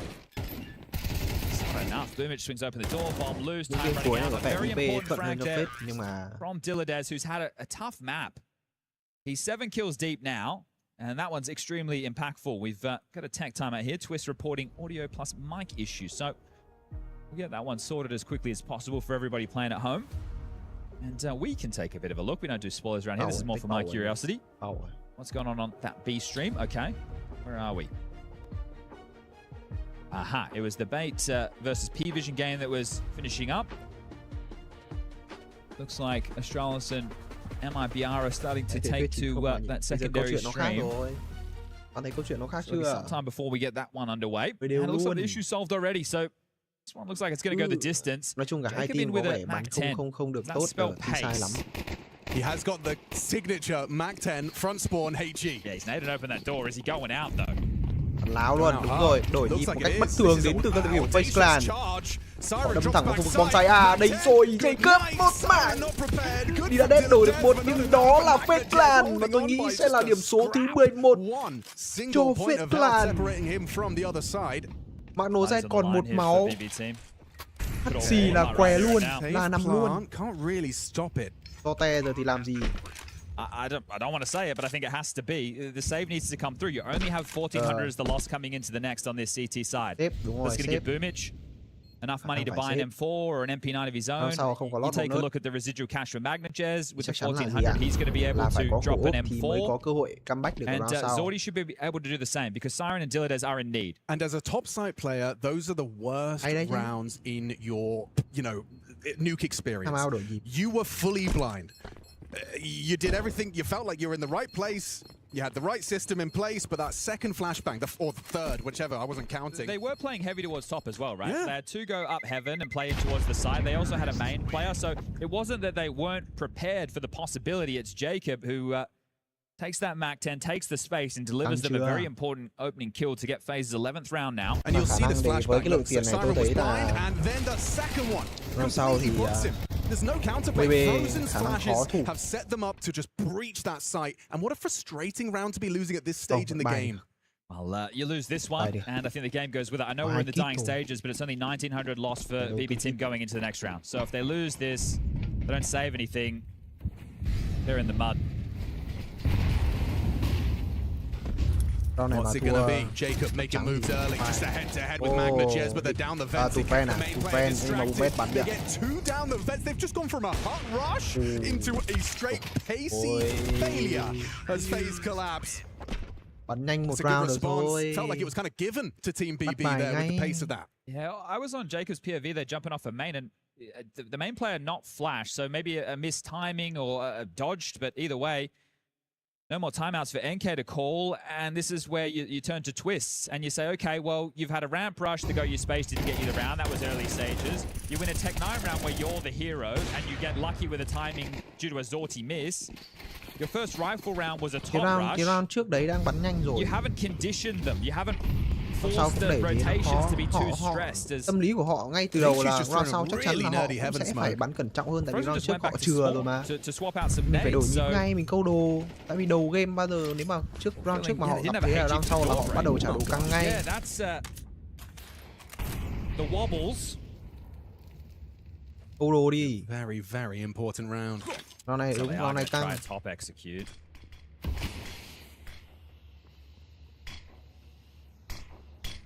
Nào.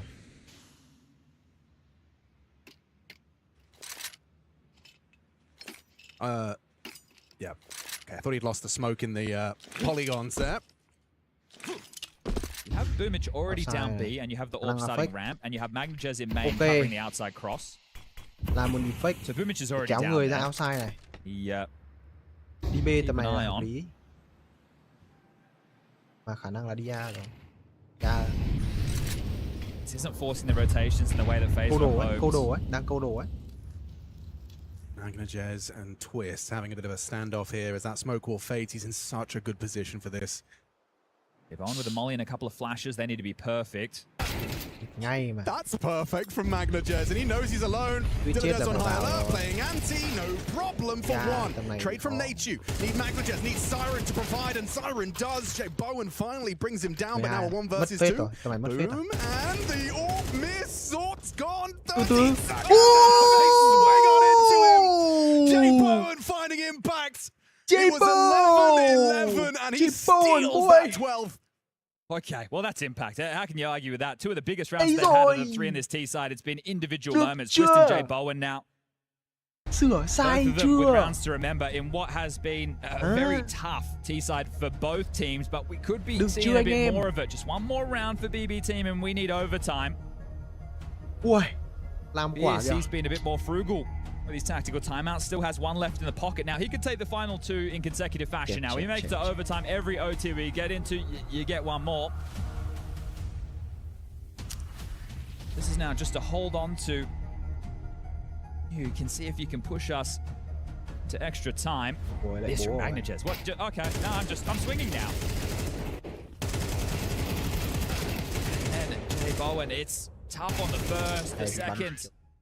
Mandatory, and they let out a war cry with that one. MP9, the low end, the BB team. FaZe with 3 Galils. No kits. You wouldn't. They will. Pacey. Ôi rồi, win luôn cho tôi. Ôi rồi ôi, không còn dấu chấm, không còn cái cãi vã gì ở đây cả. Chúng ta còn đi dead. Ô, từ từ đi dead. Giạt nào, giạt đi, giạt với chúng tôi. Làm quả endgame thế đã được chưa? Đã được chưa? A 9-0 start from FaZe and Team BB claw it into every round of regulation. How comfortable that started for FaZe. You thought, okay, this could be an open and shut case, but yeah, just did a couple of rounds on that T side. You can work back into things, and you find yourself sitting pretty. An entertaining game of Counter-Strike, but FaZe, they will take on Legacy for a spot in those playoffs. Làm fan bọn này đau tim, đau tim. Không, nhưng mà phải công nhận những cái timeout cuối FaZe Clan họ nghĩ ra những cái hướng mà great show here, but obviously from both teams. That being said, way closer than I think we probably would have done. Right down the middle when we first started talking about BB team versus FaZe here at the Esports World Cup. Vẫn còn cơ hội sao BB họ không ổn thế. Almost flabbergasted, mouth wide open. Họ cũng tính đổi nhịp, nhưng mà họ cũng nghĩ đến nhà FaZe Clan, họ cũng nghĩ đến cái việc đấy. Thế nên là họ FaZe họ mới có được cái chiến lược là đánh như vậy. FaZe looking far superior in that first half, doing a really good job on that CT side, completely shutting down BB team for the vast majority. Then they claim 3 rounds in a row, and you think to yourself, okay, 9-3 half, you win the pistol second half, you convert, all of a sudden we have a game. So At the end of the day, we got a close game. We got a game that went back and forth, and a game that I think easily could have gone overtime. It's just the fashion it happened in, Peter. I expected it to be a much more back and forth game where there will be a little bit more mistakes being made from both teams, but I think what I got was just two very clinical CT sides and two uninspiring T sides from both rosters. Yeah, both teams really struggle on the T sides, and I think, you know, obviously the FAZE, the fact that they got up 9-0 and không bất ngờ lắm khi logo FAZE với team 1 thì ná nhau. Đúng. Ha. Thiết kế. Người ta gọi là cái font chữ.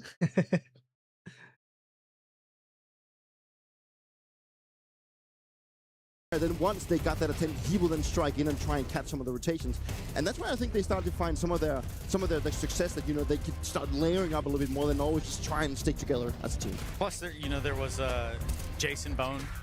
Oh yeah, Jason Bourne, almost J Bone. Yeah, there's J Bone, and then, you know, his sidekick in Jacob. So yep. You know, these two guys were helping put them all the way up 6-0 pretty fast. And then you get the 9-0. I mean, there is a certain point where you're like, okay, BB team, are you in the server with us now? Yeah, yes. you got to give credit to J Bone, who has shown once again, you know, some of that potential that we've seen when he was first being brought into FaZe Clan. I think a lot of people didn't necessarily expect too much from him, but I think he's had a couple of games where he's just completely taken over the server. And it's a joy to see an AWP player within FaZe Clan willing to go for opening kills early round. Not to take anything away from Brokey, but he was a lot of people mistakenly thought that Brokey was an explosive in-your-face AWPer. He was more like a defensive AWPer who then would explode when people came to him. J-Bone is actively seeking the duels, actively going out there, trying to make the game happen on his terms. And we saw how much of an impact he had in that first half. Big part of the reason why FaZe got off to a good start was because of J-Bone. Yeah, it is very much that. Speaking of FaZe, there's this guy Twist. He's standing with Freya. I wonder what they got to say. Guy called Twist. I got him down on the stage. That was a roller coaster to watch, Twist. I can't imagine how it was to play. You're 9-0 up. What happened after that? Yeah, I mean, I think it's a similar story as we had in Bounty, where like we're playing really well. Like maybe on like a more individual level, we're getting the important kills. Sometimes we connect. And then like when it comes time to really like important connections, calling rotations and calling like information, I think that's where we crumble a bit and we don't provide the necessary information. And then, yeah, we lose 3 rounds on the CT side to end the half, and I kind of, I guess, stunned our momentum onto the T side as well. Love that you mentioned those individual moments, because you had one yourself, J-Bone as well, penultimate round, getting that clutch. That was crucial for you guys to be staying in it. Walk me through that in the tail end of this map. Yeah, I mean, this is one of those times where, you know, we're trying to play a bit more of like a normal nuke, you know, do the right things, try to remove ramp control and secret control from them. But unfortunately, like, sometimes we lack initiative in the important moments, and if I have to take space in the front lines, then I'm not there to really micromanage the pack properly while trying to find the gap. And yeah, I guess maybe some early game nerves. Like first game, we just came off of a boot camp. Maybe there's some hidden expectations, or people feel a certain way about the game. But yeah, I'm happy we closed it out. Obviously, we have individuals here that can shine bright when it matters most. And it really came up clutch for us. Yeah, 100%. Just touching upon some of your calls, particularly on that T side, it felt like a couple of those fast A rushes that ended up paying off, right? That's how you closed out the last round of the game. Can you tell me about that? Was that something that was kind of pre-planned? Was that a read that you made during the game? What was the logic there? No, I mean, honestly, this was not in the game plan, but to be honest, I feel like our initial game plan was working. Like, we got secrets, we got warehouse control. Honestly, like, they also played good, they had good movement, but yeah, I mean, we're just not connecting when it matters most, lacking initiative in certain areas, but it's okay. I mean, at the end of the day, like, I feel like this is expected with the type of team that we have. So it's just something we have to keep working on. I just want to take like a bit more of a bird's eye view just as my final question, because it goes without saying it was a disappointment for you personally, for FaZe as an org, to not make it to the Cologne Major. But does that kind of help your hunger, help your motivation coming into the second season, knowing what the goal is for you? Yeah, of course. I mean, I've been in a situation before not making the major, and then 2-3 months later, I become IGL. So I've been there before. I bring a lot of hunger and passion to the team. We also have a lot of young players who are hungry to achieve something in this game, to build their own legacy. And yeah, as much as I want to keep building my own, I want to help them build theirs. And we just got to keep pushing. Maybe a bit of a nervy start here at EWC, but you said it, Twist. An entertaining start, nonetheless. That is FaZe 1-0 up here in Paris. Yeah, necessary footing for FaZe to start this tournament off right. Again, we started with best of ones today, so really not a whole lot of wiggle room for you to just come in here and FAFO. Now, is there, Debris? No, definitely not. And I just really want to go back and touch on J-Bone. And I want to ask you the question, Jay, because from one Dane to another, has there been a Danish arbor that has excited you more than this guy does since Device? Yeah, Could you pick one? Yeah, maybe Cadian at a certain point, right? But I'll be honest with you, Cadian at times, I'd even say Acorn, you know, at times as well. But that's the issue, right? They showed it in small glimpses. They showed it maybe in a period of 2 weeks to 4 weeks, tops a month, and then it faded out, you know. And that's kind of what I want to see from a guy like J-Bone. We see glimpses of what he can do. We see him play exceptionally well. We see him be very aggressive on the server, finding a lot of impact. But one thing is doing it, you know, here and there, so to speak. Sure. Another one is being able to replicate those kind of performances and find consistency at a higher level. So it's good that he's early on showing that he can do it. Now the big task is to be able to replicate it, because I'm, you know, certain to say this. If FaZe wants to be a top team, let's say a top 10 team, a team making the major and actually making waves at the major, they need an all player who can make the difference. And J-Bone have shown at times he can do it. And I'm just surprised neither of you mentioned Farlig. Honestly, I thought like maybe this would be the about Lucky? Yeah, you want to talk about Lucky? There's so many. There's so many. There are a couple out there, but you know, I guess we can subside that a little bit. Let's talk about some of these rounds. I want to jump into 19. Yeah, funny round, you know, to some degree. We're looking at the BB team on a 9-round streak of winning stuff. You can see the buy coming in for FaZe Clan is not really that great. You know, a couple of Tech 9s in the mix. They lose the opening kill as well. Then a bit of a mistake right here from MagnaJS on ramp. Not sure why he's fighting, giving up the space, giving up the positions, and all of a sudden FaZe Clan find themselves in a winning position where they can get the bomb down, they can trade out the kills, and you can see NAVI right here doing God's work with a Tech 9, dealing a lot of damage, making sure FaZe Clan is finally winning around and breaking the momentum of BB team. At this point, it was unlosable. 5v4 for BB team. You're up against 3 Tech 9s and an AWPer. They rush out ramp. For some reason, MagnaJS decides to give up the round, give up the space, and that's what FaZe needed to get back into the game. Yeah, it's like he realized that he had given up ramp space and just like a couple of seconds too late, and then he tried to sell the situation. Instead of he goes down and he gives up all the space. And I think it also, you know, kind of changed together what Twist was saying, that when in the important moments, you know, they were not supposed to win this round, right? Things just happen, and they're not really in a place right now where they can, you know, go out and just win the round because they make like the right decision. So they were kind of gifted this one, and they played it out really good. I think BB, they gave it a little bit too much of space once they got down, and they opened the door. I think it was Sorty opened it, trying to get like a couple of frags. It just seemed like, you know, they were trying to close out the situation when it was not needed. There's always a smirk about this one. I know you guys can't see it at home, but there's always a smirk about this one down in the end. He's always got something up his sleeve. Yeah. Maybe just perhaps it's round 23. Yeah, speaking of gifts, you know, I think we have another one coming in here for FaZe Clan, to be completely honest. 11-11, just come off a round where they didn't get anything done. They go for an inner execute. Again, BB team in a winning position.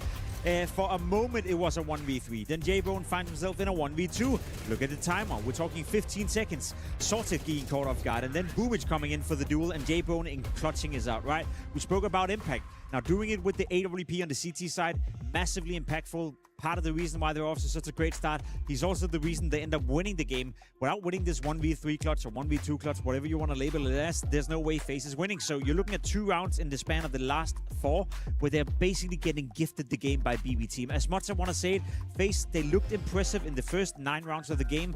From that part and onwards, I think BB team were the better team, to be completely honest. They were in control. They were having more winning positions. Unfortunately for them, and good thing for FaZe Clan, they were celebrating Christmas a bit early and handing out gifts left, right, and center. Yeah, and I don't want to throw Sorry on the bus, but I'm going to do it anyway. I think he's the one costing this round once more. You know, he goes out heaven fighting. You know, like the clock was running down. He could just have waited it out. He had his teammate waiting at T-Ven. He could just have waited. See, here's the theory, right? If you're on the T side and you have 14 seconds left and you're on the upper bomb side with the bomb, at some point you have to plant the bomb, right? Usually, That's how it works. That's how Counter-Strike works. Now, when you're planting the bomb trace, you can't really fight back, can you? You can't shoot back, you can't fight back. You're kind of labeled as a guy who's just, you know, entering a little code in the bomb, and you're kind of stagnated in that position for a couple of seconds, right? So it's unlosable. It's completely freaking unlosable with 13 seconds left. All they have to do is wait for him to pick up the bomb, try to plant, and if they want to play games, sure, one guy can go in and then he goes off the bomb, he kills that guy, and guess what? There's only 3 seconds left, so it's unwinnable for J-Bone. So yeah, it's unacceptable if you're BB team. You're throwing away what could be a very important best-of-1 win to secure playoff, to secure VRS points, and thank God for FaZe Clan and thank God for J-Bone for punishing that mistakes. That's what I love the most about it. When you make stupid shit, you should be punished for it. Yeah, it is. Well, it is. Y'all got it fired up today. What it is one of these situations where, you know, like details just matter, right? And Sorta, he's a relatively experienced player. He's played this game for a long time and in some big teams, you know, still trying to break through as this player that we thought he would be, but still maybe holding himself a little back, maybe because of stuff like this. What did you say? Is it if you fuck around, you find out or something like that? Yeah, I think FAFO was the verbiage. There we go. Thank you so much for kind of highlighting that and illuminating exactly what that means. We needed that. No, I'd say that BB and the post plants probably didn't have a good time today. I mean, you go down, what, 9-0 pretty quick, and it really is a, hey, we got to stop hemorrhaging rounds. Like, guys, we're not even giving ourselves a shot in this best-of-1. If we're going into the second half, we got nothing to work with. And this is kind of what happens there. So, unfortunately, for a team that we saw, you know, kind of ascend in Atlanta where they are now, not necessarily the ascension we saw them come to life, albeit a little too late. Where do you put them in the rest of their journey for EWC, Jake? And I'm looking directly in your eyes. Yeah, that's tough. You know, I know not a lot of people can do that. To be honest, it's a good question, Trace, because I don't know. To be completely honest, with this whole stand-in situation in and out, they haven't really looked impressive. Now 2 losses in a row against FaZe Clan. Good thing for them. They play best of 3. Good thing for them. I think they were the better team here. I think they played, you know, in their streak of rounds, they were more convincing than FaZe Clan to some degree, and they probably should have closed out this game. But as we spoke about, the individual side of FaZe Clan with Twist, the experience, Frozen, the experience, came out on top here. I'm worried on behalf of BB team. I don't think they're as exciting as they were a couple of months ago in Atlanta and at the major. Yeah, and the great question is, like, why is that so? You know, it's because now they have the full lineup. Its expectations a little bit higher. Boomit said in his interview not too long ago back in China, said that, like, the goal for us now is just hitting playoffs consistently. We think we're good enough to do so, right? And you know, playing against FaZe that played like this today, they were playing, like, the vast majority of the game, they did play it better, but they gifted away the game in the end, and they didn't keep the composure, which I think they did so well in Cologne. You know, they always clawed their way back. You can never really count them out. Like, it's the mental fortitude that I think BB once again have, you know, and it's in a case where the team just needs to stop throwing these things away, stop throwing it away. But at the same time, it's also just FaZe, they pull through, right? They still seem to be working in the right direction, and that makes me happy. Yeah, I was just counting up the number of times that our producer is going to have some words for you, buddy.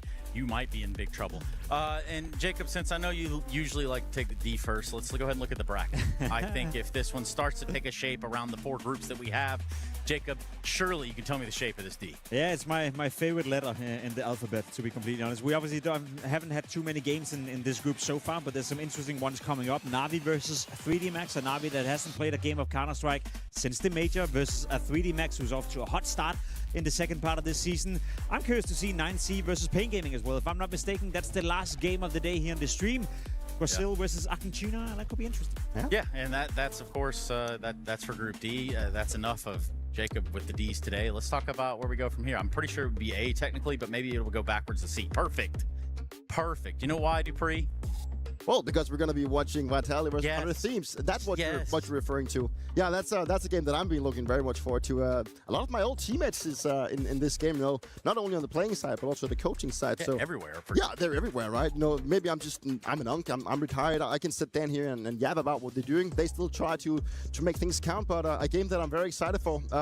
Vitality coming into this season, you know, fumbled together with some of the big dogs in Bounty, and now they try to make a bounce back here at EWC in Paris. So, yeah, everything's on the line for both. All I'm saying, the last team to win a Tier 1 trophy is in this group, and it's not Vitality. Mouse, you know, we're doing the job at the Bounty, so I'm curious to see if they can continue down that trend. Yeah, well, we'll just have to wait, won't we? Look, FAZE stacks up against Legacy after beating BB just now. The Falcons, having dispatched K27 earlier, sets them up to play Thank the winner God for that MIBR and Astralis. So that's a massive game. That's a massive game for FAZE and Legacy. Both of them, you know, are teams who need the VIS. Legacy obviously in a pretty comfortable position, but they could be a team that could go straight into stage 3 of the major, stage 2. Whereas for FaZe Clan, they're fighting to qualify for the major. Win against Legacy, that would pretty much cement that being in contention for it. So big game ahead of them.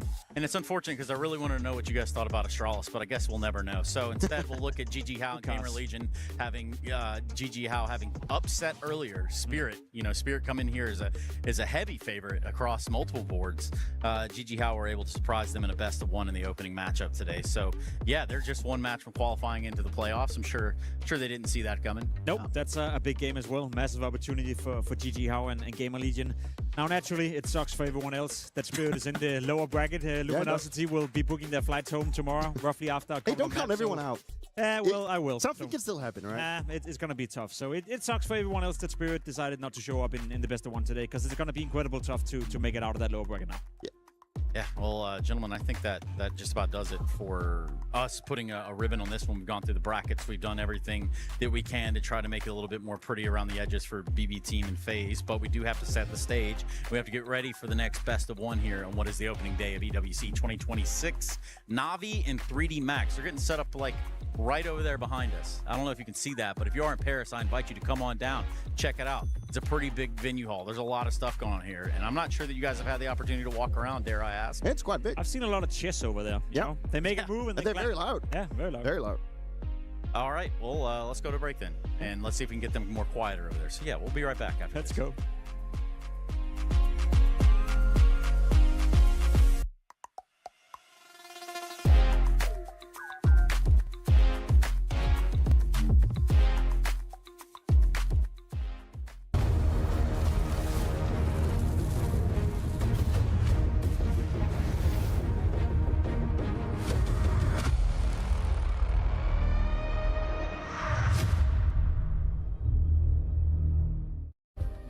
Play is in our DNA.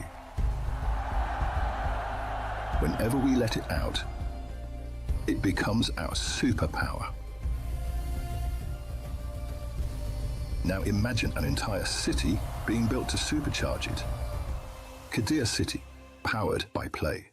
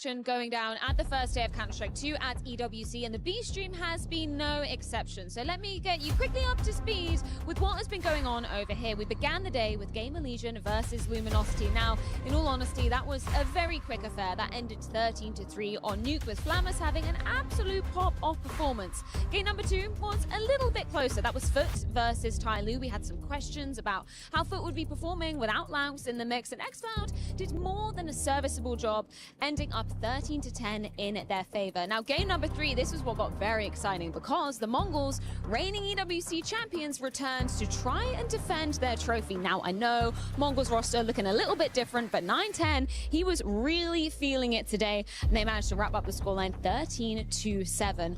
Game number 4, that was Legacy versus NIP. And Cash fans out there, you would maybe like to go back and rewatch this one, particularly if you're a Legacy fan. That was 13-5 in their favor, with newest edition Try looking very good in his yellow jersey. Now, I mentioned Cash, and that is exactly what is going down behind me. Game number 5, that is Bait versus Paravision, still raging on over on the B stream.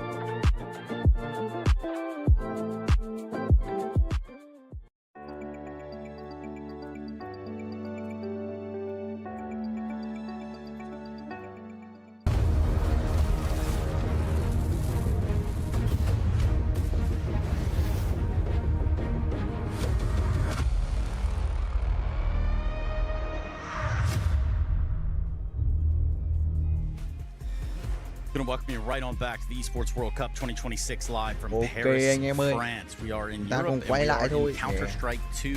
We are done with the global offensive stuff. We're moving right on into what is going to be NAVI versus 3D Max. So if you can imagine, two teams going toe-to-toe in a best-of-one on the opening day here. NAVI với cả 3D Max anh em ạ.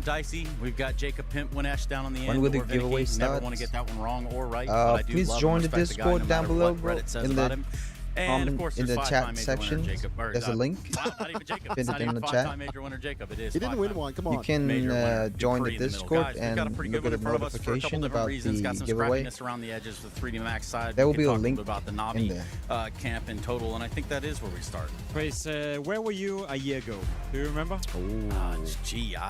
1 year ago from today. Probably somewhere similar to this. Somewhere similar to this. What do you think 3D Max and NAVI were? They were duking it out at this very tournament. Different location, sure thing, but that was also a big surprise happening back then.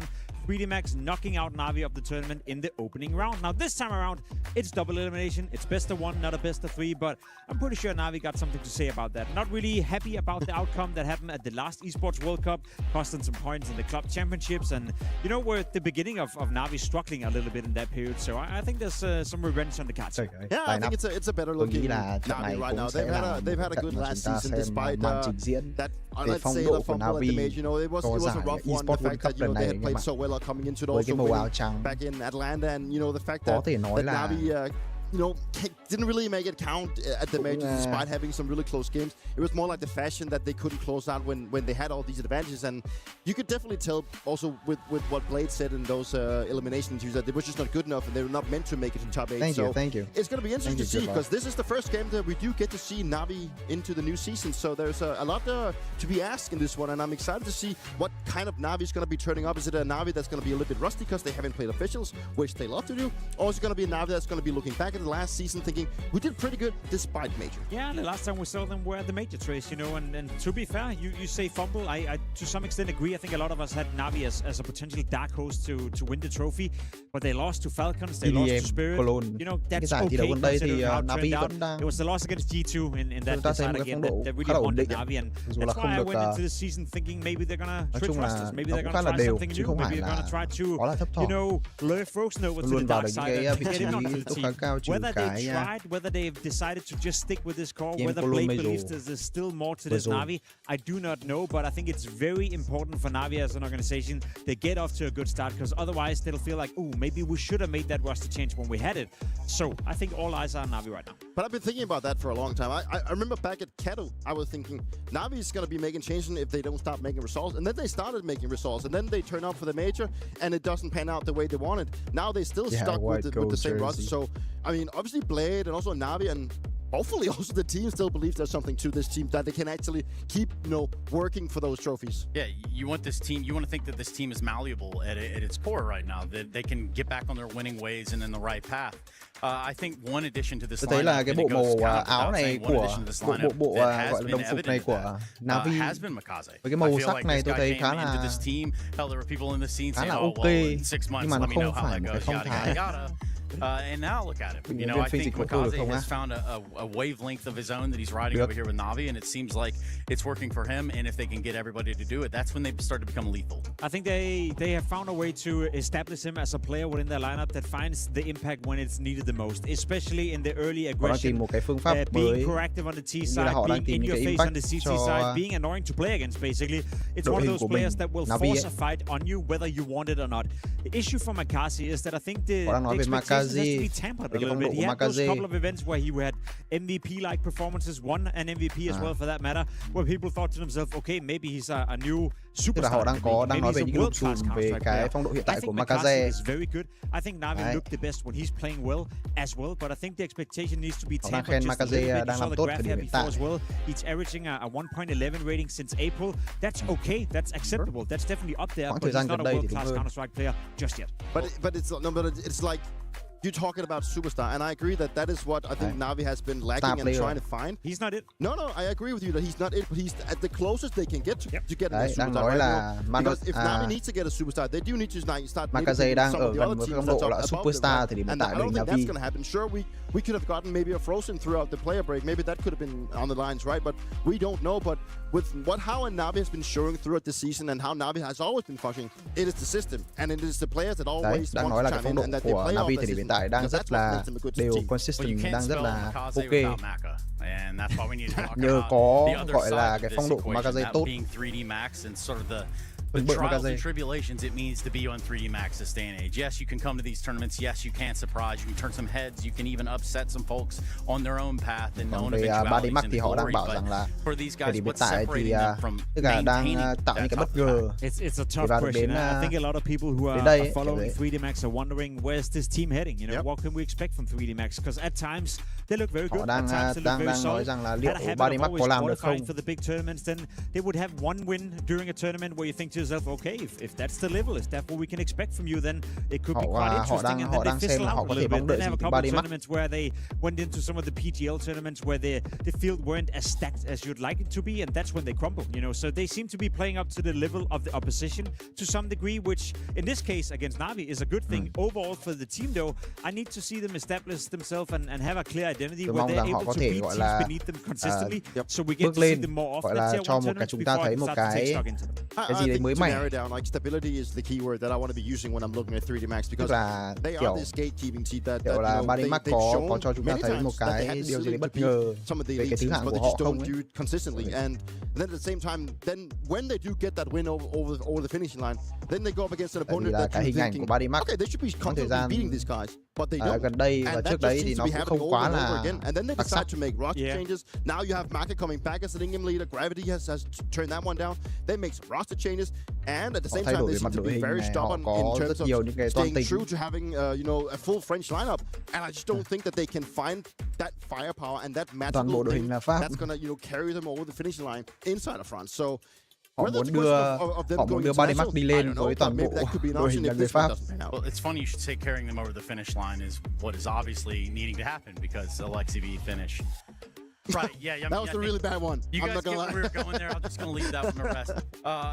In all seriousness, though, when we start talking about the side of 3D Max and what sort of problems they can pose on the server, where does a guy like Kersey come into this equation? I mean, he didn't really pan out in his first iteration in Tier 1, Tier 2 Counter-Strike within Game of Legion, so hopefully they can, get some of that potential out of him in 3D Max. I will say, though, that they were off to a good start. Blast Bounty, I know they beat a couple of decent teams online to make it to the land portion. That game against Mouse, that quarterfinal, that was winnable for 3D Max. They won the first map. They were definitely looking like they could win this second as well, and that would completely change the course of this conversation if 3D Max were to beat Mouse, who ended up winning the tournament at Blast Bounty. So they've shown that they can play Counter-Strike at a relatively high level. They probably also, targeted this tournament, as you said, you described it pretty well earlier, Trey, saying that this is the Super Bowl for a lot of teams. This is the tournament where a lot of these underdog teams want to come in, get off to a strong start. So odds are the play break wasn't as long for 3D Max as for some of the other teams, like NAVI as well. So there's definitely something to be said about that. The best of ones as well. It does feel like the playing field has been laid out for an upset right here, and I expect a competitive game despite the two teams should be far and far apart. Yeah, I think the best one here, right, is probably the best chance that they will get at knocking NAVI down into the lower bracket, right? But the fact that Kersey still remains quite an X factor for me. I don't know what to expect from him. Like he was AWPing in Game of Legion. Now he's back on rifling since Maka is there AWPing, right? So he's a big question mark to me. Can he elevate 3D Max the way that they want to? And I think what has to be thrown out there into the world is that 3D Max and the best one have to walk away with this veto in a comfortable place for them to activate a guy like Kersey or Maka in a situation, like they have to have a level of comfort, because obviously there's a deep playbook if you look at the side of NAVI. You're going to be running into about every obstacle that you can think of. So I'm thinking we can get this veto up on the screen. Obviously that 0 second timer. 5 phút nữa vào trận anh em ơi, chuẩn bị có veto. Where are we going on a best of one? I hate to break it for you, but no team has the capability or ability to win a veto when it's a best of one. You get to remove 3 map seats, so you're always going to land in a middle ground map sort of, and that's where NAVI, being as strong as they are, having a relatively deep map pool, is going to be comfortable. I don't expect Cash to come in there and be this map where they're going to take a gamble up against 3D Max. I'd love to see it personally, but that would be a big gamble if you're NAVI. Now, they have the opportunity of doing so, Peter. Would they force it? No. Too scared, makes sense. There's no reason to play around with that. Inferno, yeah, we haven't seen it today so far, I believe, on the stream, so at least a change of scenery. Yeah, that's nice. I think NAVI had a lot of options in this one. When there's such a big skill gap between the teams, then the top dog will. Nói chung là họ đang đánh giá NAVI cao hơn, và có vẻ là thấy Inferno thì họ thấy rằng là Badimac cũng đang sẽ gặp khó trong cái trận thi đấu ngày hôm nay. If they can't really turn their attention to just 2, and obviously not playing Cash, that doesn't really. I mean, it's cool to see that NAVI decides to leave Cash for like the last veto process to then keep other teams guessing a little bit if they have actually practiced or whatnot. It's up in the gap. But Inferno is very comfortable for NAVI, and I don't see many ways that 3D Max lựa chọn ban cá chê về sau. Wow, well, I mean, we've definitely heard that one before, isn't that right, Jacob? We've definitely heard those almost same exact words uttered, which I can actually remind you all at home. If you want to get involved, you can go ahead and do the play match pick'ems. Let us know who you think is going to win. There's a QR code that'll pop up. It's right there on the bottom of the screen right now. All you really got to do is utilize the QR code. If you don't know how to do that, I can't necessarily help you right now in this moment. It's not that moment for this. What it is moment for me to ask you guys who's going to win the game. Yeah, well, I've already said that I think NAVI's going to win this one. I was right with FAZE, so why not continue my streak, Jacob? Yeah, I think NAVI's going to win as well. I wouldn't be surprised if we get a competitive game of Counter-Strike, a bit of a rusty start maybe for NAVI having to get into it, but with Blade behind them and with a team that's been together for as long as they have, it'd be very surprising if they weren't able to cleanse a win on Inferno. Which is awesome when you think about the tutelage of both coaches in this regard, right? One is definitely not like the other, but they're both been there the entire time. And I'm sure you're tired of us yapping, so we'll do what you all want us to do and start the game. Vô game.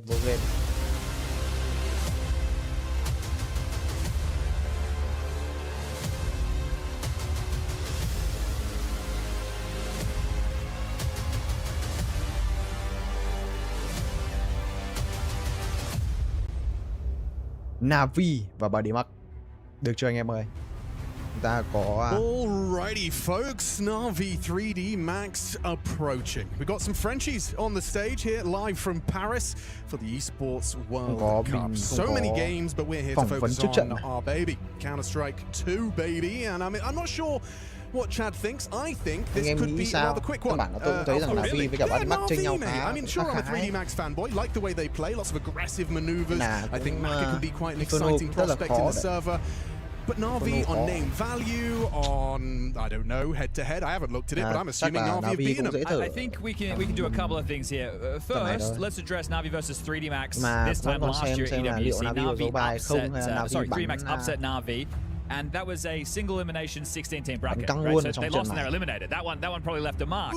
But since then, a lot has changed, right? This 3D Max roster is different. We've had coaching change. We've had in-game leader changes. We've had a couple of players go out, Body and Ecstasies. They've made way for the likes of Masuta and Kersey, who we saw in Gamer Legion as an AWPer. Right, and how much of Kersey did we really see? Yeah, not enough, right? It was a short-lived stint, but he's operating as a rifler in this roster of 3D Max now. And then you have Navi, on the other hand, who we haven't seen play an official since their Stage 3 major exit, losing to G2. So the only thing I can tell you about them that's looking new is the jersey. Oh, yeah. Otherwise, they had radio silence. We thought, surely they're going to try and make a trade in the off-season. But no, we have the same roster. We'll see if we can get a different looking result for Navi coming out of the gates this time. The other head-to-heads in the recent history have been at EPLs, but as far as the new complexion of 3D Max is concerned, it's the first time we'll see these 10 players locking horns in this complexion. And as far as, you know, how you categorize, you know, if you were to describe the style of play, 3D Max, I feel like I can do that one. You know, it's that proactive CT side. It's very kind of live and die by that sword. For Navi, are they categorized as the team with the strongest fundamentals? Is the word default going to come out of your mouth? How do you categorize and describe Navi to say a newer viewer? I think in terms of, let's go with theory. They're a team that does a lot of theory, right? They play Blade system, right? Alexi is essentially calling Blade system, and he's a bit of a taskmaster over there. I see Glaive in the building, I see Device in the building. I tell you what, we got 100 Thieves coming up next. The young faces, the old faces. I got off the Navi topic there, but I just turned around, I saw Glaive. I went, okay, well, they're looking for someone to sit. I'm excited. Just a good player. I don't know if they've been there yet, but we'll see them coming up shortly.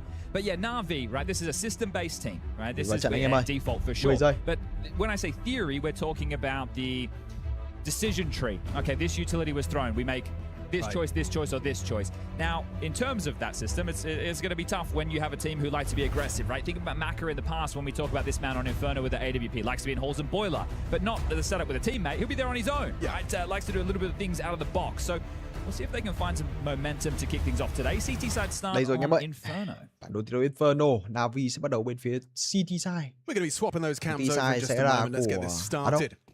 CT side của Navi. Badimax bên phía Navi. CT side. Nhưng mà đây như cái góc cam đang hơi sai thì phải cam ngược à? What the hell? Bên này lại tự dưng là của Gravity, bên này lại của Navi. What the hell? Wait, I'm so confused. Hold on a second. That's not Maka, guys. That's not Alexi B either. Wait. Lỗi rồi. What the hell? Đây rồi, chứ Maka. Beat 5 rồi.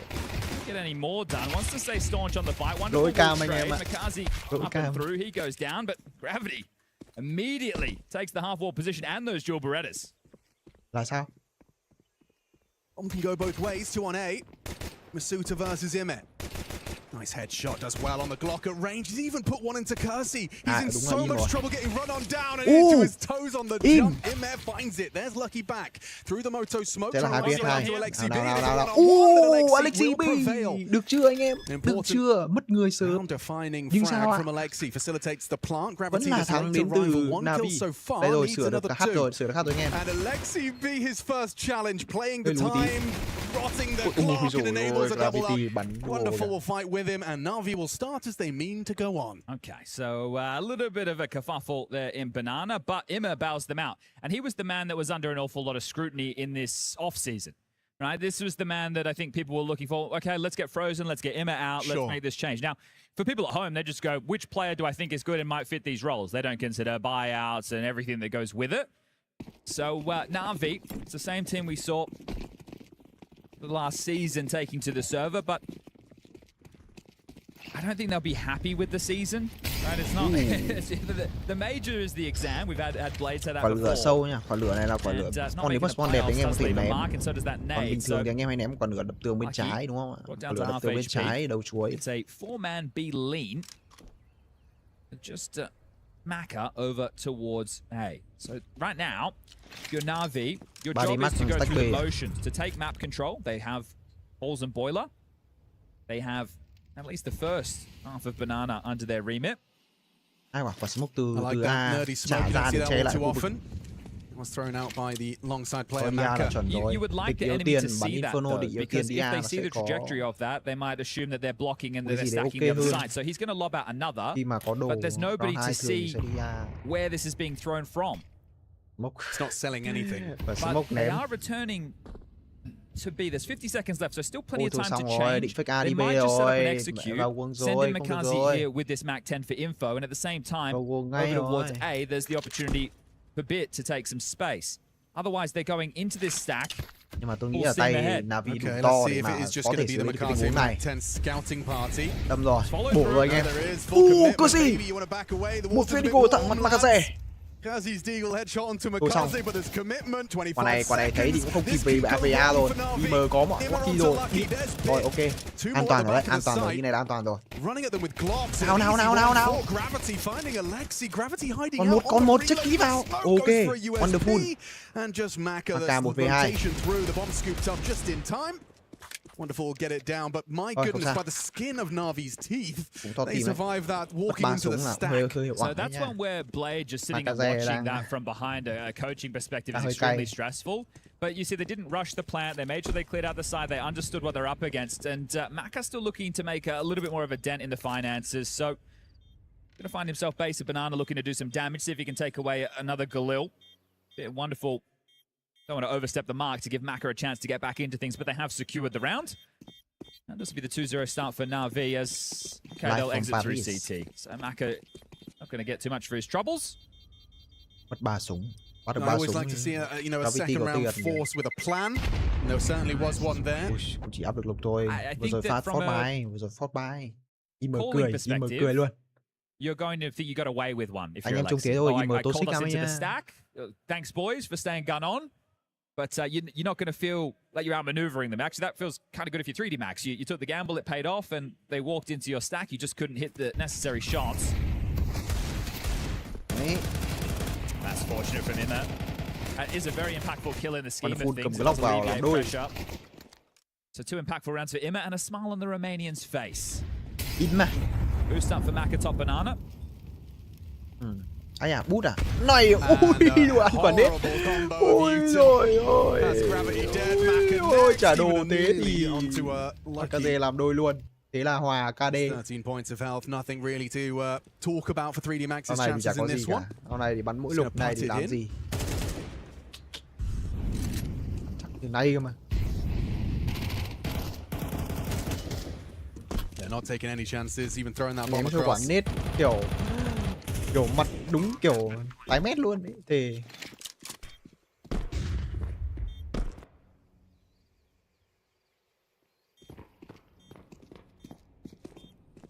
lucky for the exit. Nào lại có bắt được súng không đây, lộ rồi. Ui yeah, not the weapon you want to be going into a head-to-head duel with. The Mac 10 quick to adjust in the air. One more bullet would have been nice. Masuta unable to provide. All right, well, the focus going into this first rifle round is going to be Maka. Right, he's going to bring out that AWP. We'll get to see how he wants to ply it. Straight to apps, round 1. Well, this is it. Is the game plan going to be to fight for banana control? Right, this is where we get to see what 3D Max have opted to bring in today. Tôi ném quả lửa chết ông ở dưới với buồn cười. Cái ông ở dưới thì từ lần sau không bao giờ bút ông kia nữa luôn. It's already Inferno, so that will reinforce the save idea unless it's full chaos. Mày bảo thằng khác bút đi, tao không bút mày nữa đâu. It's Gravity Lucky and Kersey looking for the banana control. Ăn quả nết, ăn quả lửa, thằng mặt sợ thật. Ui rồi lại ăn quả đồ kìa. Nửa cây. Extensive early damage. So as they're trying to store you out your cây ạ. Này, ăn quả nết này. Boom. That's brutal. A little bit of a sound cue, all McCarthy needs, and he gets bowled over. And they're just going to explode to đi ra chuối với cả đi ra boiler chưa tới đích đâu. Masuta already down to 43, partners up with Maka on the short side. Now the pressure from Maka, đây rồi, Maka đổi một. Double kill cho Maka. Ngon. 3 với 3 rồi. Well, they will give this one a go. The fact that they have them boxed in, they should give this retake a look. Sure, there's no kit. But they've responded to this very quickly. Crossfire on site, wonderful in Thôi, để đẹp thôi, đặt bom ngồi kia thôi, cần gì phải bò đi đâu. Able to enable no worries about the balcony. Đẹp rồi. Bò lên là họ bắn ngay, họ không phải quan tâm lầu nữa. Mỗi cái ách với boiler luôn. Ôi, setup đúng đẹp luôn. Thề. Ui, còn bút của ông ở đây nữa đi. Ôi, nha, bởi vì xếp. Backing away, uninterested in the 10-second defuse. Okay, a bit of fishing going on right there, seeing if anybody oversteps the mark. You take a look at the Utah left over as well, you're thinking, well, Bit could be in a position right now to re-smoke Moto, that'll guarantee it. But he was just staying as a bit of a nuisance over towards apartments, and that's going to be 4-0. He's going to be very happy with a freebie in Banana there under gravity. Tagged by the wallbang in the last frame. See this from Makaze. He hears that burn, and he just scuttles it forward right into the pocket of gravity. I was impressed by the way Maka handled that wrap. He confirmed they're dropping out bulk at the same time he spots someone pushing middle. Managed to provide the double and get away with that AWP. See if he can do something with it into our 5th round of play. Để xem cái anh em có thể học những cái cách mà đội tuyển pro họ handle. Đây rồi, các ông trả đồ tôi, giờ tôi trả đồ lại. Nào. Wonderful ăn nết, Gravity cũng ăn nết. And we've still got a minute 20 left on the clock, so at least they've got what they were hoping for this. Đây rồi, Lucky's opportunity this time through the smoke. Thank you very much. Just a well-timed cái map này nó cay ở chỗ đấy anh em ạ.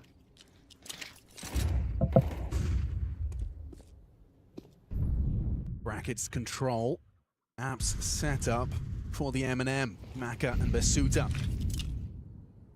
Được chưa?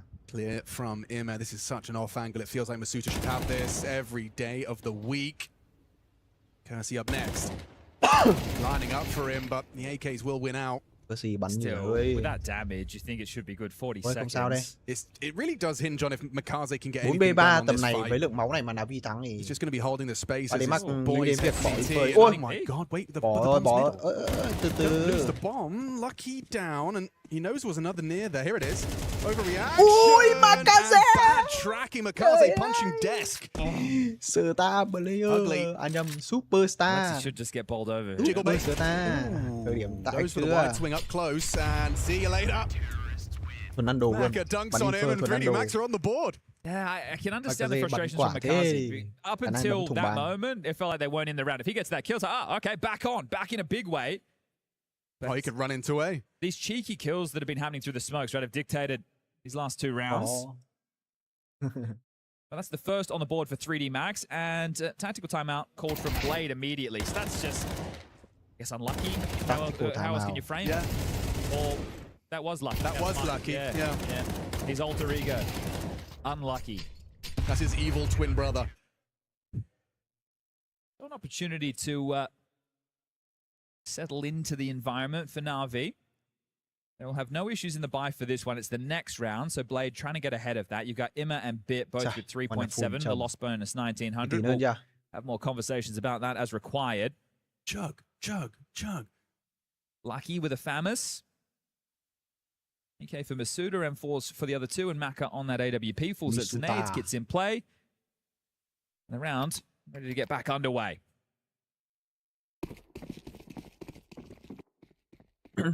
So Kersey again, smokes spot on Banana, heads over nào to để xem quả này ai ăn nết này. Control, Maka and Masuda. Xem quả này ai ăn nết này. Nào. The T and CT smokes are almost next to each other. Boom. Rồi, gây được 7 đam. Rồi, Makaze có vẻ là Makaze chốc rồi. Makaze tầm này bắt đầu bắn láo nhiều quá, bị bắt bài. Blade took the timeout for that. And now you're in a 3v5 with a whole lot of time on the clock, so Not backing down at 3D Max, continuing to trundle forward even with a 2-man advantage.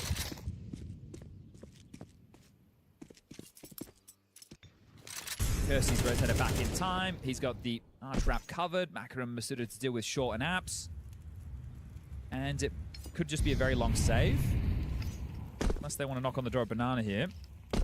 Is there a good flash for a position like Gravity's? If they were T-step, well... nope, just a hard clear. Oh, the crouch nearly worked out. It was under the crosshair for a minute. Tí được mà bắn chớ vào đấy à? And bit trading eventually. That's just going to lead to a rotation. You can see Kirsty quick to scarper over to ensure Lucky's not alone. Về cũng không được. I'm Wonderful bắt được người ở mid thì đẹp. Head to head with the orbs here. Ui ui. Maka bị đục yếu rồi, Misuta cũng yếu luôn. And Maka both took damage from that. But they identify in this situation it's likely to save because you're seeing the AWP at T-stairs with 30 seconds left. Vẫn được ấy. So if Imma had stayed alive, this is why I was saying, because it was Wonderful, Imma, and Bit, right? Yes. So Wonderful could have kept the AWP. The other two are in positions to drop AKs and still buy utility into next, and it could have been a full buy. But I like the fact that they still gave it a look in. Right? I think one of the things with Navi is sometimes it feels like it's a little bit too by the book. The whole point of the structure and all the theory is to give you a foundation, but your players still have to play. But I mean, what you're talking about is wanting to see a little bit more, you know, of the fishing style. Sure. You know, where you kind of, you're not full committing, you're not necessarily all in on the commitment, but you're certainly keeping options open as opposed to it like this is binary. It's either we fight or we don't. A little bit of a reaction there from the crowd. It makes sense. We got a French team on stage. When we move into next week, we move into the đội tuyển Pháp mà anh em. Đội tuyển Pháp này nên là fan ở Paris người ta ra người ta cổ vũ kinh lắm. Sitting right now, Rocket League's over there. Yeah, by most people's standards, I think that's pretty big. Okay, so they still make it work for the most part. So Tech9, the only mission.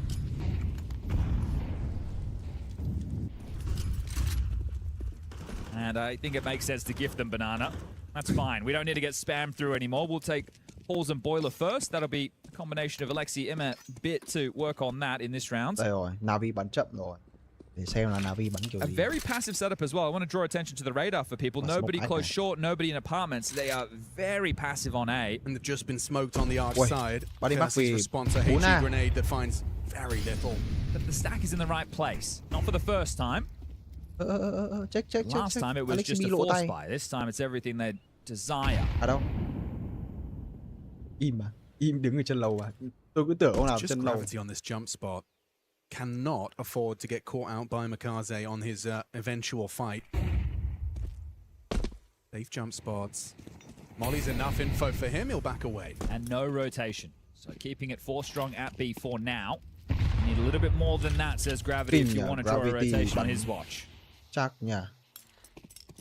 So the net has been set up top middle. Now you got Wonderful, Imma, and Bit. Draw that line in the sand. The rotation comes back to join them. Kirsty in sight, Lucky towards tall box, Masuda in pit, and Mac along with the nằm trong lòng bàn tay à? Như một cuốn sách à? Ui. Thằng nào bị hay bịp lắm. Lại bố rồi. Đây rồi, 4 người trong vùng bom say à. Ui rồi. Makaze vẫn có mạng à. Ui rồi. Còn Alexi nữa. Đây rồi, vẫn còn 2 người. 4A vẫn không thủ được luôn mà. Navi đổi mạng ác chưa? 7 seconds left as the bomb starts to get punched in there. If a kill goes the other way and a little bit more cumbersome there on the trading, the time could have been the enemy. So Navi with a buzzer beater. Gravity will back off. That's his best option in this one. He's the one who's lacking in the cash department. Impactful kills from Makaze. Quả đấy Makaze và bắn tay to quá. To be fair, Alexi somehow getting real output out of the Tech9. It's 2 points. Nhưng Maka nằm hay sao nhỉ? The nade comes out does good damage, but then as he swings có back được out mạng nào with gun đâu. in hand, Ốp đúng ra phải đổi mạng đầu. Ốp vào được mạng đầu thì and then you see Maka trying Navi to của get đấy mới into nhung sight, được. but they've already breached up short. So 2 players caught by timings, and that's the undoing for 3D Max. 5-2. And another buy will follow. Ôi thì 5-2 đi. Is there a change up? Nói chung là vẫn đang rất nhẹ nhàng. Very passive, right? And we've seen them in other rounds have Maka with Masuda forward in halls with some setups to at least inform them with a little bit of information. Ốp chia chay 2. Chịu rồi. Đây này, đâu ông AK ở dưới. AK đứng vít. Quả đây ốp đứng đâu? Quả đây như không có ốp hay sao ấy. That's Makaze's 3rd opening kill, the only man providing opening kills for Navi so far. Đây rồi. Một setup 2 smoke chuối. Ôi rồi Maka. Phá smoke được cái nhưng mà An opening, unable to provide it. Nào, Lucky của này nằm là B khó này. Ngon. Emma wasn't ready for the double up. Suter provides the trade. Ngon. Ui, chẳng vẫn xây chết kia mà cả dê vẫn bắn được kìa. Advantage NAVI and just one man to defend A. Đổi được chúa phát họ về A luôn, họ biết là địch back B. Bây giờ có một A thôi, một ông cài được trên lâu rồi. Còn này Misuta mà làm 3 thì thôi. Mà góc này khó. Ngay mà, góc này khó quá. That is round. Just for theory there on what is going through Emma's mind. So the orb is routed off on the break. The player that they killed first was đi đổi được boiler đi. I believe. Sớm thì họ còn khó vào. If they're starting 3B, those are the two players you expect on A. So he's overlooked the potential for Kersey because he's assumed they've gone for another 3-man banana start. Kia bắt buộc phải xếp. But he's died, the information's there, they've won out on banana, and either way they've just been able to put it in. So sao reality khả năng rốt được 1. No, but that nameplate Counter-Strike, it's often it's very easy to overlook as a viewer where some of these decisions come from players. You know, they get caught with a knife out, and it's very easy to sit there at home with your popcorn and go, "What are these idiots doing?" But there's logic often, most of the time. Tôi dám cá thì bạn ấy mắc vừa ra đến chỗ đầu T-Ram là ăn khoảng 1 tấn đồ người. There's also little details that we are going to miss when we're watching in this way, right? Because there's so many sound cues that are going on. Players can pick up. There was a moment earlier in the tournament that I was watching back in the hotel when it was Mini from Gigi How going to pick B, and he was scoped in early, so the short player couldn't hear him. But then he gets the kitchen, he unscopes. Zontic's always close short. Here's the double scope magic stops jump spotting, right? And there's these little details that are happening all the time. It's so hard to pick up because you're focusing on different skirmishes all across the map and everything is always moving. So it's devil's in the details as far as Counter-Strike's concerned. But we do get a tactical timeout. This is the second. There you go. See, that's why it looks a little bit silly. Second of the map. But first from 3D Max. But Emma has had some very impactful moments. I know he only has 4 kills, and that sounds a little bit crazy, but Pistol, he had some nice kills. And then against the Force in round number 2, he gets that spam kill through the smoke, and I think that was necessary to alleviate some pressure. Mikazi's openers have been handy, and that one for Emma, he now joins the board. And they also looked a little bit more free, right? Just, oh, well, let's just take that fight, right? So identifying, okay, Orb was long side, we might be able to get a 1v1. Great to see them taking their shots. So we are ready to get this one back underway. Mà cứ từ từ đã. Và đấy bỏ ách 2 kẹp chéo trong side, ok lầu chịu ơi. Ok lầu ở đấy tù ách trưởng ra cho súng bị bắn còn hơn. Nó còn di chuyển được. Bây giờ lầu đấy đứng đấy kê ăn quả flash cái chạy đi đâu. Rồi nó áp sát thôi thì bắn kiểu gì. So this all came back to that round they finished A, right? They went for the halls and boiler control first. Now they're essentially forcing 3D Max to start in a stance that's đấy, đang chờ lại combo sửa tách nết này, sửa tách nết vào CT à. In boiler, in halls, Gravity không di chuyển gì. Đấy, may nhá, Gravity di chuyển, ăn ngay quả nết giữa đầu. The Jules top, middle and halls, and that be the rounds. They don't want to play out the mid round. Mikaze could be providing opening here. Up against Gravity on that first box. Makaze. HP on Gravity, he does deny. But there was no smoke from CT, nobody picked coffins, nobody jiggled CT. Rồi bắn chậm rồi. That's information in Mất không đổi được là phải cắt luôn tiếng. He's alone. And if he coi như chỉ có một. Xong rồi ụp nhanh này. Rồi là cũng đi luôn.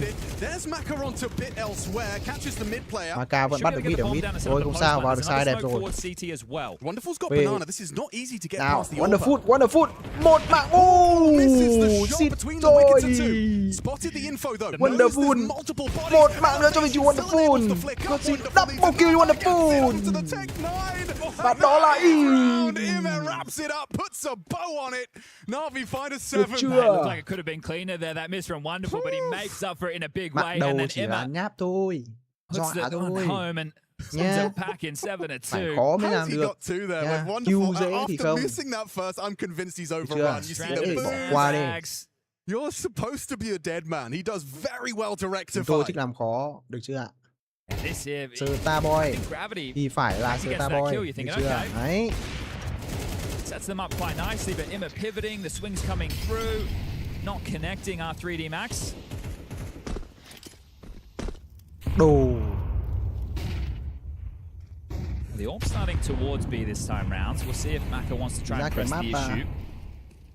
Ra lích xã hội giá kịp.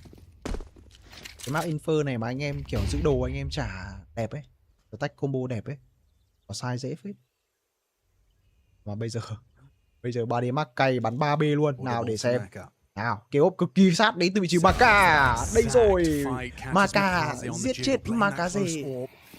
Maka gì? He's playing a very dangerous game and he has to win that one. Gravity manufactures an extension of their advantage. There's a little bit of something on it. Biết là B đông. B đông bắn ách. Được. Hợp lý này. Biết là họ bỏ ách này.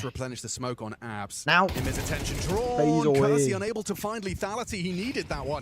Kim tay đủ to để xử lý đúng không ạ? Đẹp rồi. Ơi. Phải có người đổi chứ. Đổi luôn đi. À nhưng mà qua được full thì cái mốt thì khó. Đổi sao kịp. Thôi không sao cả. It's fallen through their fingers. 3D Max had a golden opportunity, a two-man advantage, and it's just disintegrated. Bây giờ gì tách hai người vào A khó này. A gì tách không còn đồ. Có một quả smoke thì khó. Ít thì không có. Bị đinh rồi. Thôi xong rồi. Khả năng vẫn retake được rồi. The swing of Lucky and is just onto wonderful last seen sight. Clutch for him, denied by a quick heady. That's a nice shot out of Lucky. 3D Max find themselves a third. And they were under a lot of time pressure there as well. You see this 10-second diffuse coming through, so without the kit, those kills had to come in quite rapidly. So well done. I thought Bit would have had him dead to rights, but steps up, pops the dink under pressure. Tôi đoán là thế. What a relief as well. If you're the A holders there, you do feel like you've just let it go. Yeah, I have some problems with the way that Kersey approached that. When you have an advantage like we saw, you want to play setups where you can get information and then rejig a crossfire with your teammates. Right. But he was so committed that he either kills them all or he's dead. So it did make things a little bit more difficult. He is the most green player in the server right now. Tay to chưa? Okay, Lucky has got a laser beam on his M4. Bắn tự tin thôi mà, đúng không ạ? 7 frags deep. Bắn tí sai, thế này là đẹp rồi, đúng không ạ? Tí nữa sang City cứ cầm đồ ném chọi mặt Body Max. They're all ready to pop A. This is going to happen very quickly. Yeah, I think quicker than they're ready for. I say that actually. Bây giờ RCB vào cháy thế, vào lẻ thế. Ngon, smoke kịp rồi, Misuta mất tầm rồi. Ăn quả nết nửa cây. Bít, ui dồi ôi. Vào sai thế này thì... quả smoke, quả smoke của họ. Well, as soon as they saw it was Alexi, they immediately knew, xếp rồi. They are actually, they're coming. This is not just one player searching, we are in a bit of hot water. And getting caught on that break. V3, tầm này họ có A rồi, di tích kiểu gì? Flames open and just deleted there, so this will be 8-3. It's a really nice response. I was sitting there like, it's going to be hard to flush him out. He's got a smoke to play around. You can't molly him, but you can nade the smoke. Genius. Rock, paper, scissors. Lizard Spock. Rock, paper, scissors. Slightly more 8-3. More layers to that closed format. We've got Vitality versus 100 Thieves coming up next. Simultaneously, we'll have Wildcard versus Furia. And then we're going to have a 9Z versus Pain and Elimination versus Mouse to round up the day. And then tomorrow we get into the best of threes. Tomorrow we start eliminating teams. We start crushing keys, excuse me. Đúng rồi, còn một game Vitality nữa với nha bạn Put Zero ấy. Game Vitality với cả 100 tip trận này hay. Trận cuối hay. You get to put your favorite 3 keys into the trophy itself. It could be any of the teams, any of the other 30 choose ones. them. You don't even have to have beaten them. Oh, that's cool. Yeah. So, I don't like these guys. They can live in my trophy. Just more fuel for the drama. Các anh già bắn nhau ấy, các anh già bắn nhau. 4 and a pistol is workable, 9-3, and I think this one will be quick. CS cổ điển luôn. Okay, we got action on. Ăn đồ này. She looks like it's destined for damage. Ui, Gravity. After Lexi B's combo. Both teams have had some moments through smokes. Gravity. Live xong bình luận viên có làm sao băng không? Tôi còn không biết có sao băng cơ. And they didn't really win out banana control, so they don't have brackets info, they don't have banana info, and that does spell a bit of a problem. Mơ mộng gì đến cái đấy à? Here it comes. Tôi có thể lên YouTube tôi xem xong tôi đi ngủ. Kersey. Tại vì cái việc là tôi phải ngồi chờ. Oh, they're playing for a fight. Kersey forward. Flash mid. You had your knives out. Didn't go for the full swing, understandably. This feels like an invitation to these boiler players, though. Khả năng đến từ đây sáng sớm. Didn't make an impact sound. Him as position not noted. Không. So I like the heads-up play to take back this brackets control because they would have been in a world of hurt information-wise. But you still have this problem with the low HP of Gravity on Bit. Oh, wonderful. Okay. Thôi. A nice one from Wonderful. Well, the info is Wonderful is in chicken pit. Ấy cái bắn cứ như thế thì do with that as you will. Đỡ sao được? Now it's Masuda and Maka on A to defend against 5. Không có ốp thì làm sao mà đỡ được? Trong này chỉ có cây ốp thì mới And you've only got an M4 and a thắng tay FAMAS. Navi thôi. Hoặc là bắn vào gáy chứ còn không thì. Ôi Misuta, Makai cầm. Ai chà, cũng trả đồ đấy chứ. Bây giờ Maka có một Misuta, một mạng nữa. Ôi rồi ôi sấy.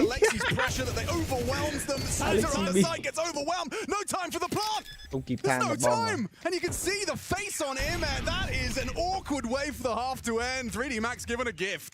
That's when the CTs do put up the necessary resistance with the load time, right? We had it one earlier where they kind of just fell over. This time around, they stalled them out. The clock becomes the problem, and with 30 seconds, they're probably chomping at the bit to get this thing back underway. So 3D Max, you get the pistol. Maybe we can start having a conversation of a map on our hands. Gosh, that was, just the two of them. Maka and Masuta versus the entire NAVI squad, but enough output to get it by virtue of the clock.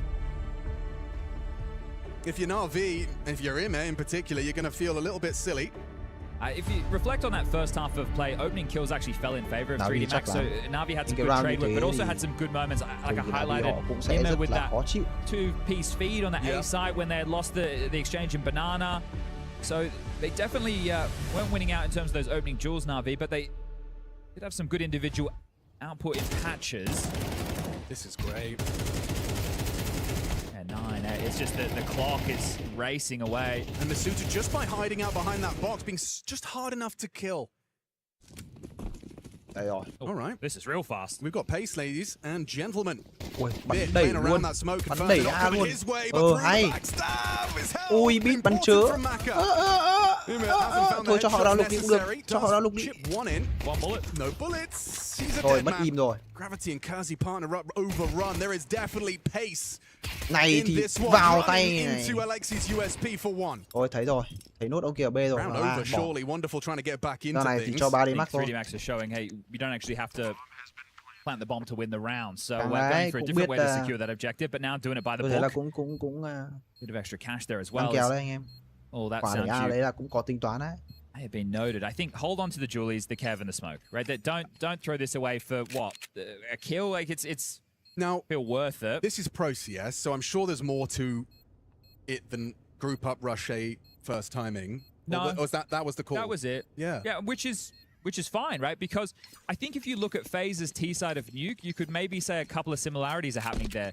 You're not worrying about taking the map control and then playing off of each other. It's let's cause a scenario that they couldn't possibly have prepped for once we get into a mid round, right? And if we find that entry, if we trade out efficiently, we're going to be in a very strong spot. So 3D Max, when you were asking about trying to frame these teams, that right there, you could just, this is how 3D Max play, right? They're an aggressive squad. You talked about the Navi and how it's all flowcharts. The flowchart for this round for 3D Max was rush A, and the second step was kill them. Yeah, and the objective changed Đây at rồi, some point there to be, okay, let's just take the fights. Liệu chúng ta có 8 điều hay không đây, hay là chúng ta thấy rằng là 9-5 ngay lập tức chuối luôn mà.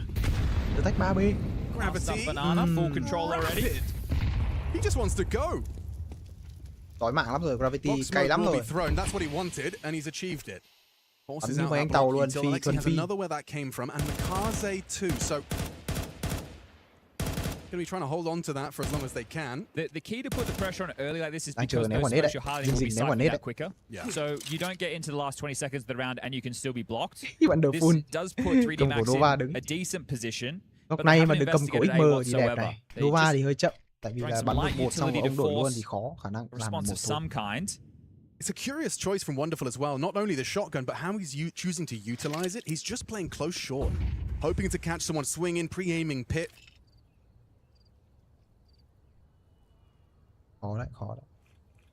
I don't know why I'm a bit worried for 3D Max in this round. Yeah. Something just feels a bit fishy. This is actually very interesting. Ui. There's a smoke at the bắt đầu Misuta này thì khả năng vẫn giữ được nhá. À không, nhưng mà họ đi ách thì. And if you go a step further, it's a free frag for Masuta. Misuta, nào đừng. Ooh, nice trade though, provided by Wonderful. Gets some extra nào, Alex đi. Ôi sấy. Ui như hack kia nhở. Bắn trước luôn mà. chưa ra khỏi smoke, bắn trước dính luôn. Wonderful confirms Lucky's got the short side on lock. I don't know what the shotgun's supposed to do in this scenario. Partner up with the MP9 and rush at them. Got a bit of presence from Immer coming in. Ôi chết rồi, tầm này offside họ bắn tầm gần, khả năng NAVI vẫn làm được nhá. Mặc dù không có kit vẫn kịp. Kaze draws attention.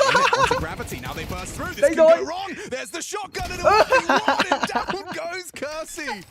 Tôi biết ngay mà. Để họ chơi tầm gần thì thôi. Well, he's just farmed his AWP. Mất 3 điểm mắc luôn. $2,700. He's a rich man. Diffuse comes in, 9th on the board, and what could have been the conversation for a comeback for 3D Max has just been stunted right there and then. Fortunately for them, they do get the bomb down, so they get a little bit of extra cash going to their force buy, but I feel like the win's just been taken out of their sails the second half. A lot of output there from the shotgun. Nice from Miller as well. Yeah. Like he was the first to pull a card from the castle. That's an expression I've just made up. Actually, a brand new one. It's House of Cards. Yep. Topple pulling one of them. You know, you could do it with the sandcastle. Yep. You could do it with a House of Cards. You could do it with a real castle. You could. And you could do it with an eco. So not opting for the force. You know, there's a lot of castles for sale in France. Okay. Yeah, if you're interested. Yeah. They're quite reasonably priced. I thought you were going to give me someone's number. Who am I calling? No, I'm just telling you. Like, I was surprised to find a significant amount of castles for sale if you're feeling medieval. Are they owned by Zywo or Apex by any chance? Potentially.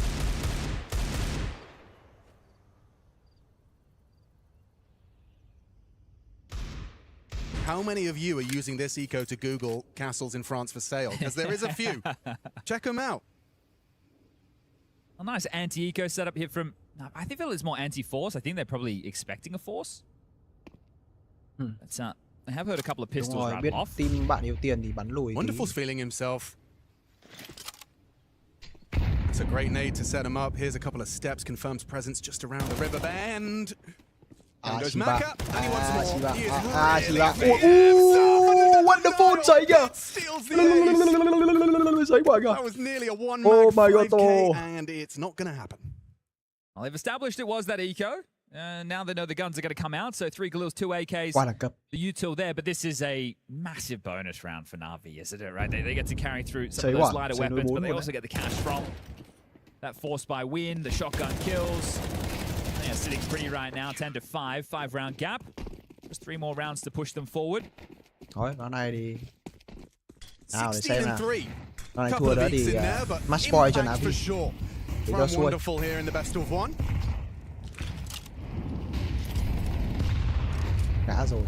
Hello, info from Makazi on the jump spot confirms Lucky's presence on Banana. He's rather alone. Through the mid-smoke. Yeah, and Bits of Dead Man. Lovely flash from Masuta. Sets Kersey up for the opener, and Makaze's pre-fire does not bear fruit. Wonderful able to muster some sort of defense, but overcome by the AKs. Wouldn't mind if Emma and Alexi want to hang around and do a little bit of damage. Sure. Probably their best option in this situation.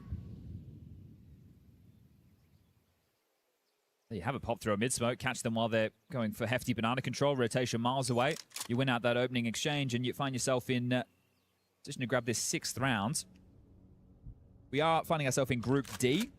We've already had a match in this group take place earlier today. That was the Mongols versus Magic. And the 2 big names, like the higher seeds in Group D, it's Navi and... Furia, yes, okay. We have Nazi versus Pain coming up. So I think Nazi is one that we definitely need to give our respects to based off of their major run. So, look, if you're going namesake, it's Navi, Furia, Nazi, and Mongols are the 4 that would be your likely expectation. But the Mongols have 2 green players in the roster for this season, Tikuak and Darkmeister. Bestmeister. Darkmeister. Everyone was blind there, besides Kersey. 2nd timeout from Blade. Wonderful will have his AWP. Ô, bắn con gì đấy? Biết bắn con gì đấy?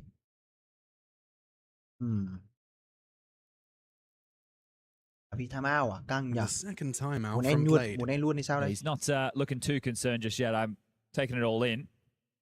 You can see this man's frustrations from a mile away. Yeah, one of the many reasons he is our fan favorite is the heart on the sleeve. Cannot hide how he feels about the round. We've seen him smile a couple of times. And I'm glad he doesn't. What, smile?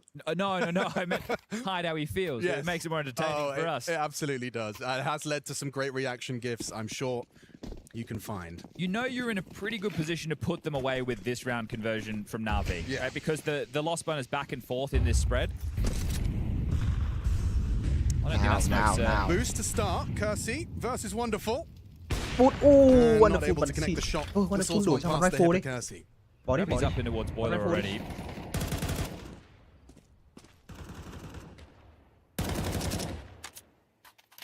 Nó oanh tắt trang như cảm giác bắn có vẻ như là không được thích lắm rồi.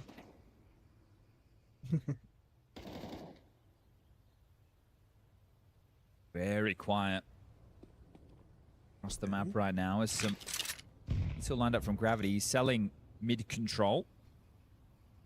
And by throwing it while already being on that balcony, you kind of hopefully create a little bit of a timing where they're not expecting presence in those apartments. They're giving a decent amount of room, or at least that's how it looks from the 3D Max lens. We've been able to get banana control without forcing them off the line. Short is the biggest question mark for them at this moment. Bạn ấy mắc không có một tí info nào. Got lots of avant-garde approaches here from the util department. Lucky's got a big one here. Nhảy lâu quá. Ui, một quả smoke này. Well. With 38 seconds on the clock, you're going through that. Hay nhờ, ném quả smoke thăm minh chưa? Đẹp đấy. Ném rồi băng này. Im vào trong sai rồi. Đây rồi, beat double kill. Gravity and Kersey sidelined. Masuta spotted over the top of the smoke and him a comfortable finish. It's just Maka and Lucky. Mantles up on the box, does significant damage to Maka. We've got to see a plant here. Lucky's found Wonderful and it should enable a plant. It's a 2-on-2. Making this one competitive. Don't forget what's at stake here in the best of one. 3D Max need this. Begging for it. Maka and Lucky have got to bring this one home. Mikaze and Alexi swing on the short side, a nice headshot, but low. Both of them low. That HE will do the job. Lucky bowled over, and Mikaze looking out for Maka. Elevated, perfect, finds the headshot. Quả di chuyển ghê em ơi. Wow. Tôi sẽ học cái quả đấy đấy. He was doing a good job in that first half, finding a couple of opening kills. Now he wins a big clutch. Nhảy lên truck đi. And that bomb going down does make things a little bit more interesting for 3D Max in this, but seeing Navi so close to 13, you got to wonder what are they going to be able to scrape together. Lucky with that kill onto Wonderful there. That's the only reason the round gets interesting whatsoever. Quả đấy là nhảy lên trên đi như thế là hay. I think Bit does a great job. Cái key là cái timing quả smoke này. I think Emma, timing quả smoke I would love to see him jump up on the box a little bit earlier in that situation, but either way. Đấy, quả này hay này. Mikaze makes mincemeat of him. Đúng không? Thay vì anh em bắn ở cái chỏm khó hơn thì nhìn rõ luôn địch đi. It's been tough for 3D Max throughout this map just to get consecutive rounds. It's only happened on one occasion, and that was their first two on the CT side. Otherwise, it's been very spotty. Round này key round rồi. Thua round này thì mất hết. In the finances, will be on a Mac 10. This is likely something a bit more poppy or set. I don't feel that because of the Mac 10. I just think it's getting desperate out there. Yeah. I think if you're going to try and play map control Counter-Strike against a team like Navi, and you have some greener names, you might have a tougher time. So I will say that the fact that Gravity's been given the Mac gives me a bit more faith. I think this guy's one of the best when it comes to the SMGs. That is fair. Navi sang City bắn lùi cái khó chịu ngay. Boom. Lại ăn đồ. Ui rồi thôi, cụ đi rồi. Cụ đi rồi. Mà cái gì? Rồi.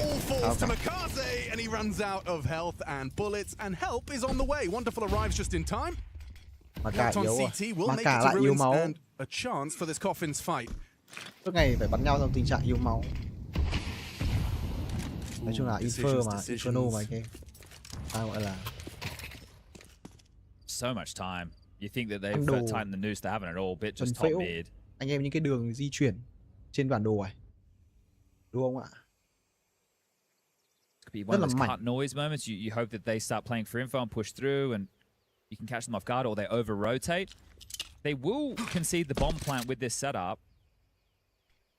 Wonderful. We'll call the CT smoke. Emma has floated away. Đoán là Dian and it's Bit who you'd love to be over towards B with these smokes in. He's got the HE for the break, but going to cut the mustard now. They should be able to waltz in and get this down. Bit still hasn't rotated. It's not a sound cue to confirm this just yet.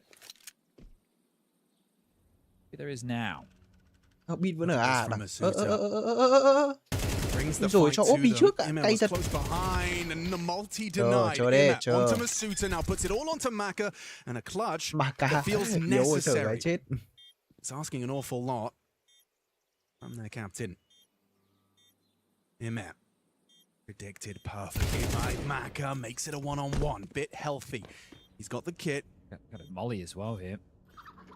Maka relocates, gets the info and should catch the timing. Beautiful round, a necessary clutch, quad kill out of Maka. Beat bắn căng thế, beat bắn này thế. All right, well, that's got the crowd and 3D Max making a little bit of noise there, but this is still going to be a tough way back. Có vẻ như so things it's not a round you're expecting them to pick up in these thấy vui cho tình huống vừa rồi của Maka mấy. This man right here has been involved in any opening they'll give him, right? It's 9 in total. He's actually on the losing end. He's 4 and 5 in terms of success rate, but he's always getting stuck in first. So Maka, 15 kills now, has given them a bit of a lifeline, and you can break the money. Well, it's broken, right? But this is where you need to capitalize. And they're just going fast. Okay, look at Gravity go. Perfect flash, bit repositions, beats him in. Nhìn làm sao được mà, nhìn làm sao được mà. Chẳng thế nhìn thấy cái gì. The holes pop wasn't ready yet. Bây giờ thì ụp đúng không? Địch ụp đúng không? Biết mấy thằng boiler không? Trusted the flash, bit however passed well. Tucked back into cover. Ui giời kìa. That's a lot of info. Just spotted the whole squad. Bomb was on the radar. I understand the decision-making process that we've just seen from NAVI, but it does mean now that Max are back in a very strong position. Still want to finish towards A. Heard the app smoke. Vigilant as well for this gamble. Here comes Masuta. Jiggle from Imet. Easy pickings. Wonderful. Similar position. We go overlooked. It's fallen into place nicely. A consecutive from 3D Max. We're just talking about how difficult it is for them to get those. So, wonderful. You're not overlooking it in this situation, right? You are definitely going to make sure that you are clearing out every nook and cranny. And with how that started, I thought we were in for an absolute nightmare ending to this map here for 3D Max, but they are still holding on. Yeah, and the deliberate Mac 10s. You know, I think that's always something 3D Max are not afraid to do. When they know the opponent's in a compromise buy scenario, just whip out the Max and go pedal to the metal, as Gravity did. Well, they'll get an opportunity again now, knowing that it's the Eco coming up next. So we'll retain these and hopefully farm up. This will become 11-8. 3-round gap. NAVI on Eco with the save there for Makazi that we're just watching. Just keep jiggling. Terrorists win.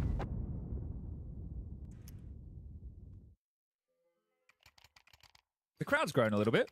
I will say most of the French fans are wearing Vitality jerseys. They certainly are. But they're still cheering. And they're still here for the 3D Max comeback. Đấy, con này beat đẩy xa. Beat đẩy làm gì đâu, hơn người. So they know Makazi's the đấy chưa lộ thông tin. Right? Bán bao nhiêu boiler cả. So you know he saved something. Và đấy ông Maka trắng có nhìn cái gì đâu. Have a question to ask. Do we think that they're going to place it elsewhere looking for a fight, or do we want to avoid him? Right? Do we want to just go to the opposite side? Rồi. Oh, that's a lot of damage from a singular grenade. Gravity again, though, applying a lot of pressure. This time he doesn't actually put his body on the line, but still having a glance top middle. Nên còn 6 máu luôn mà. Bit and wonderful playing to be traded by Makazi.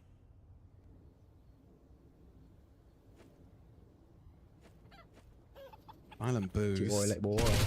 Easy pickings. And now Makaze, is he able to find anything with that M4? You just go B now, right? This is where you would group up and finish over towards the B side. Makazi, one of the B defenders, is alongside of Alexi, but you know Makazi was the man that saved. Yeah, I mean, it is just a USP on Alexi. There's nothing he can do. Oh, Gravity's keeping Makaze busy and takes him out as well. You can see a little shake of the head there from Makaze. Gravity's very cheeky on those SMGs. Eco, thắng là đẹp. Right, 2-round gap. Mua thắng là đẹp đúng không NAVI? They're going to be kicking themselves about how they played that Maka round. It has been somewhat of a fire starter to get 3D Max back in. Well, there's the third and final tactical timeout from Blade. Timeout. Tôi không nghĩ là NAVI vật với cả 3D Max nhiều như vậy đâu. There are going to be some issues in the buy department. They are buying, don't get me wrong, but Makazi focusing on utility, has gone with a FAMAS. Alexi is going to have to make a similar decision. It looks like he's got, surely he swaps out the M4 with Mikaze here, right? You have to. This guy has just been a monster in terms of the multis. Mikaze and Wonderful both with 5 multi-kills each throughout this map of play.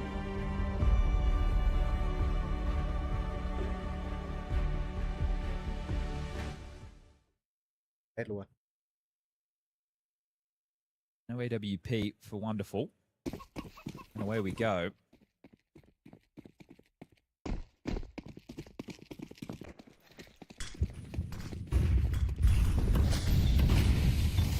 Mikaze trying his luck. That FAMAS does start to forge a path down towards Banana. Complete Banana control now for NAVI as pressure A. Rather rapid. Here comes Kersey. Swings on into his demise. Spots 2. Easy for Bit. Dips back. Finds gravity. The trader gets nothing. The suit has gone. This is ugly. Maka and Lucky up against the wall. Need to make this 2-on-4 into a 2-on-2. And they've done it. Claws him back. Stays competitive. Bomb thrust forward. Demanding Lucky plants. How do Mikaze and Alexi get back into this? Partner up and trade. Replenish on the Moto smoke? That's huge. That's perfect. That might be it. They might just call this off. Well, no, you go grey screen and it's easy for Lucky. No, it's not. Doesn't track him well. Alexi charges through. Another, no, 9 bullets. 9 bullets. That should be a 12 for NAVI guaranteed. He'd have to hit some crazy headshots. No kit. Doesn't swing. Calls the bluff. Double. Trouble! 10-second defuse secured. Alexi's happy with that one. Okay. Not getting picked apart one by one this time round. I think when I see that Moto smoke come up, it's a tough decision to make. Match point your loss bonus is only building and we're late stages of the game, so... Nah, Lucky's going to be really kicking himself. I mean, he's had a great map. He has been, you know, top of the tables. He's been finding impactful frags, but... Bit's double was great, wasn't it? Yeah, the fact he gets 2. Your anchor, I need 1, right? That's what I'm saying. I need... He's over-delivered with the 2 kills there. Bit, for me, he factored in that one for NAVI. All right, well, this could be the final round. 3D Max. Anything left for us? Not quickly surging towards top mid. They want to try and do some nade damage. Top Banana rattled off. Heaps of damage done. Two players walking wonky. But that's unconfirmed.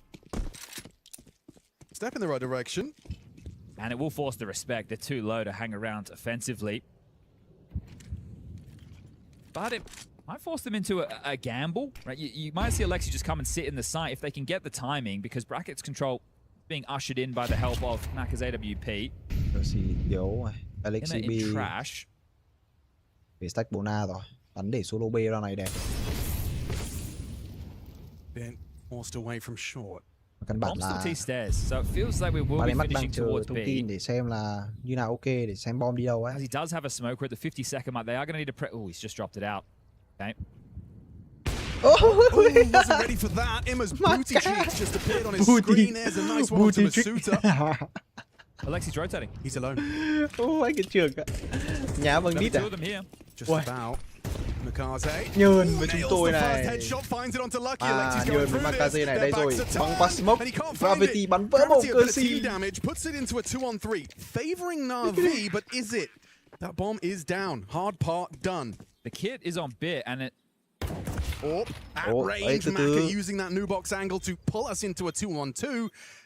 Not looking too comfortable is Immet and Bit. Never mind, it's on Immet.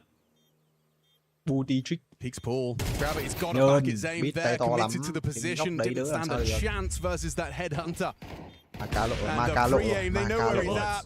Maka's got to hit both of these shots. He's going to get overwhelmed. No, he doesn't. Needs a bolt. Can't find it. NAVI close it down. Immet with an impactful clutch. And that's game. Now, Gravity's already disconnected from the server. Knew that one was coming through. Maka did what he could to keep them in it. But this will be NAVI surging forward in Group D. They'll be taking on the Mongols for a spot in the playoffs.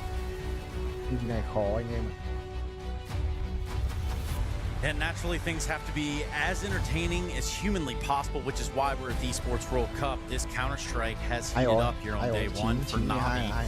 Getting a little close there with 3D Max. Yeah. this isn't the start you want to invest once, but it's the one you got. Now you got to deal that hand you've been dealt. I want to welcome you back to the desk. Free in the middle. Thâu thay đổi I hình got các thứ nó Pep gặp down nhiều the những vấn đề phức tạp nên nhưng mà thấy cái phong độ như này trước NAVI là ok. Good hard fought battle here. Nice litmus test to see which NAVI we're going to get coming into EWC 2026. And what we've got is the result of winning. I would say it's an acceptable start for NAVI coming to this season, right? You know, for the vast majority of the game, they looked in control. You know, it got a little bit itchy on when they turned their attention to the CT side, where 3D Max did start to claw their way back. But once NAVI still, you know, got the money under control and salvaged the last situation they could, nói chung tí xem trận Vitality với cả chấm tip nha. Đấy thì khả năng là tôi sẽ tập trung hơn về xem các cái bài vở của hai bên để học cũng như là phân tích một chút xem thế nào.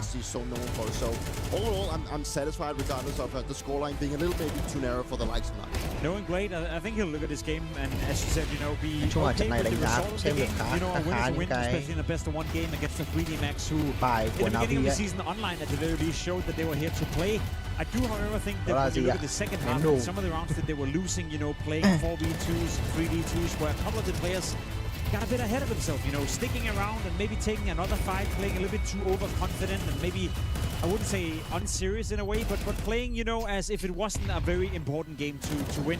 I think Blade is the type of coach who would, you know, show the players that and be like, listen guys, I know it's the opening game, I know we ended up winning anyway, and I know sometimes you can let a little bit loose, but if we want to be a team that is supposed to win this tournament, we got to cut out all the mistakes and we got to be very clinical in the way we approach every single game.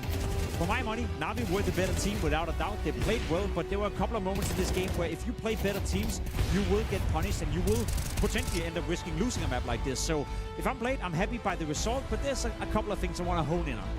It's scary close, and I think I can come right back to what you're saying there on that. Dupree, and the fact that if you are Blade, when you go back and look at this footage, it's time to tighten up, guys. This is probably, you know, you probably got away with one right here in a couple different scenarios and instances as regard to rounds in the game. But yeah, we can do better. This need to do better. This have to do better. It was still a good performance from NAVI. Let's not shy away from the fact that they were in control for the vast majority of the game. So NAVI getting the W was good. It's a good performance and a good start to the season for them. It is. So let's take this opportunity here from Alexa B via Freya. Exactly what we're going to be doing down here on the stage. Congratulations, Alexi. Let's be honest, though. It was pretty in control from you for the vast majority of this game. Things did get a little bit dicey towards the end. Scoreline hits 11-9. Blade calls his last timeout. What's he saying in that moment to kind of calm you guys down? Yeah, exactly. Calming us down since we knew this round that Maka won shouldn't have happened. We all knew that he was low HP as well, so we kind of just misplayed it. Unfortunately, we didn't have the best economy going into that round on the 11th, but they decided to make a fast play on A. And yeah, I'm happy we played 3A that round and got the crucial entries. And in the end, yeah, some good clutches from us as well, even though we had the man advantage in those rounds. Yeah, solid game. Wonderful. And Makaze, both looking incredibly solid in the server today. Do you think they missed playing officials? Because it's been a while since we've seen you in the server. Yeah, you could feel on the communication that we didn't play an official for a while. It was a pretty hectic at times compared to, you know, some of the practices you play on bootcamp where it tends to be more chill. But yeah, they played very good individually and we all saw it.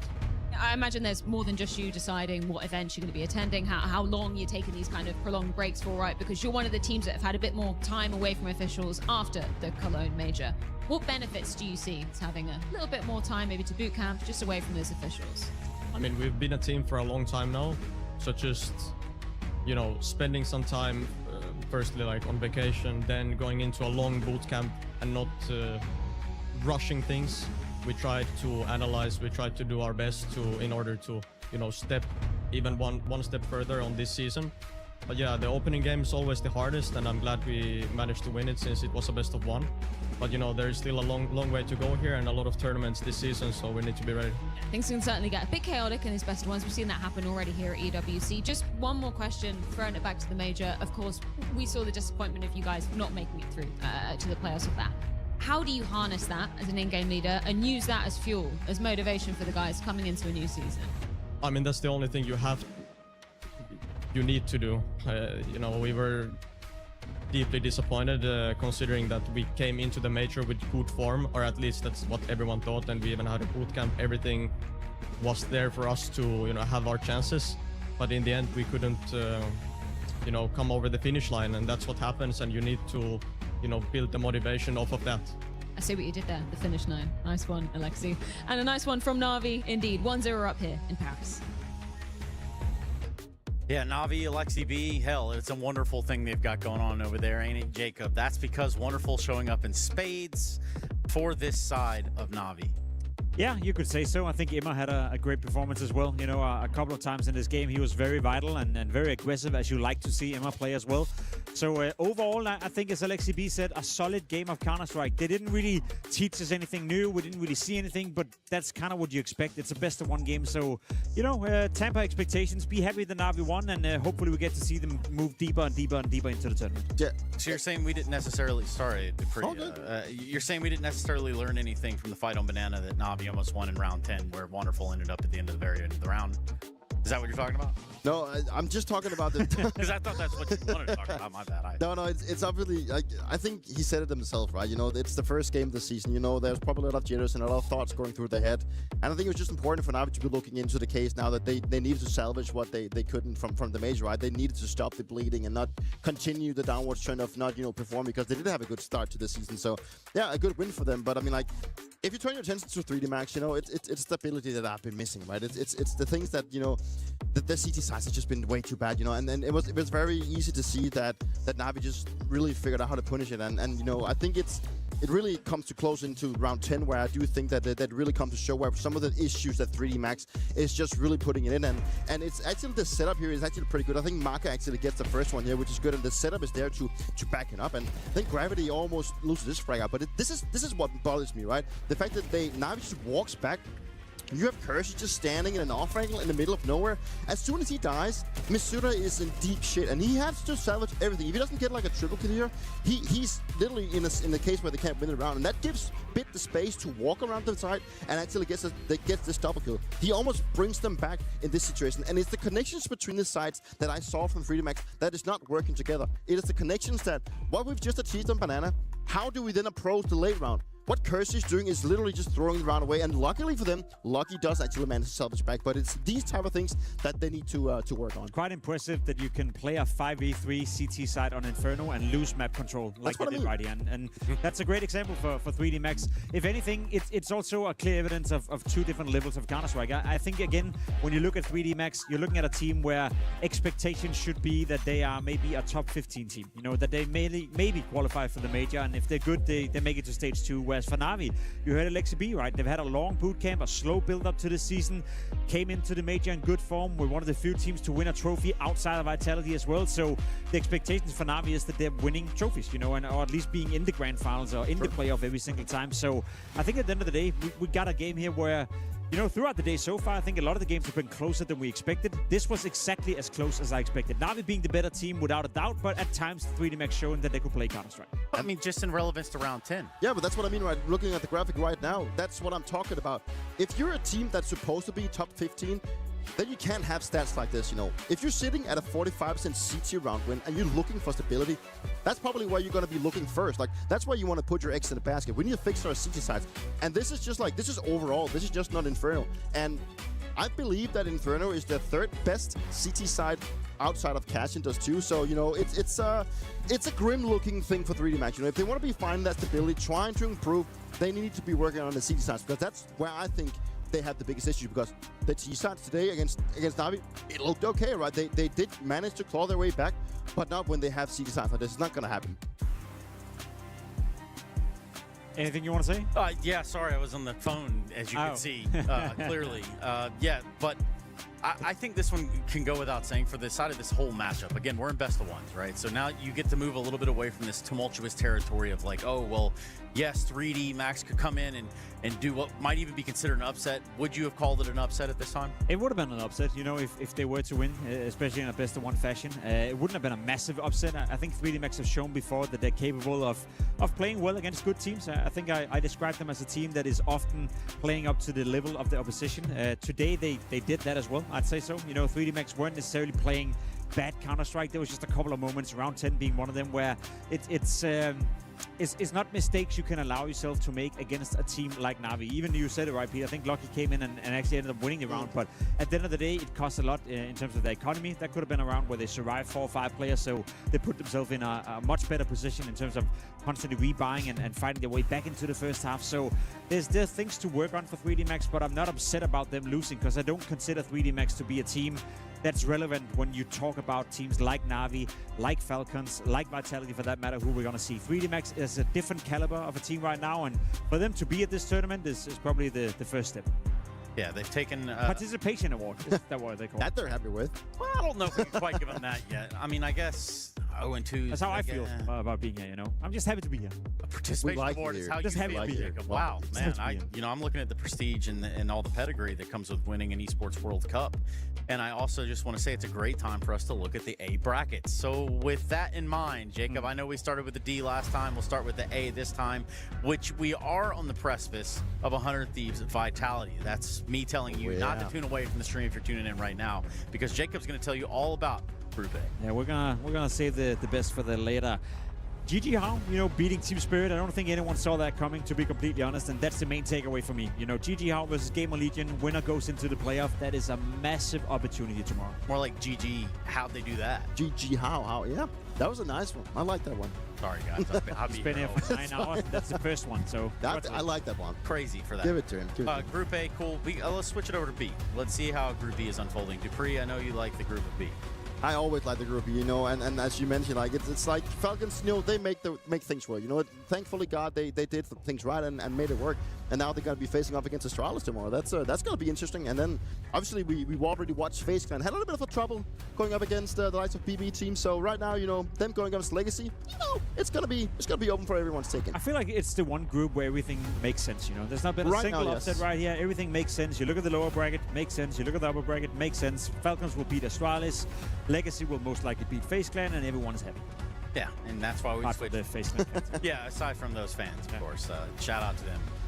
Okay, so here we go. I said we were on the precipice of a really cool matchup. We've been talking about it all day long. It's Team Vitality versus the 100 Thieves. Why are the 100 Thieves? Just name their whole lineup.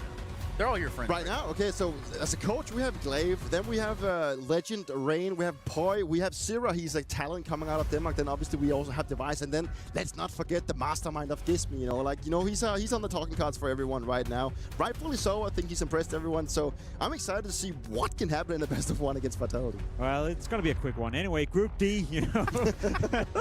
Navi, 3D Max, we just saw that unfold. The Mongols on Mirage against Magic. I'm curious to that matchup. I think the Mongols are being, again, slept on a little bit. They're so much better than we give them credit for. I don't know what it is after Sensu left, but they constantly manage to exceed expectations. So that best of 3, Navi versus the Mongols, I find that quite intriguing, Trace. Yeah, over on that B stream, Wildcard Furia, that's what's up coming up next. Vitality, 100 Thieves for us.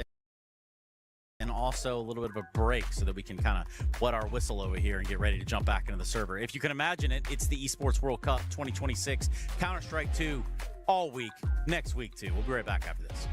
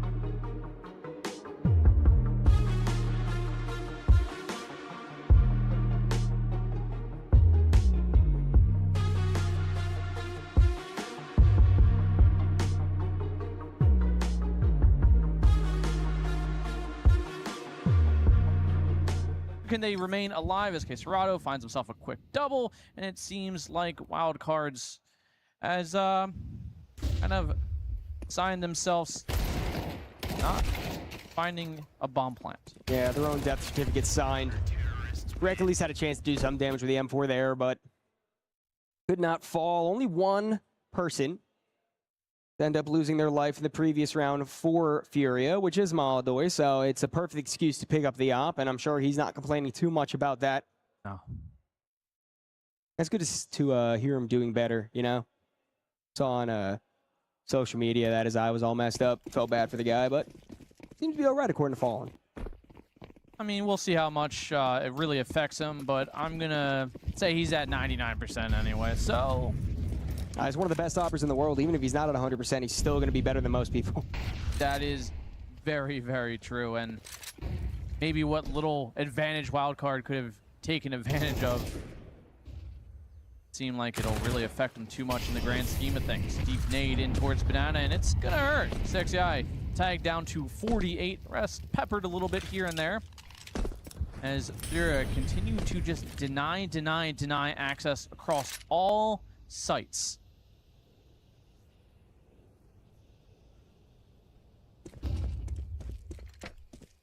Slow start for Wildcard. No real progress made much of anywhere, but they will start to refocus themselves up Banana. Good take, concise, and they want to go straight into this B bomb site. Fallen able to spray one through the smoke. Kinder tagged up through Coffin. Still has his life. Doesn't quite spot 60 out through that smoke.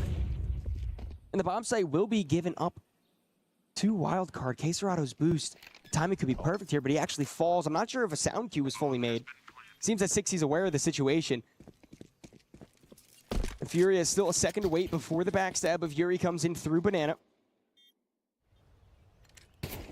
Most plant positions doubled up both sides for Wildcard. Yuri hesitant to get active, but a Molotov onto the site that does miss means that Furia gonna call themselves out, call for the save. Definitely can't blame them. Trying to retake the B-bomb site is one of the scariest things you could do in this game, and Maldo is still doing some economic damage, so even though the round given up, it seems that the pincer to eliminate all the rifles is absolutely perfection. Not a single player surviving for Wildcard, although the round is still being won. That one's going to be costly. Success. Also, nearly everyone's lives there. As Furia down to only a measly 2-round lead. The money's still flourishing. Nonetheless, they can definitely fall back onto it. Not really stress and strain themselves too much. Fallen, just this consistent opening kill, and he is just the wall of defense for this B site right now. A really important kill there, because if he falls back and doesn't give up anything, Kinder eventually goes down. It's a completely different situation for that retake. You're probably not even thinking that much about going for it. Maybe you're still trying to get the fallback kills, but you'd be a lot less aggressive about it. Yeah. Early stages in the 5th round. Does see more of a focus towards the upper mid position. Wanting to sneak up towards brackets. A bit of utility thrown in to allow a push and a peek. And Amanya, aggressive towards the arches already. Nade not doing enough damage to really stop any sort of presence. But a great CT setup. 60 immediately eliminates the IGL. Caserado able to find one for himself. Trades back and forth. Does leave us into an even 3-on-3. From all the way still. Play is in our DNA. Whenever we let it out, it becomes our superpower. Now imagine an entire city being built to supercharge it.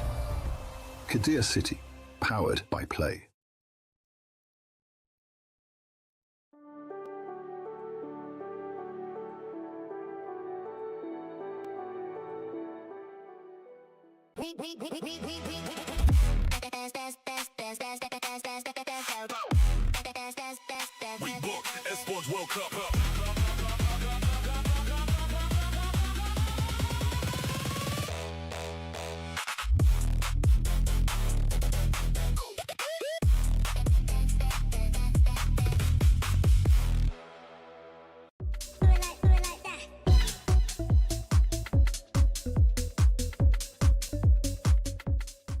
Rồi anh em ơi, chúng ta chuẩn bị quay trở lại với trận đấu cuối cùng của ngày thi đấu hôm nay rồi anh em. Đó là trận thi đấu giữa 100 Thief và Vitality. Tôi nghĩ đây sẽ là trận thi đấu mà anh em mong chờ nhất trong buổi tối ngày hôm nay anh em ạ. Đúng không? Anh em như tôi cảm nghĩ trước trận thi đấu đi. Anh em nghĩ ai sẽ là người chiến thắng trong trận thi đấu ngày hôm nay? Tôi nghĩ khả năng là cũng Vita khả năng cũng ăn thôi, nhưng mà cùng chưa xem cái này căng, cái này hay đấy, các anh già chờ nhau. Chúng cũng chưa biết được đúng không? Thằng đét.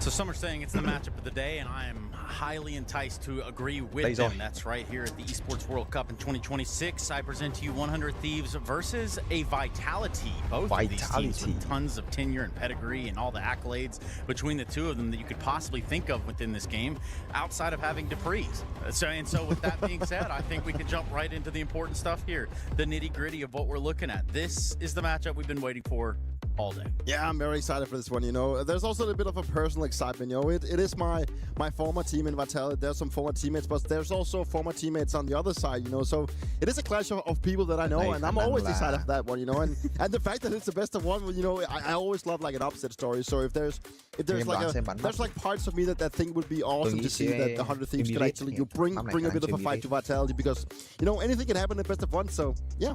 But in the big picture, you know, of the club championships here, and I know, Jacob, you get a good giggle out of these things, but it's serious business, bro. And do you know why, Jacob?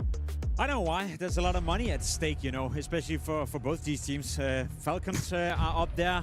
Vitality still in contention to win the entire thing. As far as I'm aware, they still have a lot of games left, so a lot of different avenues to create some more points. And being the heavy favorite here in Counter-Strike, there's still a chance Vitality can win the entire goddamn thing, which I believe is $7 million.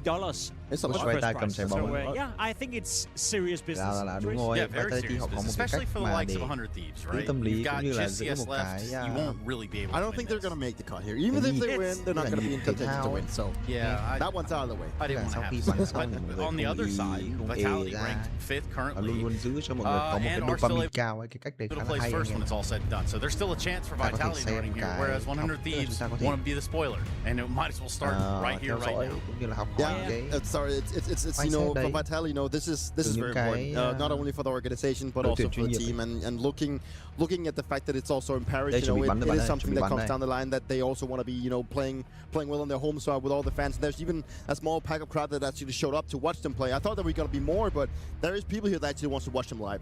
Yeah, especially for a Wednesday night at roughly 8 o'clock. So yeah. Yeah, I hate to do this, man, but I have to keep my integrity intact, and I'll be completely honest. Name value in this game, Vitality versus the Thieves, sure, it could be exciting. We're talking about the greatest team of all time in Counter-Strike against a team who only as of recently were able to beat a somewhat decent team in BC game in a best of 3 in order to make it here. The Thieves are not in a conversation that at any point should be in the same conversation as Vitality or anywhere near that. Sure, name value in device, in rain, you name it. It could be fun, it could be exciting. This game should be a landslide. This is like having Spirit playing GG How. You know, it's the same odds of the Thieves. Yeah, that's what that's what I wanted to bring in, you know, because that happened earlier. So there's always a chance, and it might happen twice a day. You could walk outside and get Thunder strikes twice. You could walk outside and get hit by a bull. There's a chance of that happening. It's not likely, you know. I don't want to do that. Hold on, now, bull or lightning. You know, you do raise a very valid concern right there. Which is more likely to happen? Would you rather be hit, or are you more likely to be hit by a bull or lightning, Jacob? Would you tell us? I think it's somewhat depending on where you live, maybe. I don't know, somewhat equal. In France, I think there's a lot of agriculture. Is that what it's called? Agriculture. Something like that. You know? That's where they grow the buildings. It's actually a new thing they're trying around. I feel the bull option is somewhat equal to the lightning. The point being right here, for the Thieves to go in against Vitality, they got nothing to lose whatsoever. If they make the game just slightly competitive, we should all be happy. We should be clapping our hands. They're not gonna beat Vitality. Let's be honest. Yo, but gives me more. Gives me more. Gives me more. Gives me is more, and he is. I think he is potentially. Okay, it's very aggressive. Is he gonna say the best UK player right now? Something like that? Well, no, because we do have Messi, right? So maybe he's there, right? But the worst player of Vitality is still better than the best player of the Thieves. Yeah, but that doesn't. That's not the point. The point here is that the fact that Gizmi, I think he is the sole reason to why the 100 Thieves are even here. That's my honest opinion. Now, you know what he showed in Cologne, and then his teammates move on to Luminosity to then get picked up. That's a scoop. That's a massive scoop. And I even talked with Glaive about that. I talked with Glaive at Devices Winning when I attended that one. He said, "This guy's a genius." So, and if Glaive claims to say that someone is a genius when he's a genius himself, he's got to back that up. You know, like, there's got to be something to it. I agree. You know, I think it's a massive scoop for the Thieves. The fact that they have gotten better, the fact that they started to beat some of the teams that they couldn't beat, you know, just a couple of months ago. The fact that they qualified for this tournament as well by winning 3 best of 3s and getting through the last chance qualifier, beating Simple's BC game as well. I'll be honest, I was watching that game as well. You know, Gizmi, you pointed him out. He won a 1v3 at a point where BC game should have won the game. That should have been it. There would have been no Thieves right here. But at the end of the day, they're getting better and slowly but surely progressing and slowly but surely building up. But we're not in the timeline yet where they are competitive against a team like Vitality. Let's see in the lower bracket. Let's see later on. But for now, the fact that the Thieves are in this tournament is a massive step in the right direction. So you could say that they're just stealing their way through this bracket. Because of the Thieves? Well, yeah, that's kind of what I was thinking too. But also, I know Jacob really loves a good pun, so I thought. Tôi cũng mong rằng trong tiếp cho chúng ta thấy một cái gì đấy. There's nothing mid-tier about Vitality, and again, I do know that we didn't see them win this last major, but you can absolutely not write off what it is that they bring to the table. There's systems at play here. There's entire protocols that have to come in play for these guys to operate and to find the successes that they do. For whatever reason, sometimes that's not the case. Is it as easy to pinpoint that or not? Yeah, somewhat. You know, I think the motivation for Vitality coming into this tournament should be high. Naturally, not winning the major, that was hurtful for the team. They're not doing well at the Blast Bounty, losing in the online portion of that, not even getting to the land stage. Also disappointing, you know, very disappointing. And then you go into this tournament on home turf. We know we played the final in the Acre Arena. Peter, you have found memories of that arena together with Vitality. I think they are super motivated. And just to add on top of that, they played 2 more tournaments this year without Apex, one of them without Messi in the other one. So if they want to win a tournament as a team before the major, this is the one. This is the crown jewel. This is the one Vitality are gonna come in and they're gonna aim for this one. So I think they're highly motivated to get off to a good start. I really think that, you know, the whole major story, them not winning, not, you know, tying the record that we had in Australis, Apex not getting his 5th as I do, yada yada yada. I can continue doing that one. It really hurt them. Let's be honest. I mean, you could tell. You're heavy, yeah. Of course I'm heavy. Why wouldn't I be, right? I gotta be a little selfish at some point, right? But regardless of that, that hurt them, and you could tell that hurt them. And now the fact that this tournament that they returned to, with also the start of this season that we're in Paris, that also gotta mean a lot to them, you know. And I think your point, Jacob, with the fact that we're gonna have Apex having a baby and also Messi having a second one, that also creates a lot of disturbance around the team. You know, they have to play with stand-ins. They have a good one in jail, which is already announced, so that's good for them. But it still creates the disturbance around a team that for the future now. Where are we going? Like, is this gonna hurt them having a stand-in? Is that gonna end that era? Is gonna end that special feeling that they had connection between players? Or are we just gonna see them power through, still do well? I don't know. It's you know, it kind of reminds me of how things were a little bit better when I was in Australia with the whole COVID. Everything just kind of shifted out of place. Tôi là một người có thể nói là tương đối ADHD. Anh biết kiểu ADHD 2026, so you can think about that one. I'd rather you talk about it, Jacob. Yeah, I mean, 2 players with a rich history. And one right now, arguably being the best in the world, or at least in contention to win that title once more. Devices in the fall of his career, you know. Let's be completely honest. The fact that he still remains around, the fact that he's at this tournament, it's nice to see. But in terms of his individual output, how he's been playing, I feel like there's still more to Device. I don't know. He's been in Denmark, at least for you and I, Peter, a player that you always looked up to. You played with him for a long time. I remember growing up with him on the server as well. I'd say he's the most talented player to ever come out of Denmark. He was not always the most serious player, at least early days. Didn't practice that much, didn't really play the game that much. But whenever he would join the server, he would always be the best player on the server.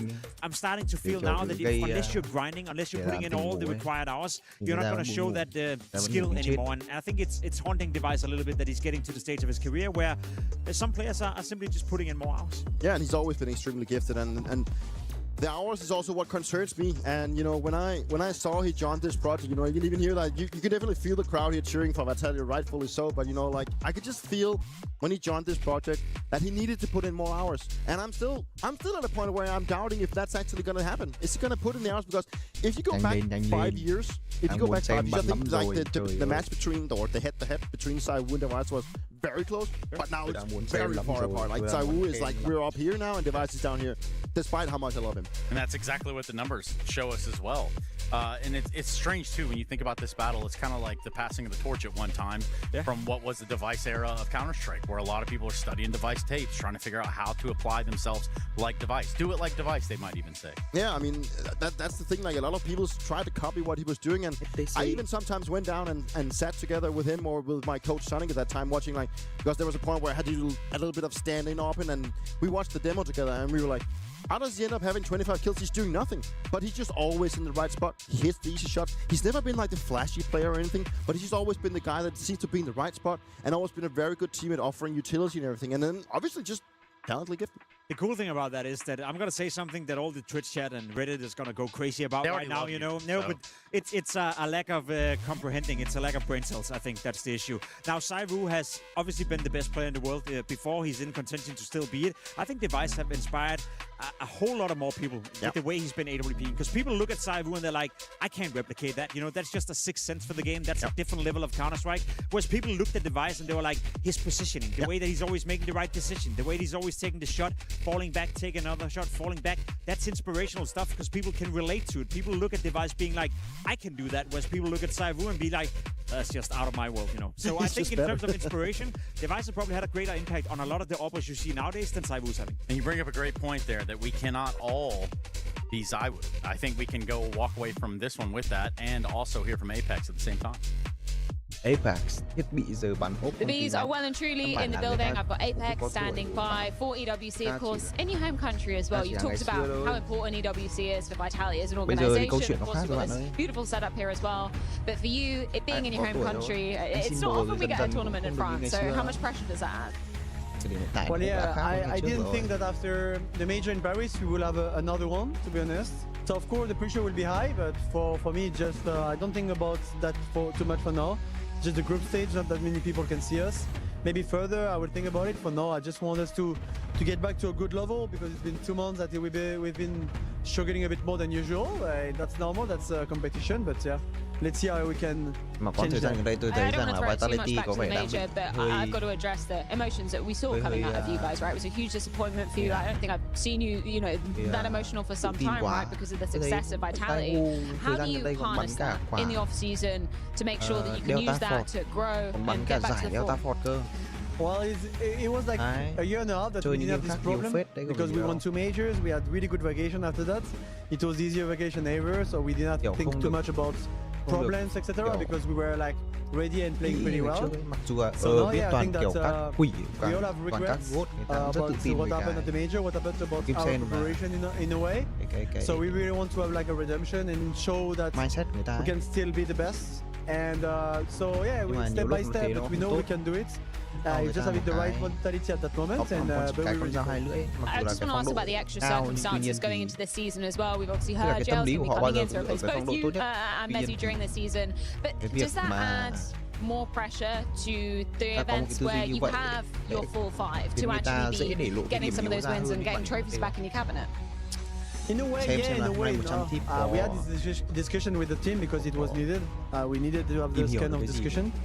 And what went out from that is that, of course, we all wish that we would have played together, but that's just the circumstances. That's the first time in my 20 years of Counter-Strike that I take my personal life over my professional life. And it has to happen in this occasion. I know it's not easy for the team, but we have to accept that and be sure that we will give our really best for the next few events that we are together. I'm not sure it add more pressure. It just have like we have to be honest with each other about how things will go and how things will go if we don't do well or if we win or whatever. So we had good discussion about that, and I think that for me that was the most important. And then final question, 100 Thieves, your first opponent here in a best of 1. There's some other veterans on the other side of the server waiting for you. Tell me about the prospect of playing up against the likes of Rain and Device and also a British in-game leader. How do you feel about that? I'm feeling fine, to be honest. The only bad stuff is best of 1, and we all know best of 1 is tough. So like spirit, losing to GGO, like where I don't think they would have lost in best of 3. I thought we were like out of best of 1s because stage of the major changed it, but yeah, EWC came out and said, yeah, let's play best of 1s. So yeah, I mean, we also had to accept that and be sure that we start straight into the game well. But yeah, the opponent, whoever we will play, it will be tough no matter what with the best of 1. They are upcoming team. They played good online against FALCONS. They went through the open qualifier here, so they deserve the spot. No, it's about us to show up today and see how we can play. By the way, I think you're going to have a lot of fans cheering for you at stage 2 today. Thank you so much for your time, Apex. Good luck.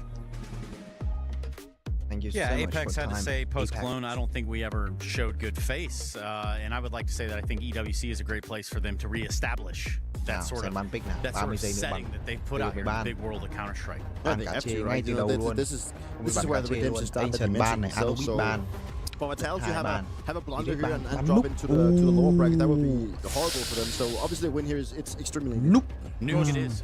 Nuke it is. Goes without saying that regardless of how you look at this game, Vitality are the heavy favorites. I will say though that the teams have played Nuke quite a lot as of recently. They beat PC Game on Nuke as well. It gives me with the 1v3 clutch, so they're coming in with a bit of a most recent confidence boost. Let's play the game, Jacob. Yeah. Let's do it. Let's do it right now. Được. Anh.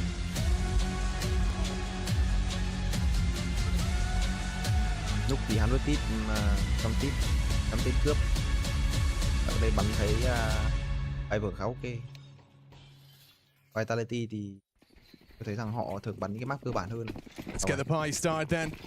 Looking pacey from the Thieves, charging straight to the vents. They're up, down. Bomb needs to go with it, but Rain loses it. Flamesy's taken his head off. Bomb still committed down. Drops it here. Ui, drop kìa. Mặt dí màn hình luôn. Gizmy looks like he's not ready for. Drop bắn trời, drop ơi. Gizmy gets a freebie. Nice from Sarat. And Gizmy gets away with it. ZywOo doesn't find that headshot. Device is stalking his prey. ZywOo makes good headway into the site. It's going to make it a harder fight on the Glock. Or not. Actually, very comfortable for Device. Flamesy, 2 kills deep into the pistol on the bomb with support from Deacon. You know he's off it, and nice headshot provided. Looking good for this one. What an ambitious pistol. I say that as a 1v3 goes 1v. What? Nearly hit Gizmy. No kid, no chance. Oh, that would have been nice if he hit the immediate reaction shot, but that's going to be 100 Thieves starting strong in the best of 1. Messi is going to get out of there. Had Kevlar to hold on to as well. One more kill he would have been in M4 territory, but can still bring out a Famous. And yeah, pacey out of the Gizmy-led team. Obviously the newest addition, taking the reins over from Rain. And having Glaive behind you as a coach as well. That's probably not a bad start. Obviously this is Glaive's first foray into the coaching world. See what it has to offer. And good to see Dev back on our screens. It is going to be a force buy for Vitality. CT side. So scouts out in the mix. Wow. I mean, I didn't know that Rain was capable of getting cooler, but he has invested into a UMP. What a hipster. Okay. What a cool guy. Well, we'll see if he can make it rain here in lobby. It's him and Poi with the bomb. And he knows they're going to have Kevlar, or likely. A bit more armor penetration on that SMG. Gizmy's across, but he's on his own, so it's unlikely that this will be the finish down towards B unless they want to drop in another wall. Những cái khẩu súng bắn tầm gần nó cũng có những cái lợi thế nhất định. Focus on all this force over rotations. Nobody down towards B just yet. Vitality as we turn this into an A split. Đây rồi, bắn A đông này, ngon này. With that scout has connected one bullet. Flamesy versus Rain in lobby. Ngon. Wow, Apex goes overlooked. He's done very well. The output in combination with the flames from Messi. Flames gets in and they disappear. Got a bit of noise coming out of the camp here today. We are in Paris, France, and while Vitality, Apex and ZywOo, you can understand exactly why we had that much noise. It was nothing like that for the 3D Max game we just had going. No. And there's Vitality jerseys throughout. If you don't have one, we're right next to the merch stand, so you can pick one up if you like and what you see. Yeah, this was very direct. Essentially, what's being called here, Gizmy gets across the secret, sees that nobody else on the stairs is secret, and is assuming that they've rotated some players down towards B. They hadn't. They stayed on the top side stack. So Gizmy called them blindly, but assumed that they had forced rotations and respect with the util. This looks like it is going to be top Poppy off of a second timing. Molly's fading. Messi's so ready for this. He saved his incendiary just for this reaction. Here they come, and now through the flames they have to brave. Rain spamming a hunting flamesy. Apex already finding Boy. Oh, no bullets. Awkward reloading in the open, and Messi swings on in to ensure this one's a cleanie. Just Rain with 9 HP. Good luck, have fun. Okay, well, we will call this 3-1 in about 2 minutes time. Yeah. We'll fast forward, hopefully, for what is going to be an eco coming up next. You have 100 Thieves who are, well, feeling a bit hot at the moment, right? Obviously, that gauntlet they ran on the final day of the Open qualifier, last chance qualifier, whatever you want to call it, 64 teams on land battling for 4 spots here at the Esports World Cup. And they're one of those 4. Now, an organization that wants to be at the majors, right? An org like 100 Thieves, they're meant to be a premier org. So that is what this is about, right? They've pieced together this roster. They brought in Gizmy. Rain threw that aside. He said he's too chill of a personality, where Gizmy, he will tell you if you missed an aid. So it's a team that has a green leader. And I see the conversations around Luminosity, like, haha, Luminosity, you left the in-game leader who made this team good. It's like, well, Gizmy was at Monty for a while, right? And it was that complexion of players at that event that put the spotlight on them. So I think Gizmy's got the better end of the deal. How you get to play with Rain and Device. Poi, I think, is fantastic. Sierra has his moments. This is the eco. So first kill comes in for Apex. The rest should follow quite swiftly. And then we get into the guns. For those who missed the BCG game, people haven't been able to leave his name out of their mouth, right? That 1v3 clutch. The most crazy. I just saw Poi as well. Yeah. And I was asking about, he had the most bullshit death in that map to Mzenia through a smoke. And I asked him, like, did you do anything? Did you make it? No, he's like, nah, he just shot. Okay, well. It's a game that I'm sure they'll remember, though, right? Poi and Sierra, this is the type of Counter-Strike they want to be playing. This is the best of one against Vitality, one of the absolute best teams in the world, who started the season online with a loss to Liquid. Yeah, I always find it curious, and I think Rain did in his interview say the same, when teams say they'd rather play top teams like Vitality than you know, the LCQ mixed bag of chaos. But I suppose it does make sense as far as a game they're used to playing. And we are back in play right now, so there you go. The ramp pop. Hang on. Rops has stood its ground for 1, maybe even a second. No, Rain pulls it, stabilizes into a 4-on-4 with Rain now lost. It's a rotation.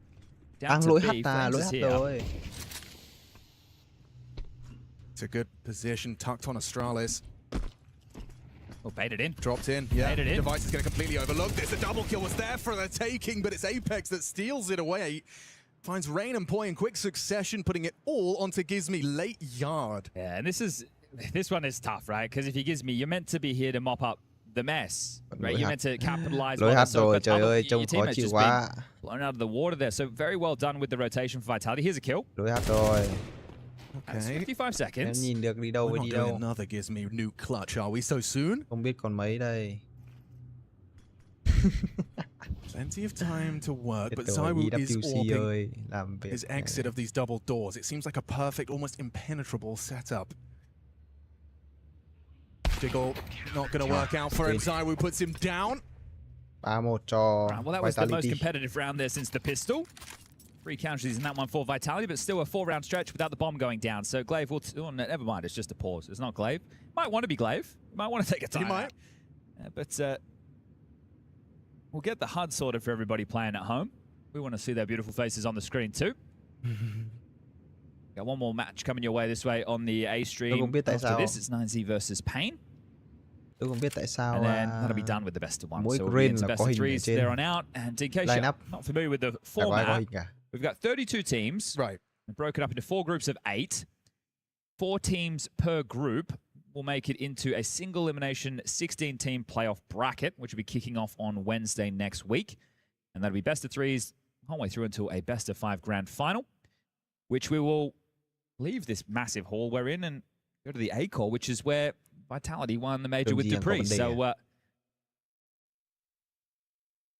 see if they can find repeated success. It is going to be a while before we get there. As you can see, headset is off. We're also having the qualms with the HUD as well. So we'll fix a couple of bits and pieces. And then we should be able to get things back underway. Flimsy.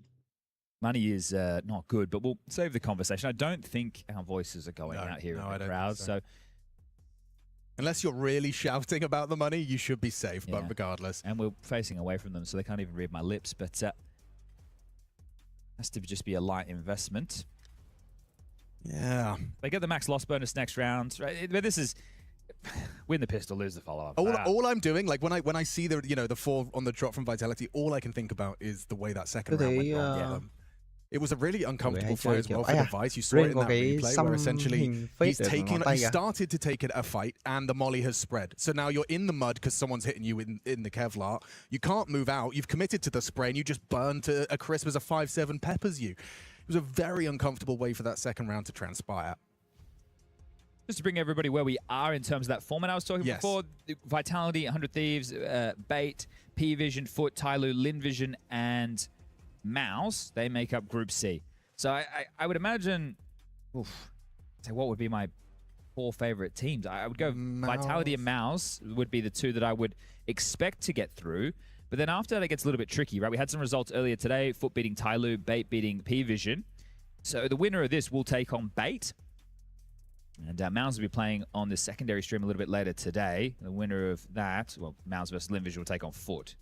And they just came off of that bounty win with Spinks getting his first MVP. He was playing some very aggressive Counter-Strike on the CT and T sides, going for openers. I'm curious, out of, and I know they're not playing each other, but just in this group, Bait and Foot, would you say they're on par, or would you say that there is a clear, more promising squad out of the two? Because they both had bursts of, deeper runs. I'd probably identify there's more individuals in Foot who I think have good output. Pedigree, yeah, sure. But I think that Bait's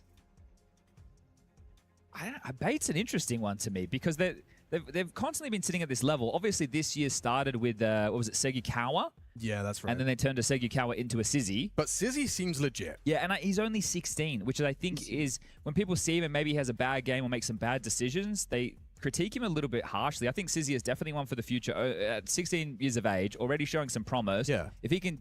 The biggest thing with these players is making sure that you're open-minded to learn. Absolutely. Which sounds ridiculous, but that's like life, really. Yeah, but you see it, right? Like from the other Segukawa, for example, or the Head Trick before that, there was always, you didn't have that star power. I have seen Sizzy take over games. Obviously, most of the time it's Mirage. Yes, it's true. He is that typical 16-year-old, who just grinds the faces, spams Mirage. But yeah, I've seen insane performances from him as an individual. So I think maybe... I kind of like what you're saying. I do agree. When I look at Foot as individuals, the only one that really sticks out like a sore thumb, I'm yet to be convinced by Symmetry. Yeah, exactly, right? But everyone knows the Jugs moment. Yeah, right? Absolutely. We saw X-Flat on Heroic. He can be explosive. Demon anchoring is strong. Krabeni can do carry in-game leader performance. Ridiculous. Very aggressive in your face. Would you say Krabeni and Gizmi are in a similar category as far as, these new punchy IGLs that can frag? In terms of the next generation? That's up there, right? Because before that we had was Kixen and... Go on. Fragging IGL? Maka? No, because this was around the Paris time, right? So you think about, or in Paris now, your Gamer Legions, we're talking about Blast in 2023. Exactly. Yeah. So that's where you had your Shui and your Kixen come from. That's right. Right? Obviously, for Mr. Shui, it hasn't worked out as he would have hoped. Whereas for Kixen, he was on Falcons, and now he's on Aurora with this international project. But yeah, I think that they might be some of the next names. Like, I am surprised. Maybe I'm not, because I know a little bit of the contract stuff behind the closed doors with Foot in terms of like player trades. Oh, really? I've heard a couple things. Striker. He's always got his ear to the ground. Yeah, he's given me a nugget or two. So maybe I'm not surprised, but I think if you're Foot and you're in Counter-Strike and you lose the core of that team, well, it's like, we got to start from scratch again, right? So you want to hold on to a core at a minimum. We were having our dinner break and we bumped into Team Spirit, who lost in their opening best of one. We're in good spirits. They did seem like they were in good spirits for a team that lost to a GG Hao. Synopsy, Mini, Satsanito, Bibu, and a Samus. Don Cumble, though. Only had a 1.58 rating. That's it. But this was, I guess, because a lot of people are talking about this Mouse versus Spirit game back at Bounty. And what stood out about that? Well, Donk had a couple of series, which for me, when I see Donk have an off map, I go, it's not going to happen again. We don't get two consecutive. I think he had 4 or 5 consecutive maps that were negative KD. Okay, for the first time, absolutely. I would assume. Here's a question for you. When do you reckon was the last time Device played against Zywoo? Wait. Using my limited brain power, I will think back. I'm going to look now. We have B-Trams here, but he can't push stuff on air, so he could probably do it for me. But I'll have a look. It can't be that hard. Bị sao mà take bao lâu đấy nhỉ? How long was Deve gone? And when did he leave? Mãi không được. This is it, right? Because you had a couple of moments. You had it must have been when he was on Astralis. Yeah, it has to have been. So it can't have been that long ago. You're gonna have to scroll a while because 100 Thieves have played a lot of Counter-Strike. They have been grinding. That's not that long ago. November last year. No, that's nothing. That's just nothing at all. That's when he was on the Astralis roster. That's right. Yeah, it was at that time it was Yabi, Hooksy, Device, Stare, and Magisk. Which was, on paper, supposed to be a real strong squad. Yeah, from what I heard, a bit of tension in the team. Not everybody got along so well. Which, as you know, you can get away with in some sports. But when you're in Counter-Strike, not in Counter-Strike. It's just 5 dudes traveling the world together. You better get along. Yeah. You really kind of have to. I think there's some teams who we've seen VP of old. We've seen them operate of the no, this is business and we're working. That's true. But that was it. But I think you're only going to get the best out of a Counter-Strike team. You don't have to be best mates. No. But when you're there, if you're having a good time, which we're playing a competitive video game, that is extremely frustrating. Don't get me wrong. We all know how it feels to lose rounds and lose clutches and have bad teammates. But I think that at the end of the day, if you can keep a bit of perspective on it, and you can enjoy the time with the people around you, you're in a good spot. Is Apex looking at us? No, he's not. No. But that's one of those things as well. I had an interesting conversation with Simple in Atlanta. I just bumped into him and he was kind of, we just had a general chit chat. And one of the things I was trying to kind of instill in him is the power he possesses by being him.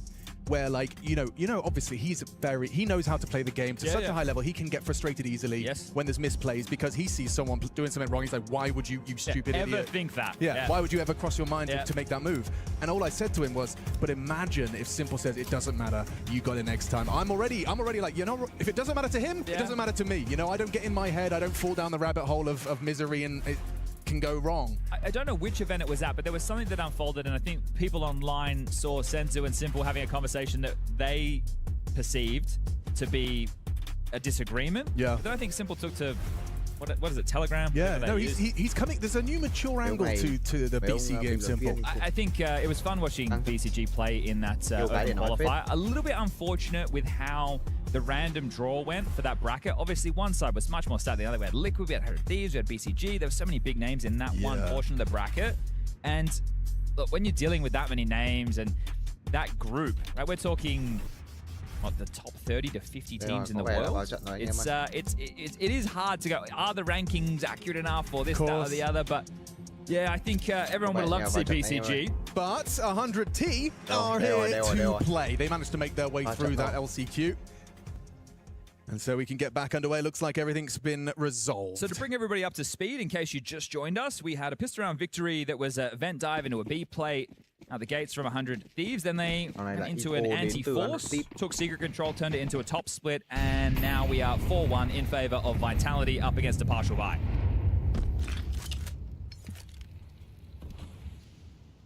Let's rock and or roll. Nothing's changed for Vitality. They haven't gone, oh, we need to drastically change our positions because we lost at the major to Falcons who won it, and then we lost to Liquid online. Apex is still Yard.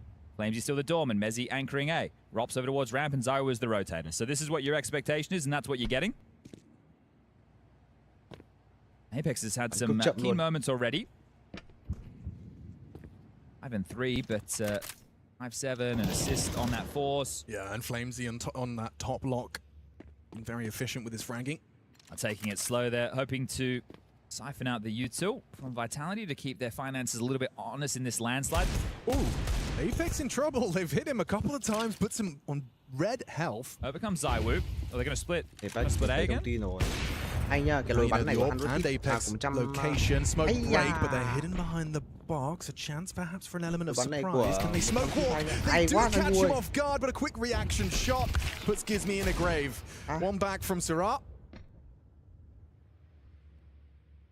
Silent drop from Zywoo, just showing off his movement skills. So as far as Poise is concerned, he must still be heaven. Problem is the bomb is in a bit of a precarious position right now. They have 20 seconds. These three have to make a move. Not the best flash in the world. Zywoo's actually played this to perfection. He's just up close. I say that his back was turned to Device. They might be able to get another frag out of this. 8 seconds. Gets the bomb down. Oh my god, Robs nearly goes down to the device tech 9, flustered a bit, rushes it. From Mystical. Got a little bit dicey, so 2 rounds where they've been able to get 3 kills. The bomb goes down in this one, their first plant other than the pistol. They were sitting pretty with a full buy. So the fact that they're able to... Pretty competitive round there. Hopefully that spells... Yeah, do with some guns. But no device AWP. Sure. Nhìn tay của Rob kìa. Yeah, surprised he gets away, because you can see the idea, right? Premeditated that move. And then it gets a bit messy, a little bit sketchy. That's where you feel that maybe the comms are a little bit sloppy or your read of the situation isn't quite there. So Apex setting up Heaven, they are doing a very passive stance. Lag rồi. Ôi không, lag rồi. Lanes behind CT vents. Mất H luôn rồi. Đi đây, mất H rồi. Boy holding the util. Gives me 2. Mezzy and Hart, they are expecting a top pop. Could be really better position. The Molly CT event makes life a little bit difficult. Yeah, Rain will remove Flamesy. Mezzy's forward position catches device. That's important. Double out of Rain. Breaches the top side. And should very well translate. Is there going to be an attempt? Well, they took so many casualties in the last couple, but they still have a decent amount of cash on all 5 players. They're going to give it a look. You run the risk of... Đừng có lag nữa. Không ổn rồi. In this... Well, they are going to threaten it. This is very threatening. Util dump. Double flash. Gizmy's back turned. Apex, there's one. Robs another. Zara and Rain playing around that hot smoke, and there's just simply not enough time. You've got to swing, find the frag, and that will be 100 Thieves. Taking this one, Zara goes down to Zywoo. Or will he be able to leave with the AK? Doesn't look good. No chance in the world. Okay. Well, at least they take everything away from 100 Thieves as well. Sure. So everybody will be able to buy. But still no AWP. Yeah, but clearly not part of the game plan here. Just to top execute. Rain finding the entries. And Glaive taking a timeout. Phải bị đen hết time thôi. Đổi thì vẫn đổi được hết này. Và smoke đầu hắt khó chịu quá. 400 Thieves. And there is money for a device AWP if they want it. They've gone in with an AK again. This also gives Xtaz an opportunity. And I think it's a... Well, the money's not in too much jeopardy right now if you're Vitality. You've got 4 players, 2k plus, and they get 1900 loss, so they'll have guns. So as long as they save 1, they should have a full buy round into the next. But let's lock in on this. What is the call going to be? The timeout has been taken. Is this a pace change? Is this... Now, what adjustment could Glaive be hoping to make in this moment?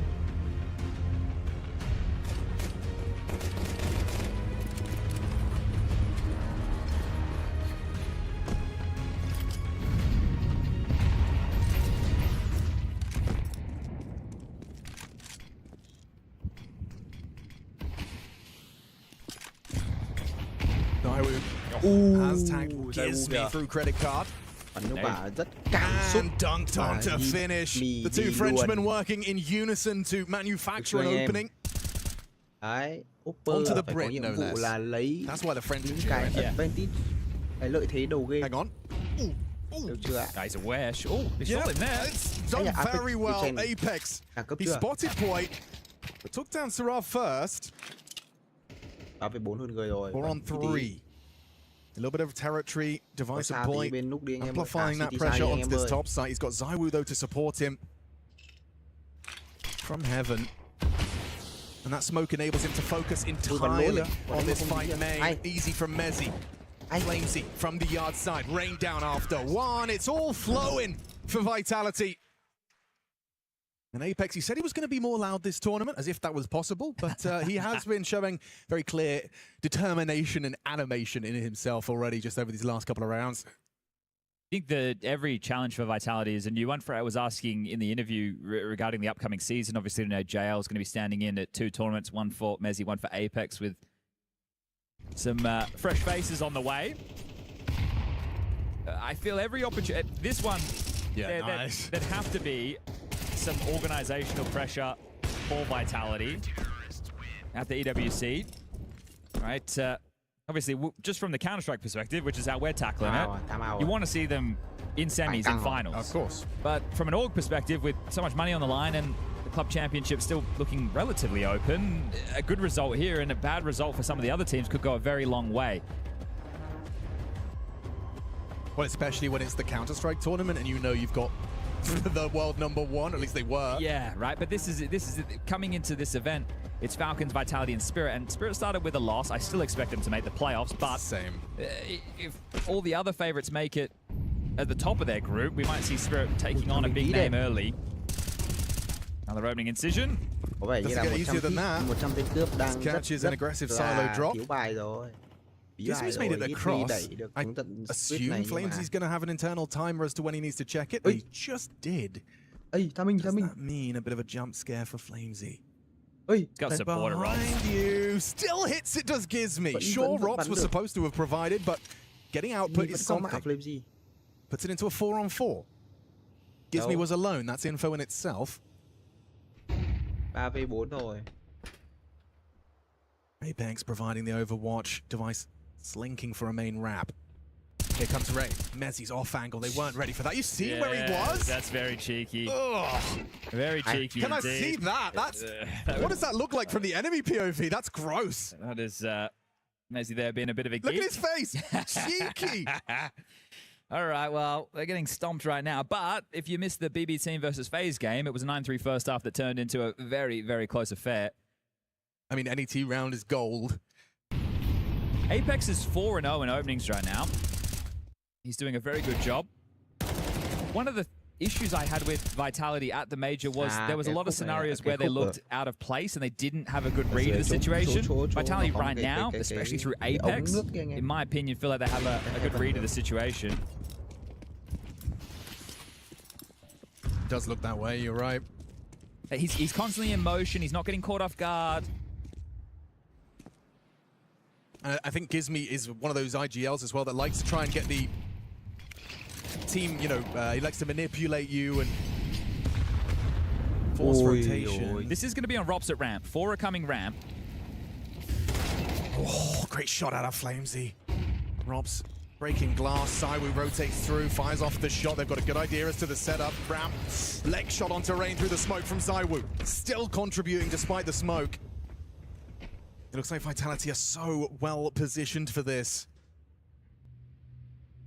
On that ramp side, but Robs finds the finish onto the leg shot Rain. Another from Robs. Get out of my sight, says Mr. Cool. Another multi out of him. Góc đấy thì rất khó để mà đổi được. Helps when you win the opening exchange outside, but then also Apex, you see these motions. Okay, I'll wait in the smoke. If Rob takes contact, I come through. I take off one, probably I get traded, but at this point we're in a very strong position. So this is what I mean about them understanding what's happening. And then, okay, they hit the brakes, so I'll back off. I won't take the risk. They feel like they're definitely putting the best foot forward right now. 8-2, 2 rounds left in this half before we swap sides. 8-2 rồi. Suboptimal on the buy. Into the top side. Hang on. Easy pickings. Poi and Gizmy crank the site. Rob's down after 1. Rain's got main.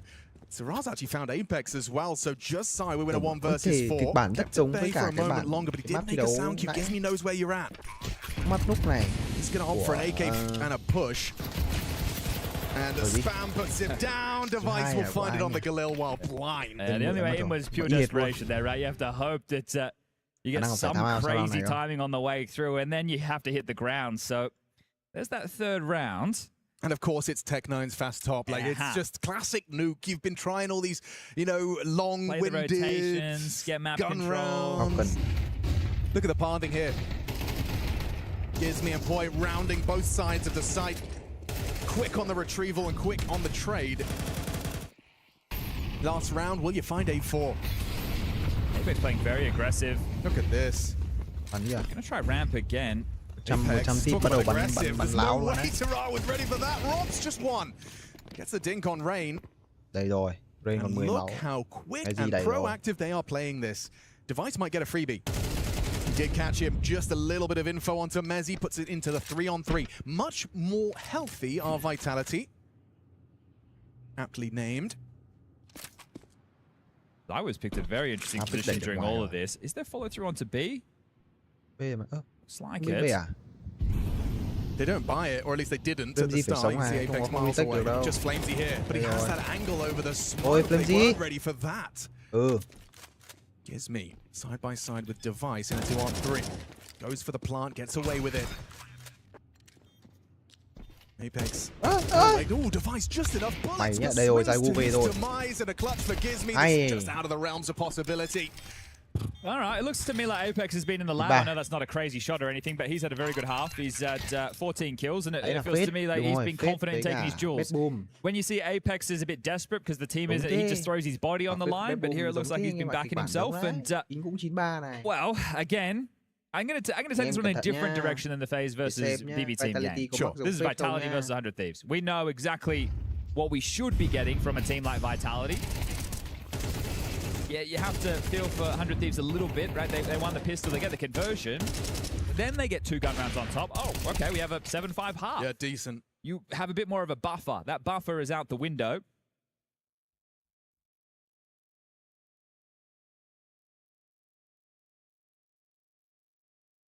Ready to get this one back underway. 30 seconds. Goes damn quick, and we're already into freeze time. Bye for the T side. Vitality have 2 smokes. A HE given to Rops, likely for that door. A molly on Mezzi, and flash to boot. Vẫn là một game căng. Good luck, have fun in the chat, and away we go. Em 100 tip mà thằng round There's Jewel Berettas. Còn ok, còn không thì khó này. Và door blown off. Util follows. Một nhịp. Squeaky door lurk. Góc này Ràng going to try and dip down the vent. They already started Device B, so he can pick up vent. Molly 2-drop main. Here comes the pressure. Đánh Heaven. Mapping all the way. What a headshot onto Gizmy. Flamesy at range. Quả này là giống Takes cái down the Heaven player. giống y hệt luôn, giống y hệt Immediately bên starts to phía amplify the pressure onto site. Syrah with dual Berettas has to worry about Heaven, Hut, and Bắn Flamesy. Heaven này khó này, bắn Heaven này Applying khó that này. pressure all on his own. He's got a bit of help. It's Zywoo behind him. Rain's got too many targets on his screen. Gets overwhelmed. Still taps one. Ở đâu không có giáp nữa. Through main. Ôi boy ơi. And Poi going for a late ladder. Indie boy. Good luck with that. Zywoo seems poised and ready. Just hoping he catches the perfect timing, and it's too easy for Zywoo. Device, not the pistol you want at that kind of fight. Fighting Heaven from main, and look at the position of Zywoo. They're playing cheeky Counter-Strike. Triple kill from Zywoo on the pistol. No surprises there. I think the highest rated pistol player is Mr. Wu. Have 8 opening kills in this map so far between Apex and Flames, who found that they're on the pistol and even found that follow through. Look at this shot. This is very similar to what BB team ran, but a later timing and a bit more nuanced. Right, trying to do the Heaven and Hell wrap creatively. Do you think the Hut Molly could mask some of the main drop sound? Like the fact that they drop off as the Hut Molly lands? To some degree. I don't know. I just you think about the angle of, okay, so the first thing that they want you to have to acknowledge is the vent drop. Yes. Right, so you're trying to pull a rotator, so when you are wrapping Heaven and Hell, it's less fortified, right? So yeah, okay. Makes sense. Well, if they can just get past this force, we'll call it a win for Vitality, I think. Yeah, it could be really that cut and dry. Jimmy đẩy ra được để secret rồi đây này. Apex thấy. 1 yard, says Gizmy. Poi readies himself. Biết là khu vực bomb B có vẻ Good thiếu luck người with này. this one. Nào Poi ơi, 5-7 and tôi. bad. You'll take it. Thế là được Flamesy rồi. removed. Zywoo đổi được luôn. In that situation, Thì đã mở được một đường rồi nhá. You've got yours. Apex biết một người dưới đấy rồi thì ra khả năng clear, bây giờ chạy vào I bên B mean, khả the năng second clear. that bomb goes down, you don't feel great. You really don't feel great. So keep him away from the sites, and Gizmy is well positioned to do so. He's on his own though. There's no real rotation. He'd have to go absolutely mental. Oh, and Apex is here. Exactly. Apex rồi, Apex So phải nhanh they're lên all tí. going to wait for each other and time it to beautiful synchronicity. Hello. And save. All right, 11-3. Ah, textbook. I think we just saw one player attempt to go down the vent, and that would have been swiftly called off. I think that was Syrup. He's like, no, actually, you are not attempting a 3v4 retake of We're looking for damage. We're looking for upgrades. We're looking for something. Anything. Not just straight into the save. They were warded away by the forward presence there on ramp. And khả năng là muốn xếp súng. We knew it was confirmed. Now it definitely is. And if this is, you know, just Vitality all the way to the finish line, I can't help but feel for 100 Thieves, this game is going to be shrugged off as quickly as should have won the second round. It's going to be, you know. Sure. It was always going to be a difficult game. Of course. But you have to convert those type of rounds. If you were making a checklist of making this game competitive, you win got the pistols, win the conversions. Yeah. And then if you can get a couple of gun rounds after that, we can have a conversation. Yeah, exactly. Cool. But I mean, it couldn't be better, right? Look at the fragging output as well. What a lovely spread. Sure, Merriman a little lower down, but that's just because he hasn't seen as many as the opponent or as his teammates. But a very even kill spread from Vitality. Not a one-man army by any stretch of the imagination. And if you reflect on the loss that Vitality had a bounty online, Nuke was in the mix there, so you're probably feeling if you're 100 Thieves like, oh, maybe it is a little bit susceptible. It's like, well, it's our first game since the major, online.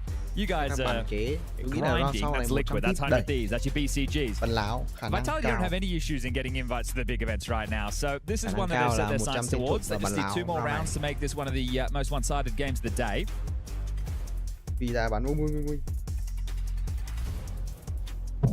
Just having a look. We had a 13-3 with Game Legion versus Luminosity. 13-6, 13-5. Yeah, 13-3 is the biggest stomp of the day. Do we get another one of those? Oh, forcing out the game. It's just so limited, isn't it? You have to hope that they play fast and then they play around smoke so you can capitalize. Someone gets a multi. Oh. Okay, they forced the issue there. You can see the flames on the ground, right? So they have destabilized the fast yard and secret control that Vitality were looking for. Device has got a scoped weapon, just a scout though. Đấy là một quả đi smoke. Em lại một quả để bò qua này. Oh, just from Flamesy. You're probably going, please smoke. Where is the smoke? Where's the smoke? Is it in the air? No, I did throw it. It's coming. It's coming. So's Christmas. Gosh. Em smoke muộn. Oh, you've just lost the tail there, haven't you? Now feels like anything's possible. Cài được Flamesy vào đây rồi. It would have been insane if there was more than one that made it across on that very minute timing. This Flamesy. Round này round quan trọng mà. Round này mà Vitality mà ăn nữa thì thắng luôn. The last smoke's on Rop, so he can't use this outside, and Apex is bắn muộn luôn. Hay quá, bắn muộn.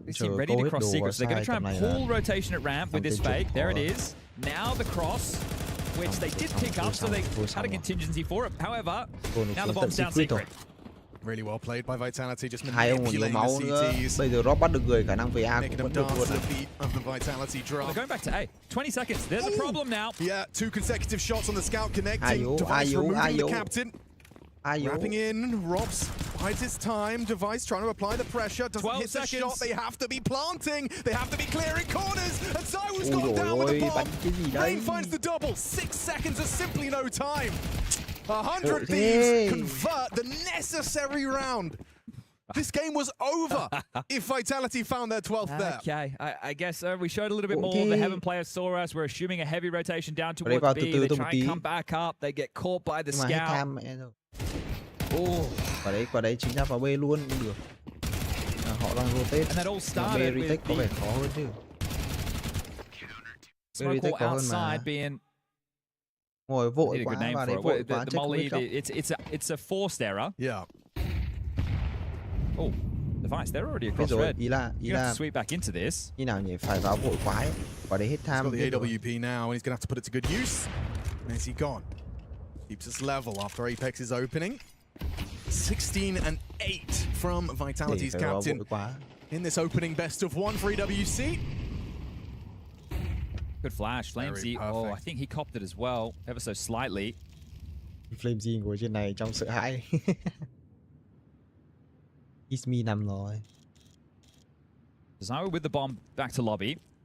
Apex across secret stairs, but probably no intention to go further. And Flamesy off a main, picking up that AK, making a sound cube, so keeping the conversation flowing as Device will take his ult ramp. This is the fight Robs has been waiting for. Rain puts his head in the vice. So they're pushing all lobby. Ramp and There's a belated trade. That's going to Make things uncomfortable. But they know that's the lobby player, so they might yep, assume everyone's outside. That's a bit of a mare. How has he gotten away? What? The magnetic flame follows him up, Tetris. And smoked off Poi at ramp. Dẫn vào bãi xăng là cụ đi rồi. Apex is going to catch you. Hello. It couldn't be better. Unprepared. Có lửa ở đây nó cháy lên trên, khả năng là nóng quá không chịu được. Rat in the system is Apex. 18 kills deep right now. That was felt like a puppet master moment. You know, Robs goes down solo in lobby. Nameplate counter shot that we've been talking about. 100 Thieves makes some assumptions, and it was the wrong assumption. So Vitality definitely pipped them at the post this time. But they had no, look at this, not ready. There was obviously noise on main, so that's drawing the attention, but Device as well, he wasn't holding the angle. He was expecting there to be some utility, like at least a first smoke before they crossed red, but nothing, they just went dry. Yeah, but you could see throughout that whole round, I mean, like you said, no one was ready for all of those fights for 100 Thieves. Tóe ra, chứ nó không chỉ nào nó ở dưới được đó, nó tóe ra đằng trước. Backs away. Ui, quả nết đi. Don't get much more damage than that out of a HE. That could not have been làm better. gì? Apex has gives May me 100 tên trộm vẫn còn tiền. Apex having a great map, right? Most multi-kills, 6 and 1 in opening kills. Nerdy approach to getting on main. Poor Gizmy. Yeah, he's just been Tôi xong. on the reload. Tôi xong It doesn't rồi. get better. Looking for that 13-4 escapement to open up EWC for Vitality. Poi with one back, and now Device is off, and they're punishing Zywoo. Vẫn có vẻ cứu được round này đấy. A man advantage that you need to hold on to. Tôi. He feasts. Finds two in quick succession. Thế này thì họ để họ bò này thì làm sao mà đỡ được. Is it going to be the game too? That Device can deny 43 on the clock as it's a Rob's first Device one-on-one. 30 giây. Bomb picked up, space being given. Okay. He's anticipating squeaky door and now gets confirmation. It's all too easy for Robs. A stomping. A lot of people wanted to see this one go back and forth, tit for tat, but Vitality just mincemeat. Yeah, a big discrepancy for the in-game leaders. Apex 6 and 1 in opening duels gives me 0 and 6. Vitality march on in the upper bracket, one best of 3 away from the playoffs. Yeah, that's absolutely what Vitality looks like when they're feeling the rhythm to their own rhymes, and that's because they've just put away in their opener 100 Thieves and a best of 1 that definitely could not afford to have a slow start. And Vitality looking to set a pace and a presence here that we can all hope to keep up with. Mọi người hãy nhớ là trước khi rời khỏi video này, mọi người hãy để lại một like cũng như đó một đăng ký cho livestream của Skin.Club Việt Nam anh em. Hẹn gặp anh em vào tối ngày mai nha anh em ơi. Hẹn gặp anh em vào tối ngày mai.